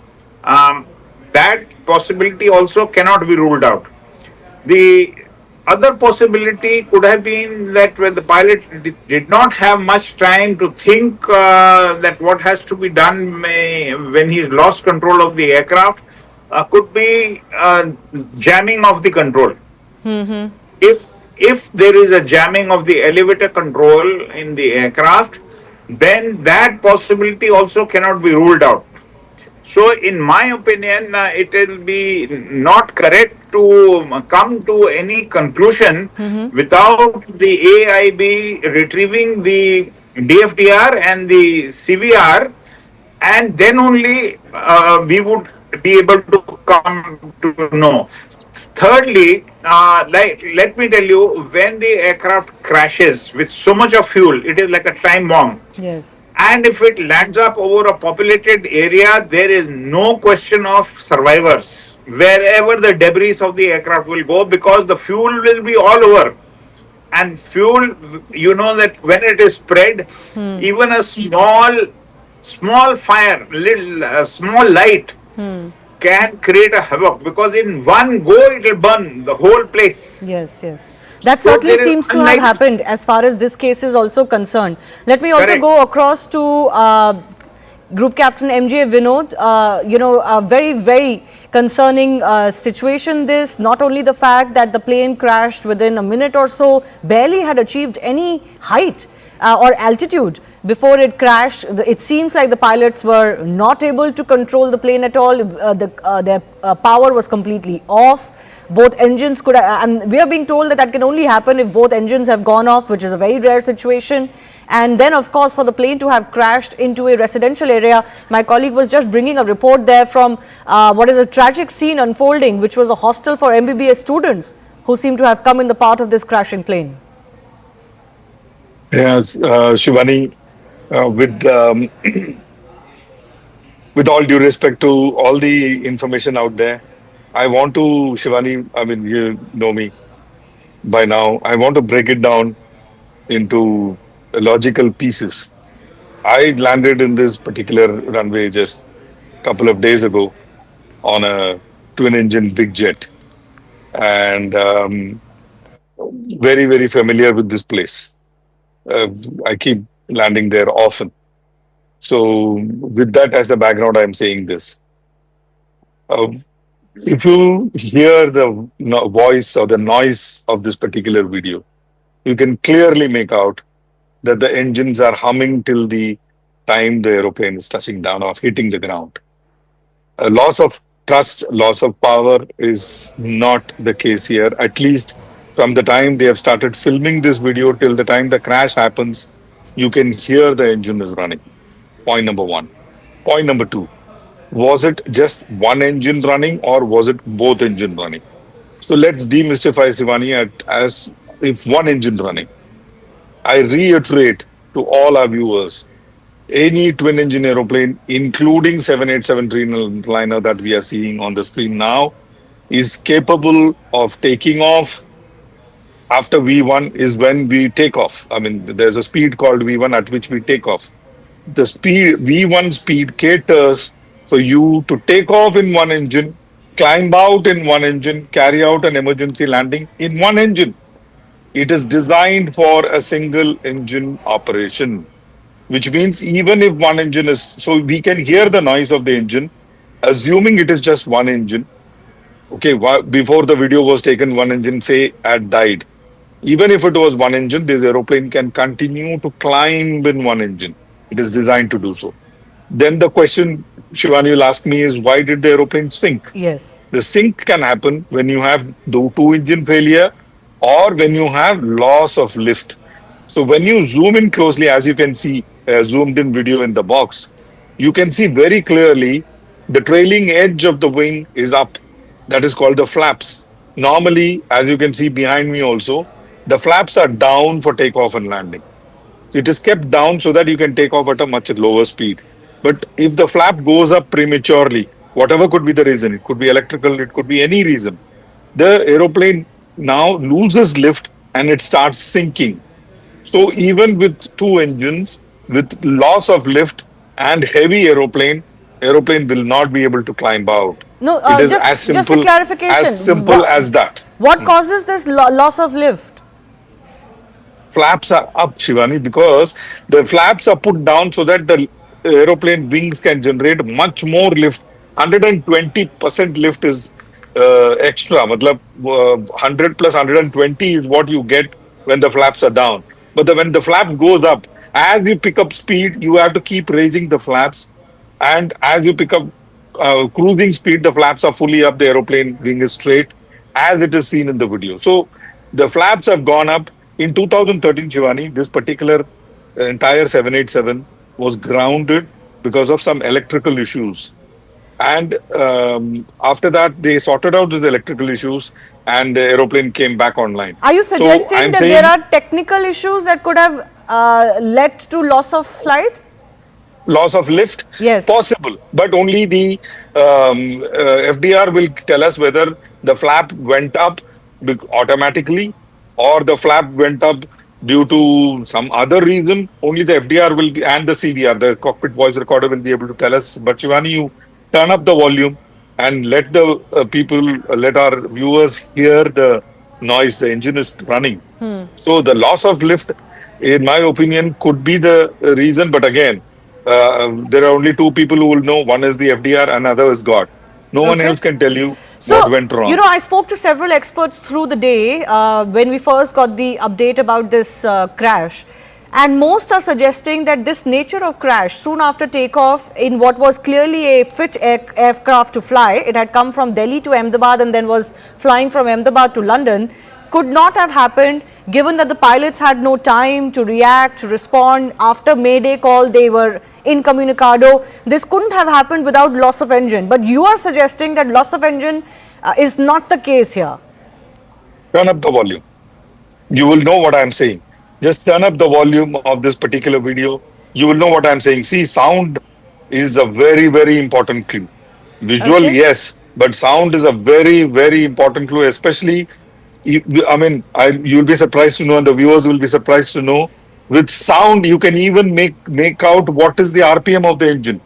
We have that technology where we can make out what is the RPM of the engine, and with that, we can make out whether engine was, at what RPM is it going around, and did it function correctly or not. So these are the things we are able to make out with just sound. So the engine, question that at arises least one is, engine was working, Shivani. At least one, and one is enough. And one is clearly enough. So the question that arises is whether it's a technical, mechanical failure or some sort of a manual error. Dr. Vandana Singh is chairperson of Aviation, Cargo and Federation of Aviation Industry in India. And Dr. Vandana, I want to come to you with the issues surrounding the Boeing. While the Boeing Dreamliner is being called an airline with great safety record, we do know that there are whistleblowers plus other investigations that have happened into Boeing operations that have pointed out to serious lapses in security protocols, audits, etc. In fact, in April 2024, a whistleblower had actually warned against the safety of the Dreamliner 787 itself. What do you make of what has happened today? Rightfully said, well acknowledged, and thank you for having me on your show, Shivani. Yes, indeed. First of all, 787, a Dreamliner as such, is a very robust aircraft, and it has a good health check about it, that it is flying all over the world, and it's being maintained well. There are whistleblowers everywhere, whether it's Airbus, whether it's Boeing, whether it's any other company, we know about that. I am actually questioning the maintenance of this particular equipment, and if all the checks were done in order. I'm also hearing all about, what could it be. Of course, the flight data, the recorder is going to reveal what it was, but it could have been a massive electrical or a software system failure cause, which means it is causing total FADEC, full authority, digital engine control, meaning complete down. But then, if the engines were running, the question is what went wrong. It could be a critical maintenance issue. It could be a weight and volume issue. It could be a misdeclaration on the flight. It could be cargo. It could be something as simple as a lithium battery or dry ice or something which is cargo aircraft only, which is loaded on this equipment. We also see it tail heavy. When we are seeing the visuals, we are also seeing it tail heavy. So there are many questions there, many speculations there, and all the experts are talking about it. But having said that, both Boeing and Airbus are having their own, set of flaws, questions.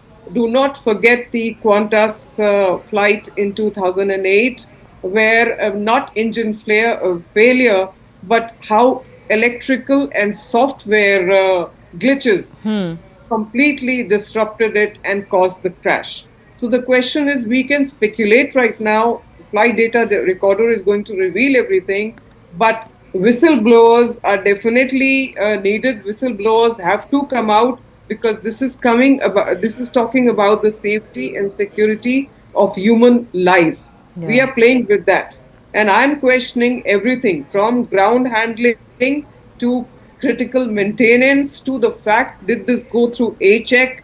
It's an 11-year-old equipment, fine. It has a long life, no problem. But did it go through its A checks, which is 400 to 600 hours? Was it being checked properly? And I won't even question the C check or the D check here, which happens every 12 to 24 months, or D check, which takes after every 6 to 8 years. Was that being done? Were the audits being done by Air India? We are doing audits on Turkish Airlines, very good. Are we doing audits on Air India? Are we even checking if everything is in order? Is the maintenance coming into play? Are the people there, actually the engineers, doing their job? Is there contamination of the fuel? Why is it tail heavy? Is there a misdeclaration of weight volume? What is it? These are the questions that come to my mind at this point of time. Over to you. VK Kukur, what do you make of it? This is a unique kind of a crash, if I can say so. You can correct me if I'm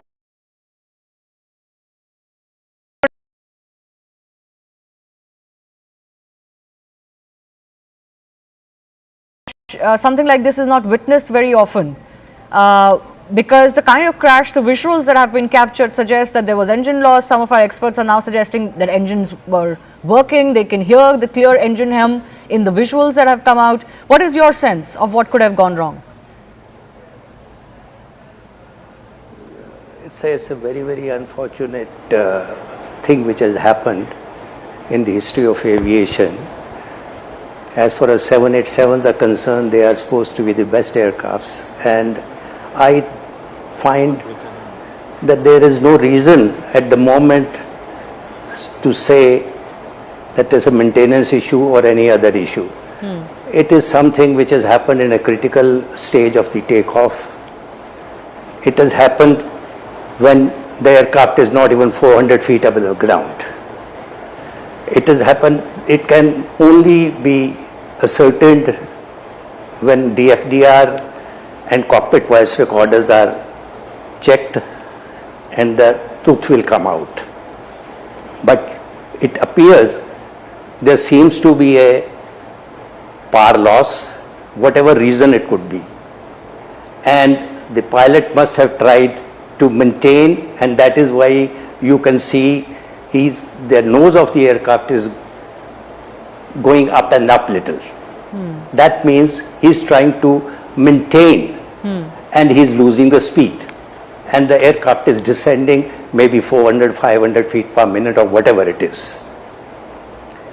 Now, it can be a loss of power, it can be a loss of lift, it can be any other reason which has taken place in split of second, which probably did not give any time for the pilots to do anything, because they were handling the aircraft fine, because you could see the aircraft the way it is going down and it is stable. There was nothing that it was tilting here, there, or some failures have taken place and trying to correct them. No, it's flying off. From the pictures I can see.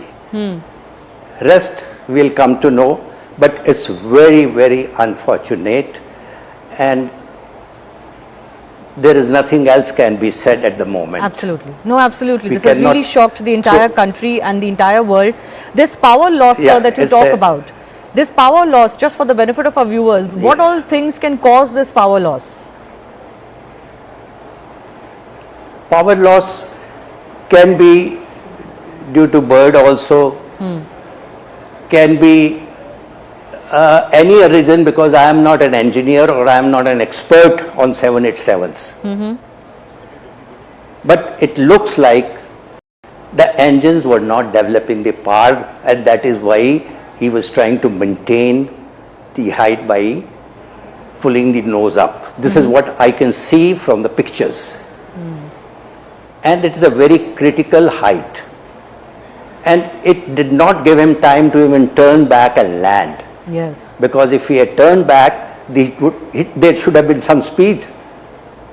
Yes. Otherwise, it would have been drag and it would have been fall. So he was trying to maintain. That's what I can see. Yes. I don't know much more than this, but it's a very, very unfortunate, and we cannot at the moment pinpoint any fault at the moment till such time the investigations are carried out. And the aircraft has already flown from Delhi or Bombay to Ahmedabad. They must have done the checks at the transit also, at the night stop also. So I don't think that if something has gone wrong, it has gone wrong in maybe 4 second or 5 second time. Right. 5 seconds, 10 seconds, because the aircraft has not attained more than 400 feet from the ground. Absolutely. It happened very soon after takeoff. Hardly any altitude had been achieved by the aircraft. It is a critical stage of takeoff. Yes, yes. Captain Saurav Bhatnagar, who's a former A320 pilot from with Indigo, is also joining us. Captain Bhatnagar, your sense on what could have gone wrong as far as this crash is concerned? Hi, good evening. First of all, I must, say this was a very tragic accident which has happened in the history of, 787 Dreamliner, one of the very best and one of the very excellent aircraft to fly by. Though I'm an Airbus 320 with Indigo and Air India Express. And, a lot of theories, the moment these kinds of accidents happen, so there's a lot of theories starts, floating in the air, in the WhatsApp group, in the pilot group and everything. And naturally, the footage also I have seen, and prima facie it appears to me that yes, what sir is saying is loss of power, because if you see the attitude of the aeroplane, it is going down immediately after takeoff within 1.6 to 1.7 nautical miles in the takeoff direction. The aircraft has gone down. Okay, the moment you see the footage, it looks like a very controlled descent, and there's no flip, there's no change in the attitude of the aeroplane or something. So it looks like a loss of power. Now how the loss of power can take place, whether it is one engine or whether it is two engine. So we are trained, in fact all the aircraft are designed, proven and tested to fly out of the ground even with one engine failed at the time of the takeoff. So So we are trained in the simulator. We do exercises regularly. So the engine, even single engine with full takeoff weight, certified takeoff weight, is designed to climb out of the runway on a single engine, clearing all the obstacles in the runway path and achieving the climb gradient for that airport which is designed. Having said that, so looks like to me that if there was some engine failure or one engine failure, the aircraft still is very flyworthy and could have gotten airborne. But the very fact that it came down like under the full force of gravity looks like loss of power on both engines, which could happen because of multiple bird strike.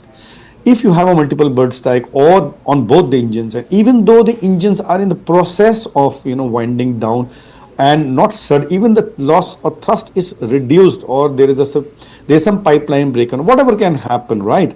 But the engines are not producing that much thrust. And the aircraft had just taken off with full weight, all of it going to London with so much of weight on board, full fuel, everything. What you see immediately on the fire, the ball of fire, the black smoke is of fuel. Anything other than that, when you have an electrical circuit, on fire, that is a white fumes are there, but the black ones are always with the fuel. It was a full fuel. So it's so prima facie, it appears to be a loss of engine or power on both the engines, but it's premature to say anything as of now. We all are speculating, and we all are giving our own theories. The flaps, which is a lift augmenting device, it's seen that the flaps are up, it's not down. The landing gear is down, which is again, it's quite surprising, because first the landing gear goes up and then the flap goes up. So the flaps is up in this case. So we are just speculating, and with my experience, what I can tell you is that this is what we cannot confirm. It's all unconfirmed. The inquiry official will tell what exactly, but it's quite tragic that has happened today. Sir, can I ask you, in your experience, this happened very soon after takeoff, within a minute or so. The crew, the captain gave a mayday call, there was an SOS call. Could you, in your experience, just share with us what those moments could have been like inside the cockpit, given that something has gone wrong so terribly that the plane is unable to lift? Yeah, the first thing is the mayday call is given. It's a distress call. So there are two calls in international aviation fraternity. In basic, it's distress and urgency. So distress is mayday, mayday, mayday. Urgency is pan, pan, pan, pan. So this is it is to identify what kind of the emergency the aircraft or the aircraft is experiencing. Mayday means that it's in a distress. It means that the aircraft is under imminent danger, or the occupants of the aircraft are under imminent danger, and it could, in the civil parlance, you can say that yes, the aircraft is about to crash or something, or out of control, right? When the aircraft goes out of fuel and says mayday, mayday, that means the aircraft is not able, it's not a flyover, they're not able to sustain in the air. Okay, that is what there's the imminent danger to the lives or to the aircraft and everything. That is why it's a distress call given. The very fact that the pilot gave the distress call of mayday, mayday, mayday, it means that he did not have whatever could have been done, what already been done. At the end of it, once you know that they're not, it's whatever a pilot was supposed to be doing, he has done in that short span of time, 1.6 nautical miles, when the aircraft has come down after takeoff. He has already done everything, and thereafter, at the end of it, it says just informing that it's a distress situation now, and then he gives the mayday call. Absolutely. Can I go back across to Captain C.S. Randhawa as well, because he's also been former Deputy Chief Flight Operations Inspector at the DGCA. So do you sense that there could have been any maintenance issue, as one of our guests is pointing out, that it could well plain be negligence of maintenance in this case? I have my doubts on that, because the aircraft has flown from Delhi, and Air India maintenance is good, and I do not foresee that happening. I told you there could have been a chance of fuel contamination because of cold soak. The water has gone, because now the cold soak also, if it is taking place and if the water has gone through the fuel pipelines along with the fuel, going into both the engines, and then both engines having turned down because of contamination, is a very rare possibility. So I think there could be a bird head, there could be a control jam, as I still mentioned, or there could be some contamination in the fuel and because of the cold soak, but unlikely of any issues regarding maintenance. One point which one of the people in the panel he spoke that the flaps seem to be up. Now, in the video, it is not clear that the flaps have gone up or flaps are down. In case the flaps have gone up, then I do not think that could be a technical issue that the flaps will go up automatically. Now, in case that happens at a low altitude, there can be a loss of lift. Okay. If the engine sounds are being heard, and if the engines were revving and they were running, then this could be a possibility, a loss of lift in case the flaps have gone up. So these are all, we are trying to speculate things, but actually everything will come clear when the DFDR and the CVR are taken out and they are analyzed. And of course, Boeing is going to be part of the investigations because there is a lot at stake for the manufacturer. Absolutely. Because a fear of flying will settle in the minds of passengers who are flying 787. So it will be in the interest and of the the AIB and the Boeing company to come out they will come out after they have analyzed the DFDR and the CVR. Well, Boeing has indicated already in its statement that they are, of course, going to participate in whatever processes are involved and investigations. These are also visuals on the right of your screen of the Aviation Minister, Mr. Naidu, who has landed in Gujarat now and he's at the crash site. These are live visuals that we're getting. We're also, of course, expecting Home Minister Amit Shah, along with officials of the Civil Aviation Ministry, the DGCA and others who've been asked to be on ground. Because it is really in Ahmedabad where most of the efforts are required. There are additional trains that have now been announced for to and fro Ahmedabad, especially from Delhi and Mumbai, because flight operations were disrupted and possibly people might want to take a train out, in or out of the city right now. I want to go back across to Captain Saurabh Bhatnagar one more time. Sir, this jamming that has been talked about, some other experts had also mentioned this during the day, this control jam. What causes this and what can a pilot do in a situation like that? What Captain Nandahava has said, yes, control jam can happen at any time, control surface jamming, anything which is motor failure or because it's a fly-by-wire aircraft, electric signal goes and then the hydraulics operate the system. So if there is a control jam or a control failure, definitely the aircraft will not be able, the pilot will not be able to control the aircraft. But what I what my thing is that even if there is I would say a control failure or control jam, if the engines are developing thrust and if the pilot at that point of time move the thrust levers to toga full power, the aircraft will climb out immediately. The aircraft did not climb out, it went down. So with the control, even if you open full power of the engine, the response of the engine, the aircraft should be climbing out. Right, and secondly, if there is a partial or asymmetric control jamming or something happen, then there will be some part of the flipping or cartwheel, what we can say, that there will be a different if the control have been jammed. So what the video footage we see that the aircraft is maintaining while the aircraft is going up, its nose is going up. While the aircraft going down, rather, the nose is started going up, and there was quite high altitude when the aircraft touched the ground. So my thing is any kind of control failure.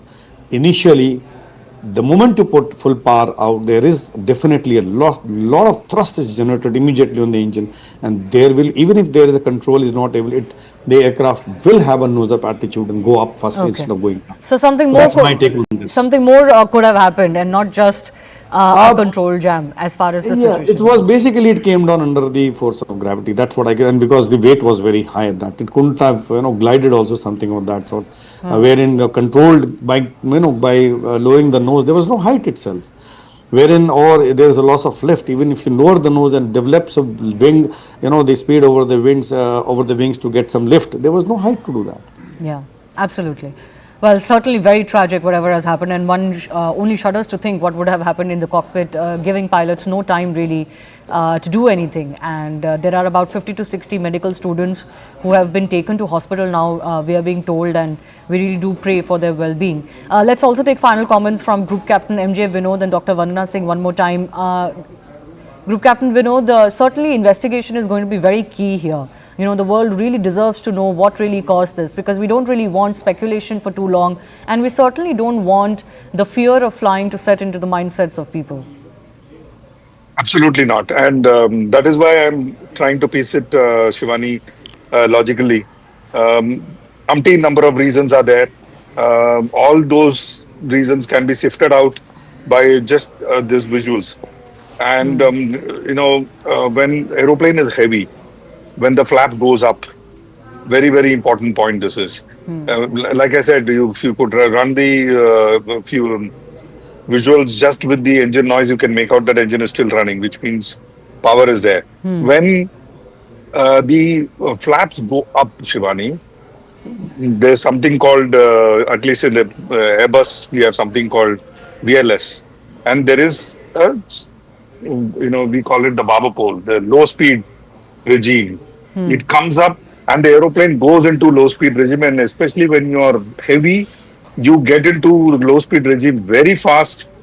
You get into stall condition very fast when you take the flaps up prematurely. And in this case, it is the loss of lift. The reason could be umpteen, including electrical. So that is something we may need to keep in mind. Why the flap went up is the question that FDR will answer. Flap went up is the reason it went down into the ground, is my take on the subject. Rest all or noise. Over to you. Dr. Vandana Singh, we did get an update that the entire fleet for Air India is now being reassessed. Do you think there should be an across airline kind of exercise done post this crash, even though we cannot ascertain the very reasons for this crash right now?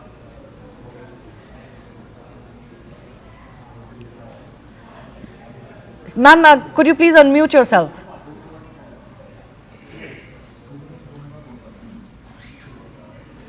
Dr. Vandana Singh, can you hear me? I can hear you. Yes, go ahead. We can hear you now. Thank you, Shivani. My comments on this is absolutely there should be complete audits on all equipments that we all have in India. We should be very, very vigilant. This was the writing on the wall. It has been for a very long time. We have been seeing various cases happening in the US where we have been coming on the various channels and discussing it, and including the case that happened at the Jeju airport where it went into a thick wall. Now the question is that it is very pertinent, it is very important that these checks are done. We should not be just looking at Turkish, we should be looking at ourselves also, and we should be making sure that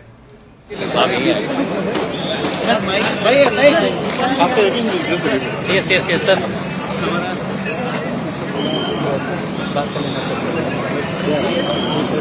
Minister Mr. K. Ramohan Naidu to speak. The media is there with him. He's at the crash site. In fact, those are the buildings that you can see in the background. These are the hostels, we are told, and medical college students were actually staying in these hostels. One of the buildings is the mess. अभी आए inspect कर रहे हैं, तो थोड़ा time दीजिए हमें. Okay. Thank you. I think the minister there just indicating that they've just come there. They'll take some time to inspect and speak after that. The media trying to take a response from the civil aviation minister there. थोड़ी देर अभी करेंगे. कोई issue नहीं sir. कोई issue नहीं sir. अभी आए inspect कर रहे हैं, तो थोड़ा टाइम दीजिए हमें. Okay. Thank you. I'm also joined by Akash Watts, who was also in the same airplane that flew from Delhi to Ahmedabad prior to its departure from Ahmedabad to London. He has also tweeted saying that he noticed certain unusual things in place and can give more details. So Akash, if you can hear me, can you explain, can you describe your experience and what did you find that was unusual during your flight from Delhi to Ahmedabad on this plane? Hi. So the things that were unusual were first the AC that I've already, mentioned in the video that I've shared on X. So AC wasn't working. Some people are saying that it is common practice that during takeoff the AC is turned off for a better thrust. But throughout my life, I have never experienced any such thing that the AC is turned off during takeoff, because it is just an aircraft. It is packed and there is no place for oxygen or ventilation. So it was very suffocated. In fact, I turned on the front camera. I've shared that same video. I turned on the front camera and I was sweating. My hands were sweating. After the takeoff, the compressor was like getting turned on, turned off, on, off, on, off. So the temperature, it was not stable. And usually I fly wearing a full sleeve shirt or jacket, but today I'm flying in a half t-shirt, because initially I thought that it would be cold and I would be needing a blanket, but it was so hot inside the plane throughout the journey. I mean, I was not able to tolerate the fact that why it is happening. Secondly, in-flight entertainment, that is very common in Air India. It usually works. But now the thing in Boeing 787 is two things are there. One is that you don't have the option to move the flap up and down. The second one is you cannot call the cabin crew by just pressing the button in the overhead like on your overhead, right? So there was no button in the overhead. There was the button in the remote control, which I have clearly shown in the video that the button was also not working. When the plane was on ground, I wanted to call the staff, I mean the air hostess, to tell her about the issue. But then I was not able to call, and right after takeoff they came. But by that time I adjusted ki okay, it's just half an hour, or like it's just 1 hour flight. In 40 minutes we'll be landing. Kya hi bolna? Everyone thinks that ki yaar ab jo ho gaya, kya is pe, it is not working. If it is not working, so it will not work. So I ignored it. Third thing was I was sitting on seat 25A, right, and I was just next to this left engine. Right, I'm listening to these news now, but I'll be giving my opinion. So I noticed that the wing were like the flaps and everything. I was thinking that they are not like properly. They were like kind of unstable. Yeah. All right. We'll take that on notice. Thanks a lot, Akash Watts, for joining us. He says that he has experienced some unusual instances when he boarded the same plane when it flew from Delhi to Ahmedabad earlier in the day. Time for me to wrap up Plane Speak. The right stand is coming up in just a bit.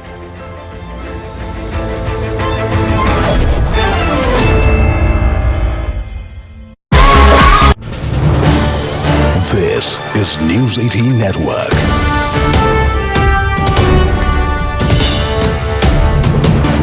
India's largest news network.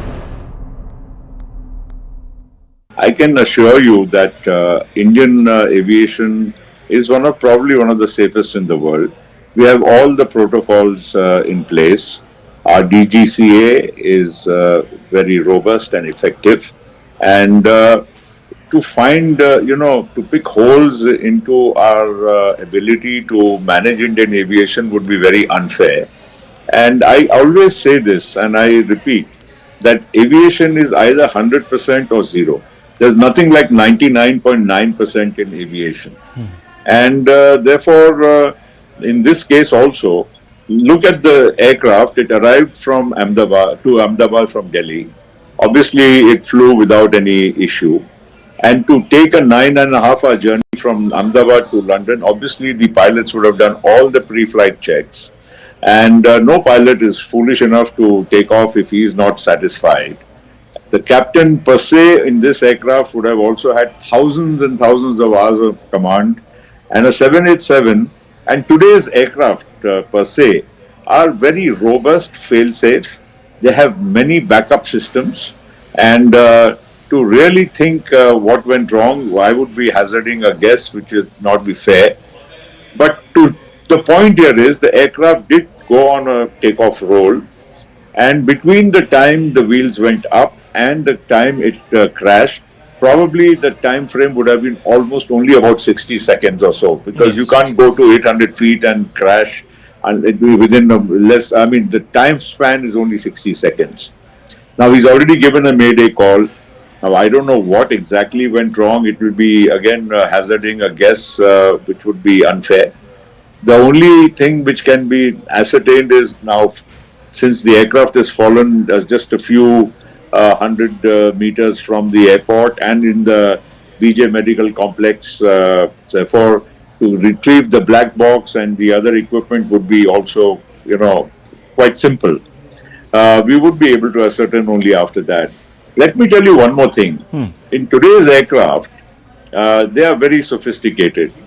All the parameters of an aircraft, right? Every single second the aircraft is in the air, all the parameters are recorded, not only by the aircraft, but they are also transmitted to a central command, real time, of the airline itself. So if there is, when an aircraft does a flight, there is a way to ascertain every single parameter during whatever the duration of the flight. So if anything would have gone wrong prior to this flight, or which may have escaped the attention of anybody, I'm sure this will be retrieved in no time once the equipment is found. Now, Mr. Patel, just to go back in time, because this fleet, the Dreamliner, very, very safe. I think from what the experts are saying, and I only have them to sort of lean on for facts, they've said that this is the first time a Dreamliner has actually crashed anywhere in the world. Now, most of these Dreamliners were purchased, I suppose, about 10, 12, 15 years back by Air India when it was still government owned. Obviously, there would have been a huge procedure that must have unfurled within government to select the plane. There would have been due diligence. There would have been all sorts of studies that would have been conducted. Well, most certainly. I mean, first, the procedure itself in government is a very robust procedure. Goes through several layers. And ultimately, the basic selection of aircraft is done only on technical parameters. Because, the airline, requires a certain type of aircraft for certain, lengths of the flights. You want to go to the US, you want to go to the European countries, or to, 8-hour flights, 12-hour flights, and so on. And the kind of configuration you want. Let me also tell you that the Dreamliner, at the time it was ordered, was one of the most sophisticated, advanced fly-by-wire aircraft which was going to be produced. And it was ordered by probably most major airlines in the world, Air India also being one of the early ones. And to now even discuss it would be unfair, because after this particular aircraft,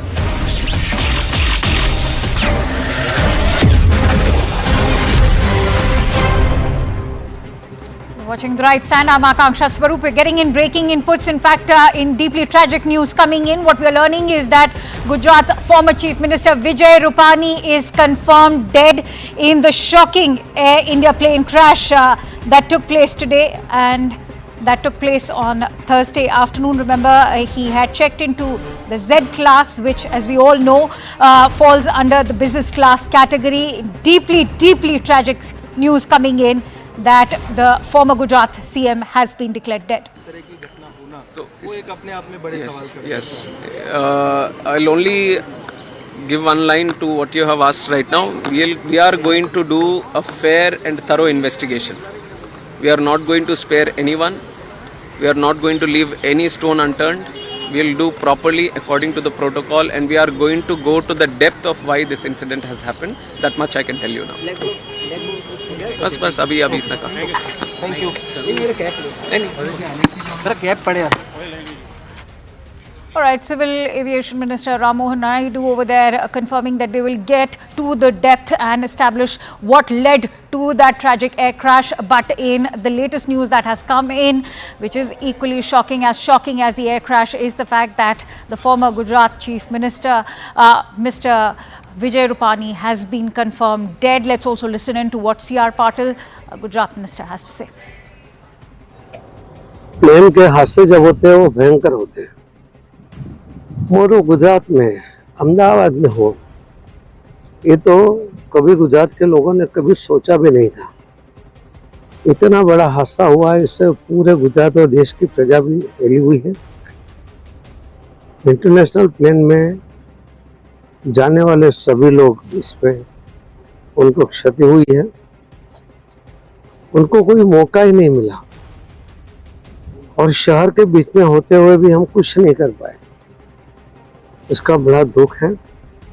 सभी दिवंगत आत्माओं को शांति मिले उसके लिए प्रार्थना करते हैं। उनके जो स्वजन है, उनके ऊपर जो आपत्ति आ पड़ी है, भगवान उनको शक्ति दे, ऐसी प्रार्थना करते हैं। और हमारे लिए तो हमारे नेता पूर्व मुख्यमंत्री श्री विजय भाई रूपाणी भी इसी फ्लाइट में अपने परिवार को मिलने के लिए जा रहे थे, वो भी इस हादसा का शिकार हुए हैं। भगवान उनकी भी आत्मा को शांति दे। भाजपा परिवार में एक बहुत बड़ी खोट आई है और इस हादसा इतना बड़ा है कि माननीय प्रधानमंत्री श्री नरेंद्र मोदी साहब भी और श्री अमित भाई शाह साहब भी तो तुरंत गुजरात पहुंच रहे हैं और जो भी बन सकता है, जो भी कर सकते हैं, उसके लिए भी वो यहाँ पर आकर करेंगे। All right, so C.R. Patil over there expressing his condolences, conveying his condolences to all those family members of the victims of this air crash. He's also conveyed his deep remorse with regards to how helpless they were in terms of not being able to do anything to rescue all those victims. Also has expressed his condolences for the tragic demise of Mr. Vijay Rupani, the former Gujarat CM. Joining me right now with more inputs is Payal Mehta. Payal, what are you learning in terms of the demise of the former Gujarat CM, Mr. Vijay Rupani? At what time was he declared dead? He was declared dead just a short while ago, but Rupani's demise feels very personal. I have covered his journey both as a Rajya Sabha member of Parliament to the fact that he was declared the Chief Minister in 2016, to the fact that he was asked to step down in 2021 when Bhupendra Patel took over. Thereafter, he's held organizational responsibilities. Is currently the Punjab head as far as the BJP's organization is really concerned. He has been somebody who in fact stepped down from active politics, in the sense he would not fight active electoral politics in 2022 when he wrote that letter to C.R. Patil, essentially saying that he would not like to contest the election. And what a tragedy coming to the fore, Akanksha. He was on his way to London. That picture which is out is what fellow passenger clicked and sent to his daughter, because his wife, his daughter was already residing in London. She's married and has been residing in London. His son, who was in the US, was on his way to London because the entire family was to meet together and celebrate a vacation together as well. What a sad end to this life as well. Vijay Rupani had a long-standing career. He started his career as an ABVP, supporter. He's been somebody who, in fact, moved on to, in fact, be an RSS Pracharak. Has also been somebody who was associated with the Janata government, had associated with the BJP from its very inception. One of those leaders who had actually spent few months in jail during the 1976 emergency as well. Extremely close to the BJP top leadership. Hails from Rajkot, is a Gujarati of the Jain community, has held multiple responsibilities, both with the organization and also with multiple responsibilities, including being a mayor in the past as well. What a sad end to the 68-year-old life. And Vijay Rupani, in a way, was on a happy trip to London trying to meet his family for a vacation, and it ended in a very, very tragic manner. One heart goes out to his entire family that has to actually deal with this tragedy now. Right, absolutely agree with you. He was a figure who commanded and wielded much influence in the politics of not just the Bharatiya Janata Party, but particularly in Gujarat, because as you highlighted, he held office as the CM between 2016 and 2021. In fact, had held 2 consecutive terms. Many thanks to you, Payal, for bringing us those latest inputs. Let's also give our viewers a quick recap in terms of what exactly happened. From Ahmedabad to London Gatwick was the flight actually headed to as it crashed. The flight took off from runway number 23 at 1:38 p.m. local time. 230 passengers were on board, 12 crew members included. 169 out of these were Indians, 53 were British, 7 Portuguese and one Canadian national was on board. A mayday call was issued shortly after takeoff, which was of course not responded.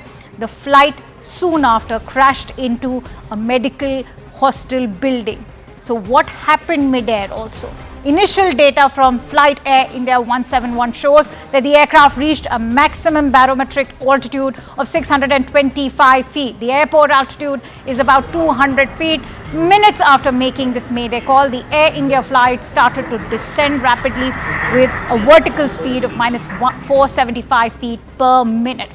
And this is that moment of the crash, the plane that quickly descended into the residential area. Let's also take you through that entire footage as it shows this rapid descent is what has caught the attention of several aviation experts. As you can see that the plane had not even reached its complete altitude, which is rather shocking for a commercial air flight. The blaze also soon after erupted, and it was a catastrophic blaze that took place. As you can see, this is in fact the entire debris and the crash site with the debris and the fuel catching fire, gutting several buildings. As you can see, the smoke continues to bellow out, and those are the gutted buildings in the background. Parts of the plane crashed into nearby residential areas, wrecking several buildings, as you can see. And it is the medical students from these buildings that are still struggling for life. Many of them are also being reported dead. But what has caught the attention of the viewers is the nose of the aircraft, which is stuck inside the building. Plane parts destroyed several buildings near the crash site. The parts of the fuselage and engines were cut into several buildings, as you can see. The teams soon after kicked into action. All these emergency teams were activated. They were working round the clock, even as we speak, to douse the flames at the crash site and the nearby buildings. This is one of the deadliest Boeing crashes. Remember, if we look at the cases across the globe, let me give you a quick recap of what happened in December of 2024. Jeju air crash happened in South Korea. It was a Boeing 737-800. What was the reason?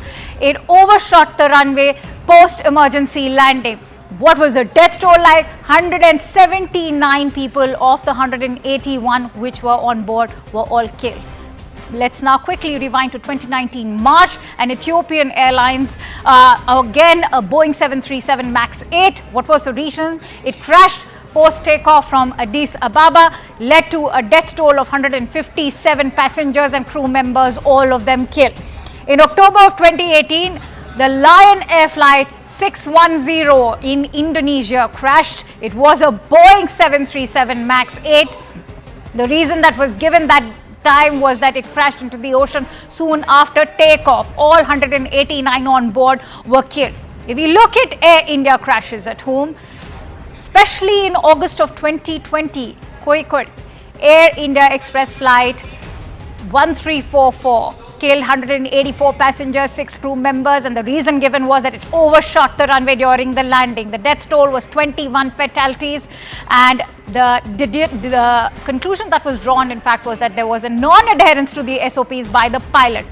Now, in May of 2010, in Mangaluru, the Air India Express flight 812 killed 160 passengers and 6 crew members that were on board. The reason that was given was that it overshot the runway, fell into a gorge, and led to the death toll of 152 fatalities.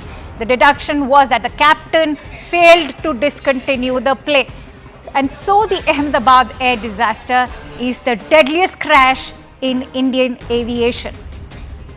It has, of course, prompted several unanswered questions. Let me bring those questions forward to you. The first most burgeoning question that begs our attention is, was there a technical issue detected a day before the flight that was perhaps missed out on? The other question that also is being raised is what prompted the pilot to issue the SOS within 5 minutes of the takeoff? Can foul play angle be even ruled out by the authorities? Will all Boeing 787 planes now be put under scanner following this deadly air crash in Ahmedabad today? Will the black box unlock the mystery behind the plane crash? These are all the host of questions that beg and people are still looking for answers for. Now, we are also getting in some breaking inputs right now. Sources from the Ahmedabad police have gone on to say that one survivor has been rescued out of that entire plane crash that happened. So far, only one survivor. Almost a miraculous incident that there's one survivor who has been rescued. The confirmation coming in from Ahmedabad police as we speak. This, remember, so far is a lone survivor who was sitting on seat 11A. Payal Mehta joins me with more inputs. Payal, share the details with us. Well, what we're given to understand is that there is possibly one survivor. That is at least what the authorities are confirming. So that was actually at least some glint, of hope in this entire otherwise dismal affair that was only seen. That 11A is a survivor that the police has really come out and said, and that is actually no less than a miracle. Given the fact that we're almost confirmed that most of the passengers are feared to be dead. In this, including the building against which it crashed, where doctors were eating lunch during the lunch hour as well. This is tragic beyond, beyond one's imagination, but at least one faint glint of hope. And that survivor actually must be a real survivor to survive this entire crash where everybody around him is feared to be dead. Akansha. Also, Payal, what are you learning in terms of the condition of this survivor? How seriously or gravely is he injured, and are there any hopes of him? All right, we seem to have lost that connection with Payal, but what we can tell you is this is almost a miracle that we have a lone survivor from that plane crash. And remember, many of them or almost all of them have been declared dead, but the Ahmedabad police confirming that one person has miraculously survived, and perhaps this survivor could be of extreme importance to the entire investigation, which will now be looking into what exactly led to that deadly air crash. Payal Mehta is back with us. Payal, if you could share details with us with regards to what is the condition of this lone survivor. Well, the condition has certainly been ascertained, and no doubt whatsoever, Akansha, that person must have really, got grievous injuries to say the least, given the fact that everything around him is charged. One has to remember that the flight was full completely. It was full to its capacity, and also the fact that the flight was just taking off, which clearly meant that even fuel-wise, the flight would have been completely full to the brim, and therefore everything around them was really charged. The Ahmedabad police is still trying to ascertain his exact health condition. But like I said, in a place where actually everything seems to be so glum, it is as a faint hint of some sort of a hope coming up that life knows how to survive. Absolutely. Also, now that we have a lone survivor, Payal, share with us how crucial and pivotal could be this survival, in fact, for the entire ongoing investigation. As we also heard what the Civil Aviation Minister, Mr. Ram Mohan Naidu, had to say, that they will get to the bottom of what exactly led to this crash. Of course, it's going to be of great help to see when he or she is able to recover and be able to share what he or she went through, in the entire flight, depending completely on his health condition, what he's able to recall. But at least one thing is for sure, at least one family will have some smile on their face when everybody around them are completely heartbroken and just fallen, given the fact that every of their loved ones have, fallen prey to this ghastly attack, ghastly crash which has taken place as well. But like I said, it is going to be certainly a very important piece of evidence coming to the fore. He's an eyewitness who was on that flight. He will be able to, in fact, recall and tell the police officials what really happened. Because I'm sure before, the ATC was connected, the pilot must have also alerted the passengers within the aircraft as to what was really happening. It was all this happened within a matter of 60 seconds is what we've been able to fathom and we've been able to gather as well. So his testimony will be of great importance as far as that's concerned. But purely depends on what his health condition is and when and how much he'll be able to recall. All right, so what we are also learning that the survivor's name is Vishwa Kumar, and the Ahmedabad police have in fact gone on to confirm that he has been rescued. He's a lone survivor from this crash. Of course, it is a miracle that he has survived. In fact, this is footage coming in of the survivor, Mr. Ramesh, as you can see, as he walks out almost surviving for him, of course, has been a miracle. That is something what we can tell you for sure. And as Payal was also highlighting, he's going to be very pivotal. His testimony is going to be very pivotal with regards to the ongoing investigation. As Ram Mohan Naidu, the Civil Aviation Minister, has already confirmed that they will get to the bottom of this entire probe to find out what exactly led to this crash. It's a miracle that this lone survivor is in fact even able to walk out of that crash site at a time when most of the survivors, all of the survivors have been declared dead. But Ahmedabad police over there confirming that this lone survivor who was on seat number 11A survived. This is perhaps going to go down in the annals of history as this lone survivor walks out of the Ahmedabad airport. He is, remember, the only lone survivor in a flight that was carrying over 230 passengers. His name is Vishwas Kumar Ramesh, who survived the plane crash. He was allotted seat number 11A. And the Ahmedabad police have finally rescued this one survivor. Remember, his testimony is going to be pivotal, extremely significant to the ongoing investigation, because nobody's been able to ascertain, with aviation experts still trying to ascertain the exact reason. The quality control behind Boeing is also now coming into the picture, as reports are indicating that there was an FAA audit last year, which was a 2-week audit into the quality checks of Boeing. But could it be a technical glitch, or could it be a bird hit, or birds hitting, multiple birds hitting, or weather also could be playing a significant role?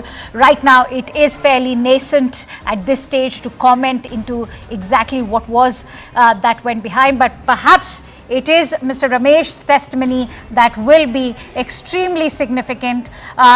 Vishwas Kumar Ramesh, he's a British national, is what we are being told, and he was on the Gatwick bound flight that took off from Ahmedabad and crashed soon after takeoff. Roughly 20 minutes after takeoff is when it crashed, and it crashed into the residential building of the medical college, into the medical hostel, where several students are still grappling for life. It is a miracle, to say the least, that we have a lone survivor, Mr. Ramesh, allotted seat number 11A. He is a British national, as we are being told. He was on a visit to Gujarat and was heading back to London. Payal joins me with more inputs on this miraculous survival that's taken place. Payal, share what else are you learning from your sources? Like I said, that this is a very, very tragic episode which has come to the fore as well. Nobody would have been prepared for an episode like this. A flight of happiness for many who are either looking to go back home or embark on a vacation or a work trip has turned into an extreme tragedy. The testimony of the lone survivor as of now is going to be of extreme importance. That is something at least what the authorities are hoping for, because his testimony in terms of what really led to the circumstances that actually happened is going to be of great importance. We'll have to just wait and see. But like I said, all hands on deck approach being applied by the government of India over here. In terms of what we've seen so far, multiple leaders, multiple ministers being flown down to Gujarat. C.R. Patil, the Union Minister for Jal Shakti, and also, the state president of BJP has just reached Gujarat. He in fact gave us the unfortunate confirmation of Vijay Rupani's unfortunate demise over here.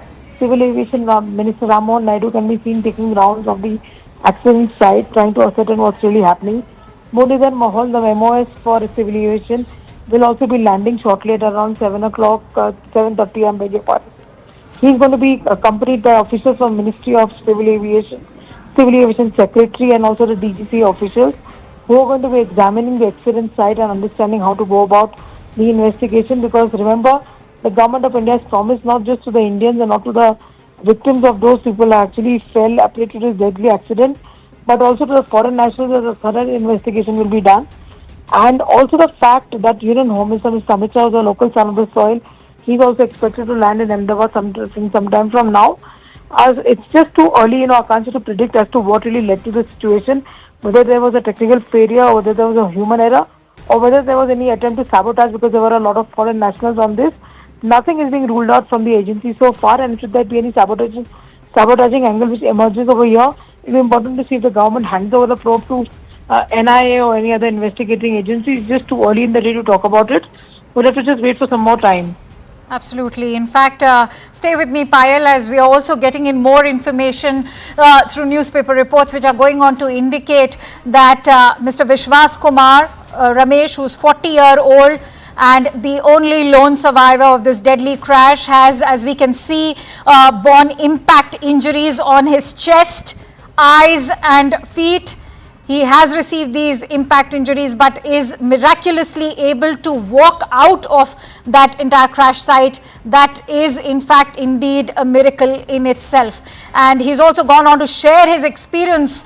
Most importantly, he's gone on to talk about how there was a loud noise just 30 seconds after takeoff, and that is what in fact led to a crash within minutes, and the plane of course burst into flames. So this is what Vishwas has had to share, that it was only after 30 seconds of takeoff there was a loud noise, and then soon after the plane crashed. It all happened very quickly. So if one was to go by what Vishwas has had to say, this is also contradicting the other versions that have come into limelight, which are going on to indicate that it was roughly after 20 minutes of takeoff that the plane actually crashed. But Vishwas has gone on to share that only after 30 seconds there was a loud noise, and soon after the plane crashed. It all happened very quickly.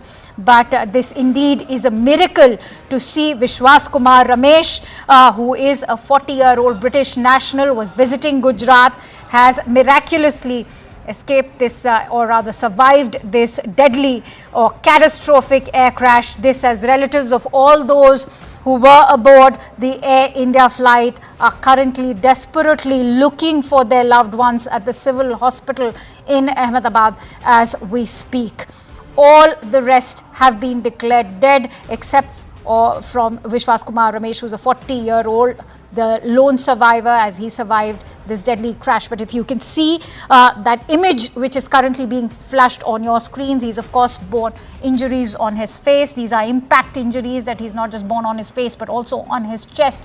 But what stands out is that he's able to walk out of the crash, and these impact injuries, given the catastrophic explosion that happened after the plane crashed, it's a miracle to see this lone survivor, 40-year-old Vishwas Kumar Ramesh, who survived this entire crash. But as we've been highlighting, his testimony is going to be extremely pivotal to the ongoing investigation, which has now led to a host of unanswered questions. What are those unanswered questions? Well, many are wondering if it was the Boeing and the quality check that led to it. Can foul play angle be ruled out by authorities? Will all Boeing 787 planes now be put under the scanner following this deadly catastrophic crash? Was there a technical issue detected even before the flight could take off? CNN News 18 has been getting you reactions, and we've been speaking to passengers who boarded this flight earlier in the day, and they've gone on to talk about how there were technical snags because the AC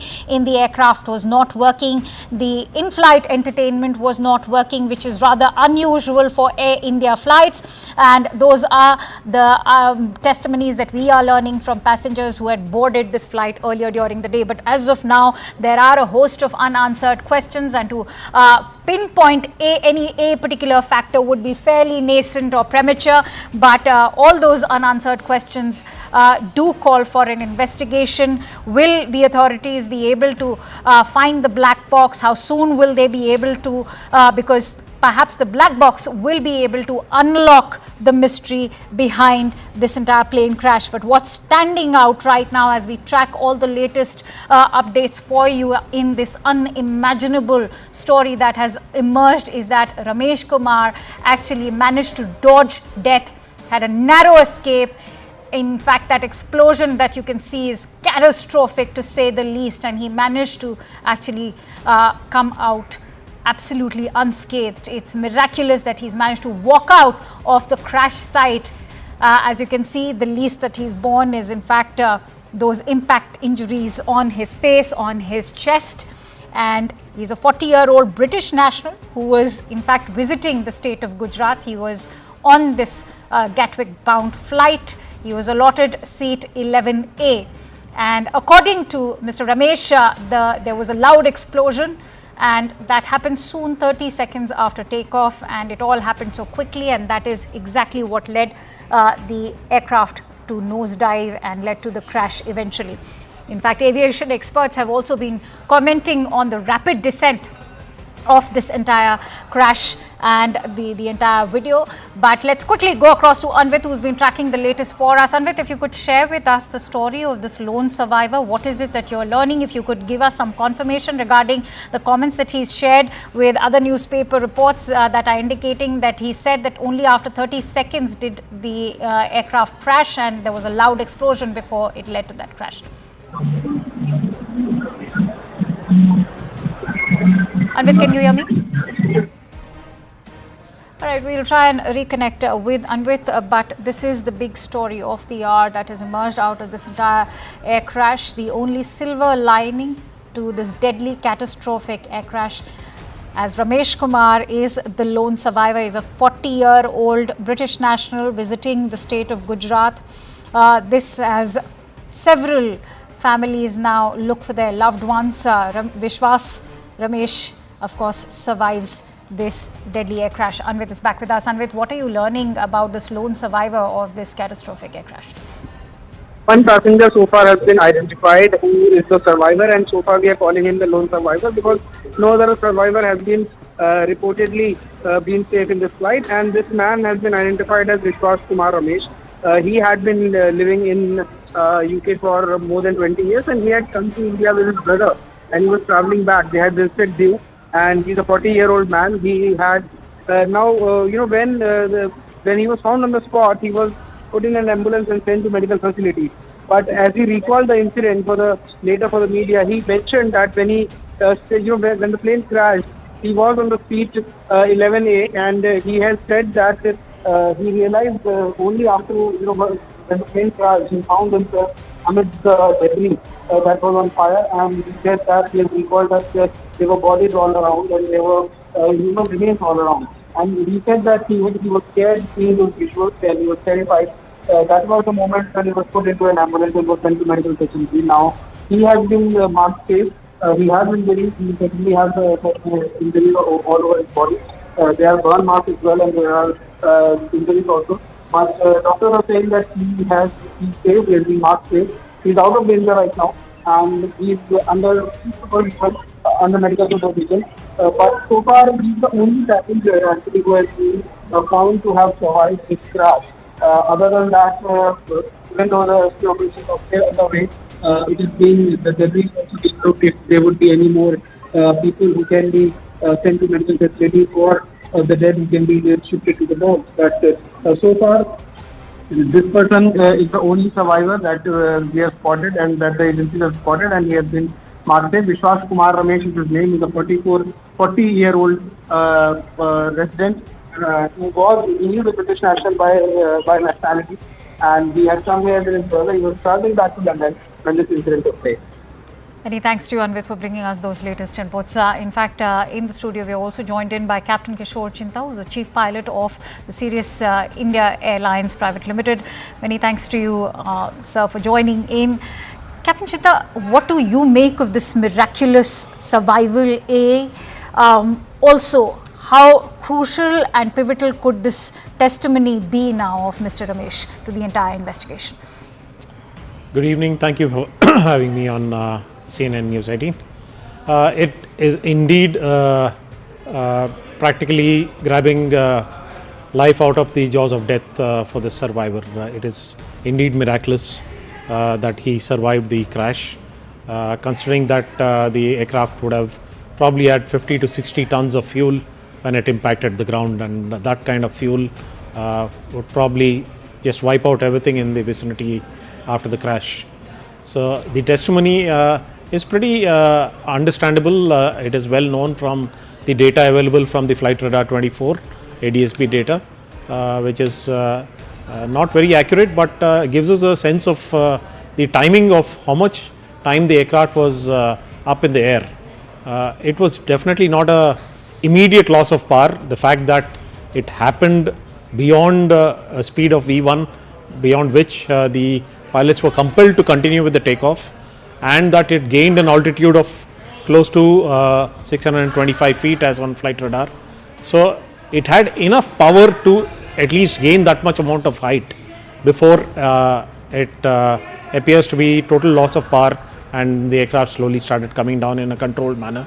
The pilots wouldn't have had anything. That's exactly the point I want to come in on, Captain, because remember, as you quoted, that flight radar has attributed the altitude of just 625 feet after takeoff, which is a height far below standard for a commercial aircraft several minutes into it. I think for the benefit of all our viewers, it is important to break down why this low altitude could have had a role to play. All right, and before we take that answer from you, in fact, fresh visuals coming in on CNN News 18 after the Civil Aviation Minister Ram Mohan Naidu. What we can tell you is that the Home Minister Amit Shah has arrived. Remember, this is also his home state. He's here to inspect the entire site. And as you can see, the debris is still scattered, all of it completely charred.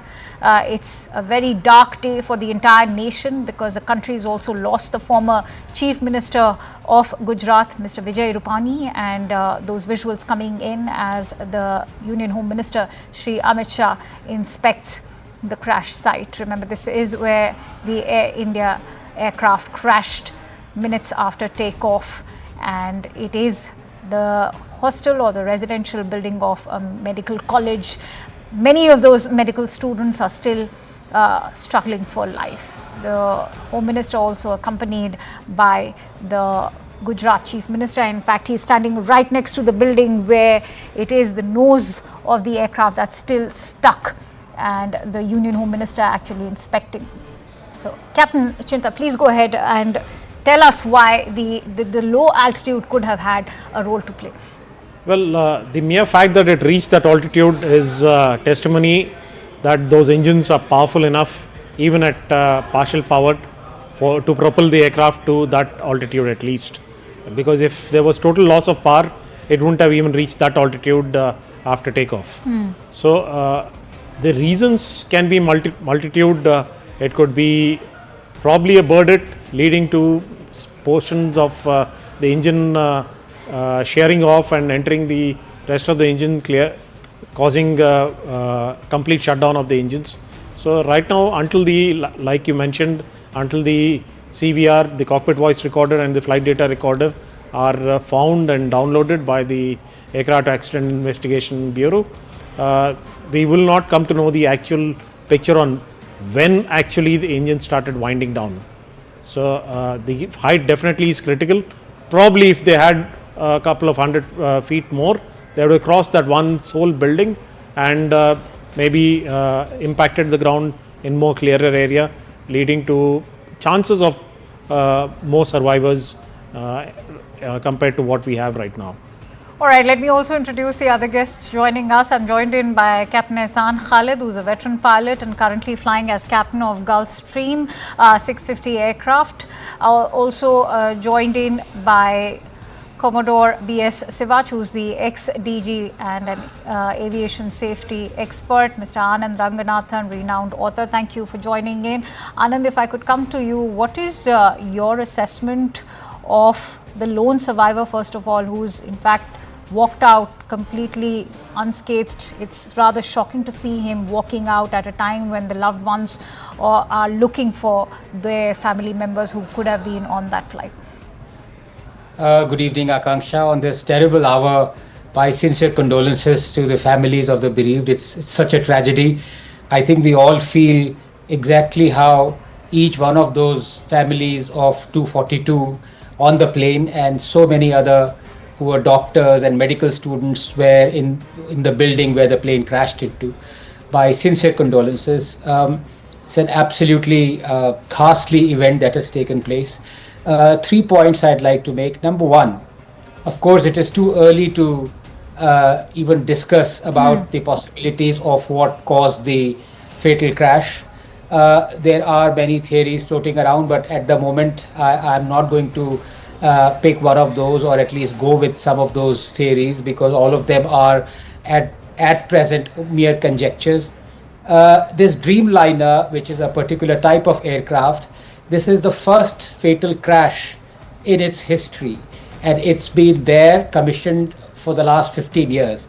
Having said that, there have been whistleblowers who've talked about the deficiencies that have gone on in the construction, in the making of the Dreamliner, who've talked about the cost cutting, or indeed cutting corners by Boeing as far as the commissioning of the plane itself is concerned, who've talked about various inadequacies, especially relating to hydraulics. And a similar loss, sudden descent, loss of height, happened almost a year ago, in fact 14 months ago, on a Dreamliner flight from Sydney to Auckland, if I'm not mistaken. I think it was Chilean Airlines. And there was a sudden descent, which is what we've seen, at least from the visuals that I can see. And one of the panelists was talking about that after the V1, the descent was reached, and it is highly unusual for a plane to then suddenly lose descent. Right. I think many people have ruled out the possibility of a bird hit at that height. As far as the survivor is concerned, Akanksha, it's an absolute miracle, and I'm so happy, at least in this unearthly hour, ungodly hour, to have this small bit of news, good news, and I hope that he's able to, he looks pretty fit under the circumstances. True. And he will be giving us vital information about what happened. Yes. True. He's the only silver lining at the moment, and perhaps, in fact, latest visuals coming in to take our viewers through these visuals that have just come in. These are critical moments before that Indian Airlines flight took off. Just critical moments of that entire takeoff that have been accessed by CNN News 18 before it crashed. But as flight, this is in fact just the takeoff, and it led to the crash soon after it takes off. This is the entire video that we have accessed for you that shows that entire takeoff till the moment where it leads to that catastrophic explosion, as you can see. And those visuals, in fact, indicating that the moment when the AI-171 actually took off. And as you can see, those visuals actually speaking for themselves, that as Mr. Ramesh's testimony goes, that it was a loud explosion, and within 30 seconds it was all over. And I want to bring in Captain Ehsan Khalid. The video speaks for itself. Captain Khalid. All right, we'll bring in DBS Gujral over there. DG Flight Safety of Air Costa is also with us. Mr. Gujral, what do you make of these visuals? They are also in alignment with the testimony that's come in of Mr. Ramesh, who said that it was all over within 30 seconds.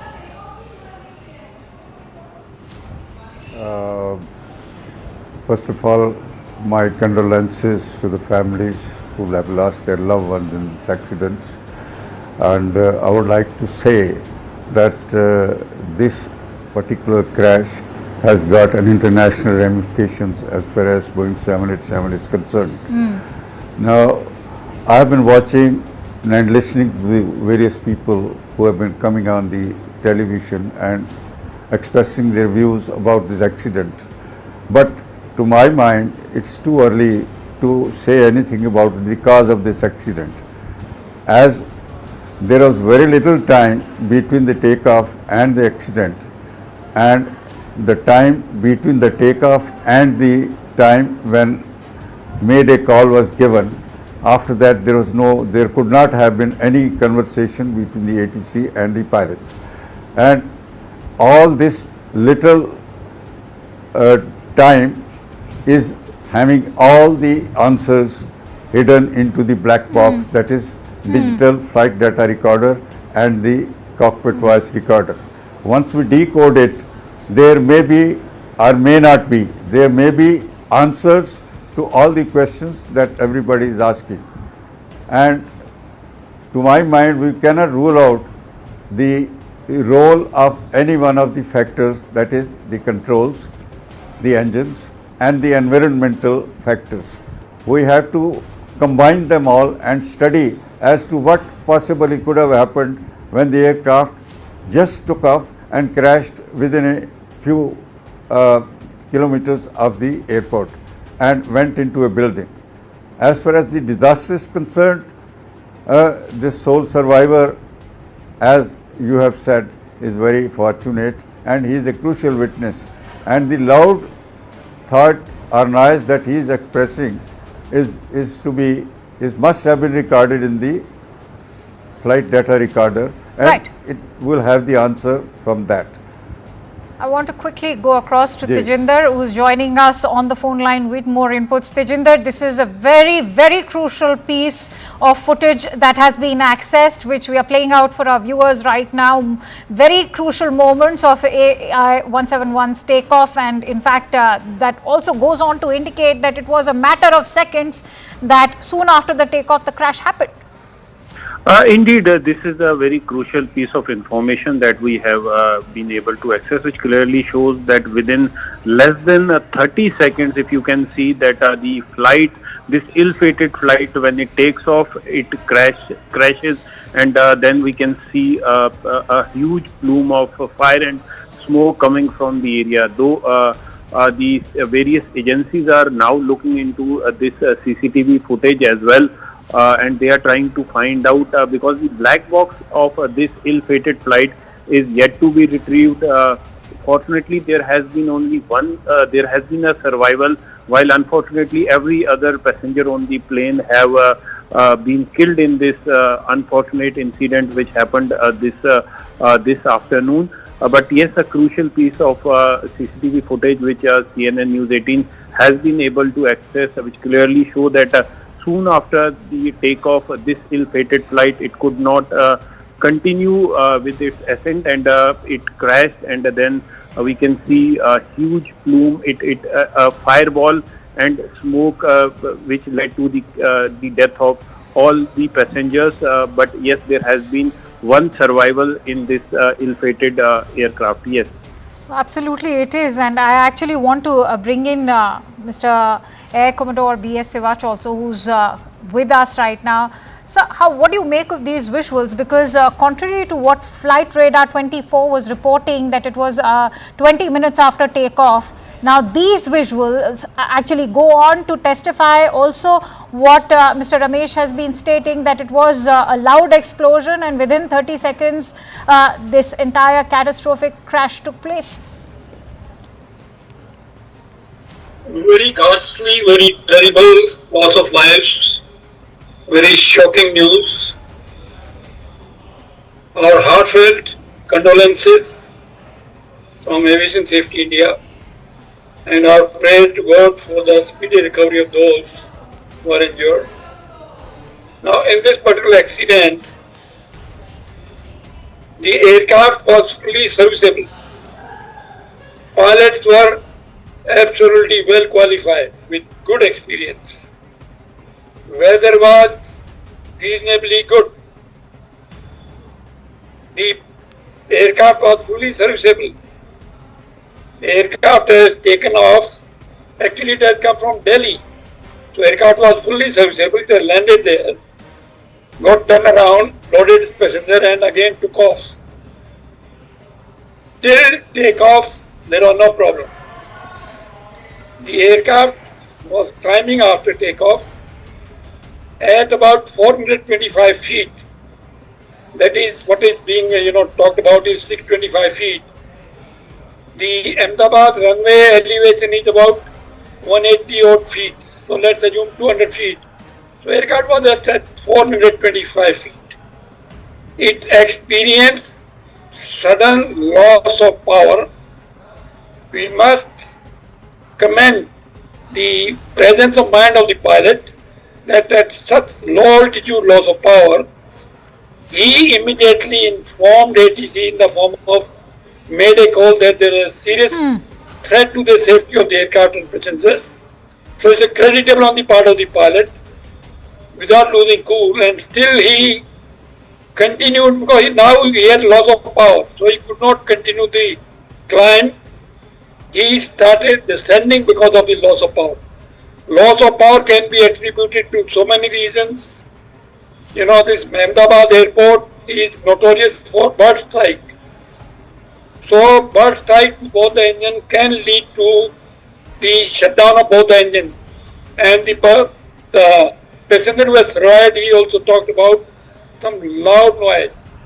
So loud noise possibly has come from engines, right, which was possibly a maybe bird hit, and thereafter loss of engine power. Pilot transmitted ATC, tried to avoid buildings. Unfortunately, he was helpless. He had no control over the aircraft because there was no power in the aircraft, and eventually the aircraft crashed. Right. Very, very terrible accident. The Boeing 787 Dreamliner is a very safe aircraft. Initially, it had some troubles. These are called teething troubles, which had been resolved. Now, this aircraft is being flown by a large number of airlines. Almost 1,200 aircrafts are flying around the world. They must have conducted millions of flights. There have been no such accident. Remember, in aircraft operation, there are only two phases of flight which are very, very critical. One is takeoff and another landing. Okay. Most of the accident happened during this phase. Okay. Most of the accident take place during landing. Takeoff, there is very rare. This is one of the rarest of the accident. There have been accidents, I'm not saying that, but it is very rare. Landing accidents have been plenty. So this accident, takeoff accident, obviously chances of surviving the crash because the aircraft had more than 1 lakh liters of fuel. So it's like a bomb blast. The fuel caught fire and of course there was a large flame. It is very miraculous, very surprising and very good news that at least one person who survived this Holocaust. I want to bring in Captain Chinta on that note. Captain Chinta, this is a very significant and pivotal piece of footage, and I'm sure this will also be aiding the ongoing investigation. But what is your assessment? Because as we said, that this is now fresh information corroborated by these visuals that the blast happened within 30 seconds as the plane takes off and it crashes within 30 seconds. What is your assessment and what are the questions that are coming to your mind? Of course, we all know that 65 to 70,000 liters of fuel was being carried in this flight, given that it was Gatwick bound, and that it sort of sheds light on the size of the explosion.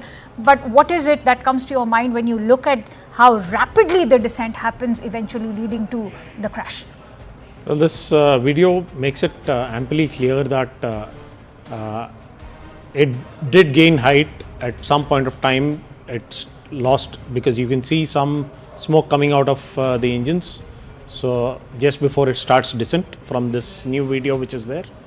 So something did lead to loss of power on both those engines. And an aircraft which is going to be close to 200 tons weight for 240 odd passengers and 60 tons of fuel.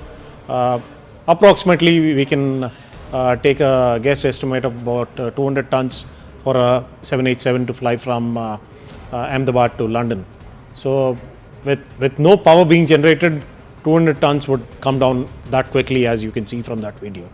So the pilots did a miraculous job of maintaining full control and maintaining wings level all the way down to the impact. If they had even slight amount of bank, we wouldn't have seen even that sole survivor which we have. All right, Mr. Gujral, I want to quickly bring you in before I take closing thoughts from Anand. Mr. Gujral, what comes to your mind when you look at these visuals? Within 30 seconds, the crash happened as soon after the takeoff, and that also aligns with the testimony that's come in from the lone survivor. I'd like your thoughts. Thank you so much for bringing me in. What I find is that there are so many factors coming into my mind when I listen to and watch the visual and the TV. But there is one very crucial question. Why did the aircraft did not gain the height? The loss of height is not being explained by any of these arguments, right? Whether it was fuel starvation, whether it was something else, or whether it was failure of the engines, or whether it was bird ingestion. All these questions are being answered by the silent listener, that is called black box. Once we get the answer from the flight data recorder, once we decode it and once we listen to the cockpit voice recorder, the pilot's conversation will come to us. The parameters that are recorded in the flight data recorder will be in front of us for finding out at least as to what exactly at that moment and in a very brief short time happened.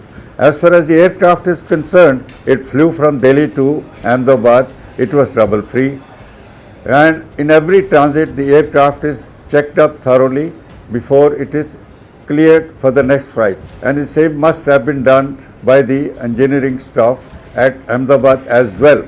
But what happened between those few seconds and after the loud explosion which our friend survivor is telling, is these questions will be answered only when we decode the flight data recorder. The pilots are definitely experienced and qualified, and I understand that Captain Sabrawal was a line training captain. Such position is given only to the pilots who are well briefed, well qualified and well experienced. As the Air Commodore has said, it's definitely a compliment to the pilots who maintained their calm even at that critical moment when perhaps they saw there was no chance to survive. I think it's a great compliment to their professional skill and to the maintenance of the aircraft, which was definitely trouble-free when it arrived from Delhi. Thank you so much. Stay with me, Mr. Gujral. I also want to bring in Anand. Anand, I think you were raising a very critical point. While it is fairly nascent to probe into what exactly led to the air crash, there are many who are also raising questions about whether or not this calls for a quality control for Boeing, because remember there's talk about how the Boeing 787 Dreamliner was also facing numerous quality controls, and the FAA and Boeing both had in fact paused its deliveries between the year 2021 and 2023 because it was not just facing numerous quality control issues but also manufacturing issues, and there were reworks being called for within these Boeing Dreamliners. No, absolutely. But, I have to say this, that your video, it is clear. Thank you for airing it. I think it's quite clear from those visuals Let me just play up Mr. N. Chandrasekharan's phone conversation that he's had with CNN News 18's Sharon Elizabeth. Let's listen.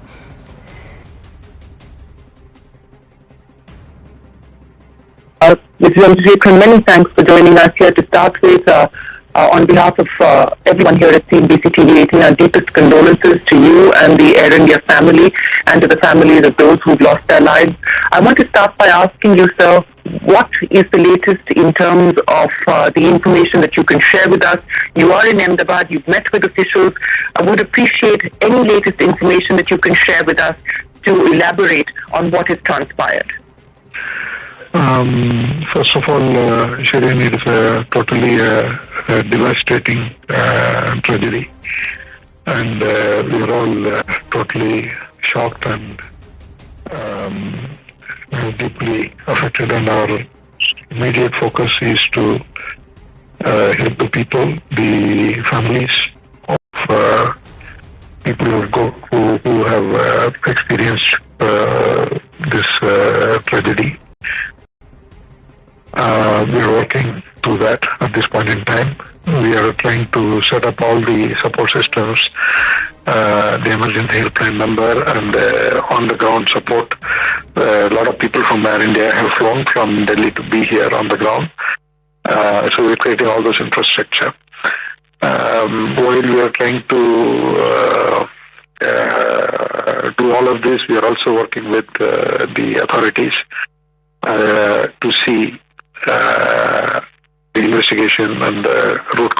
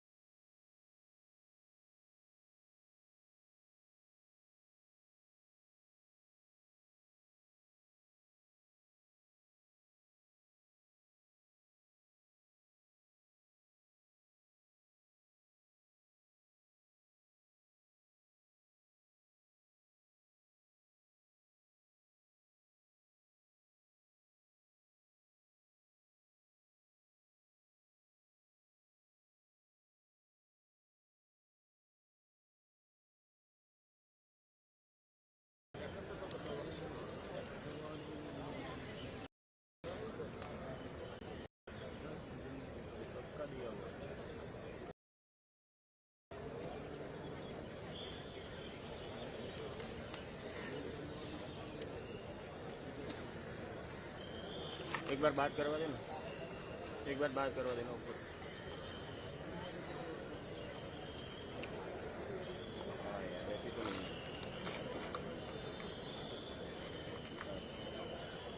Change की उसमें भी आती है। Hello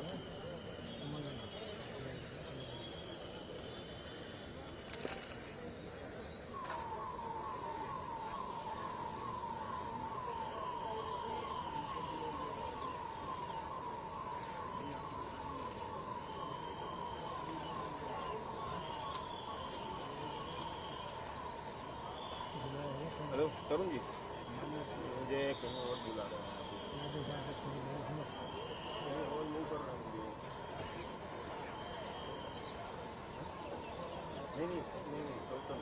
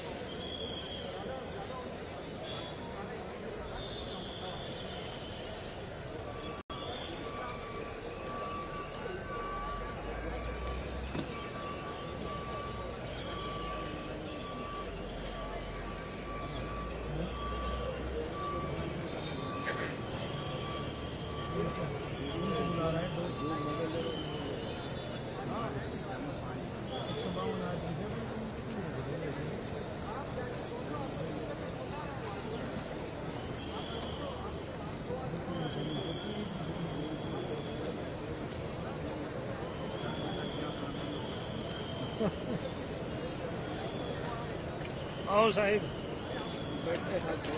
आ जाओ।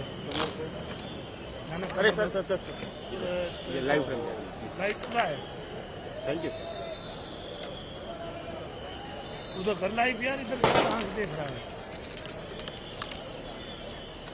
Live हो रहा है। हाँ लाइव पे लिखा हम लोगों को दिखाओ।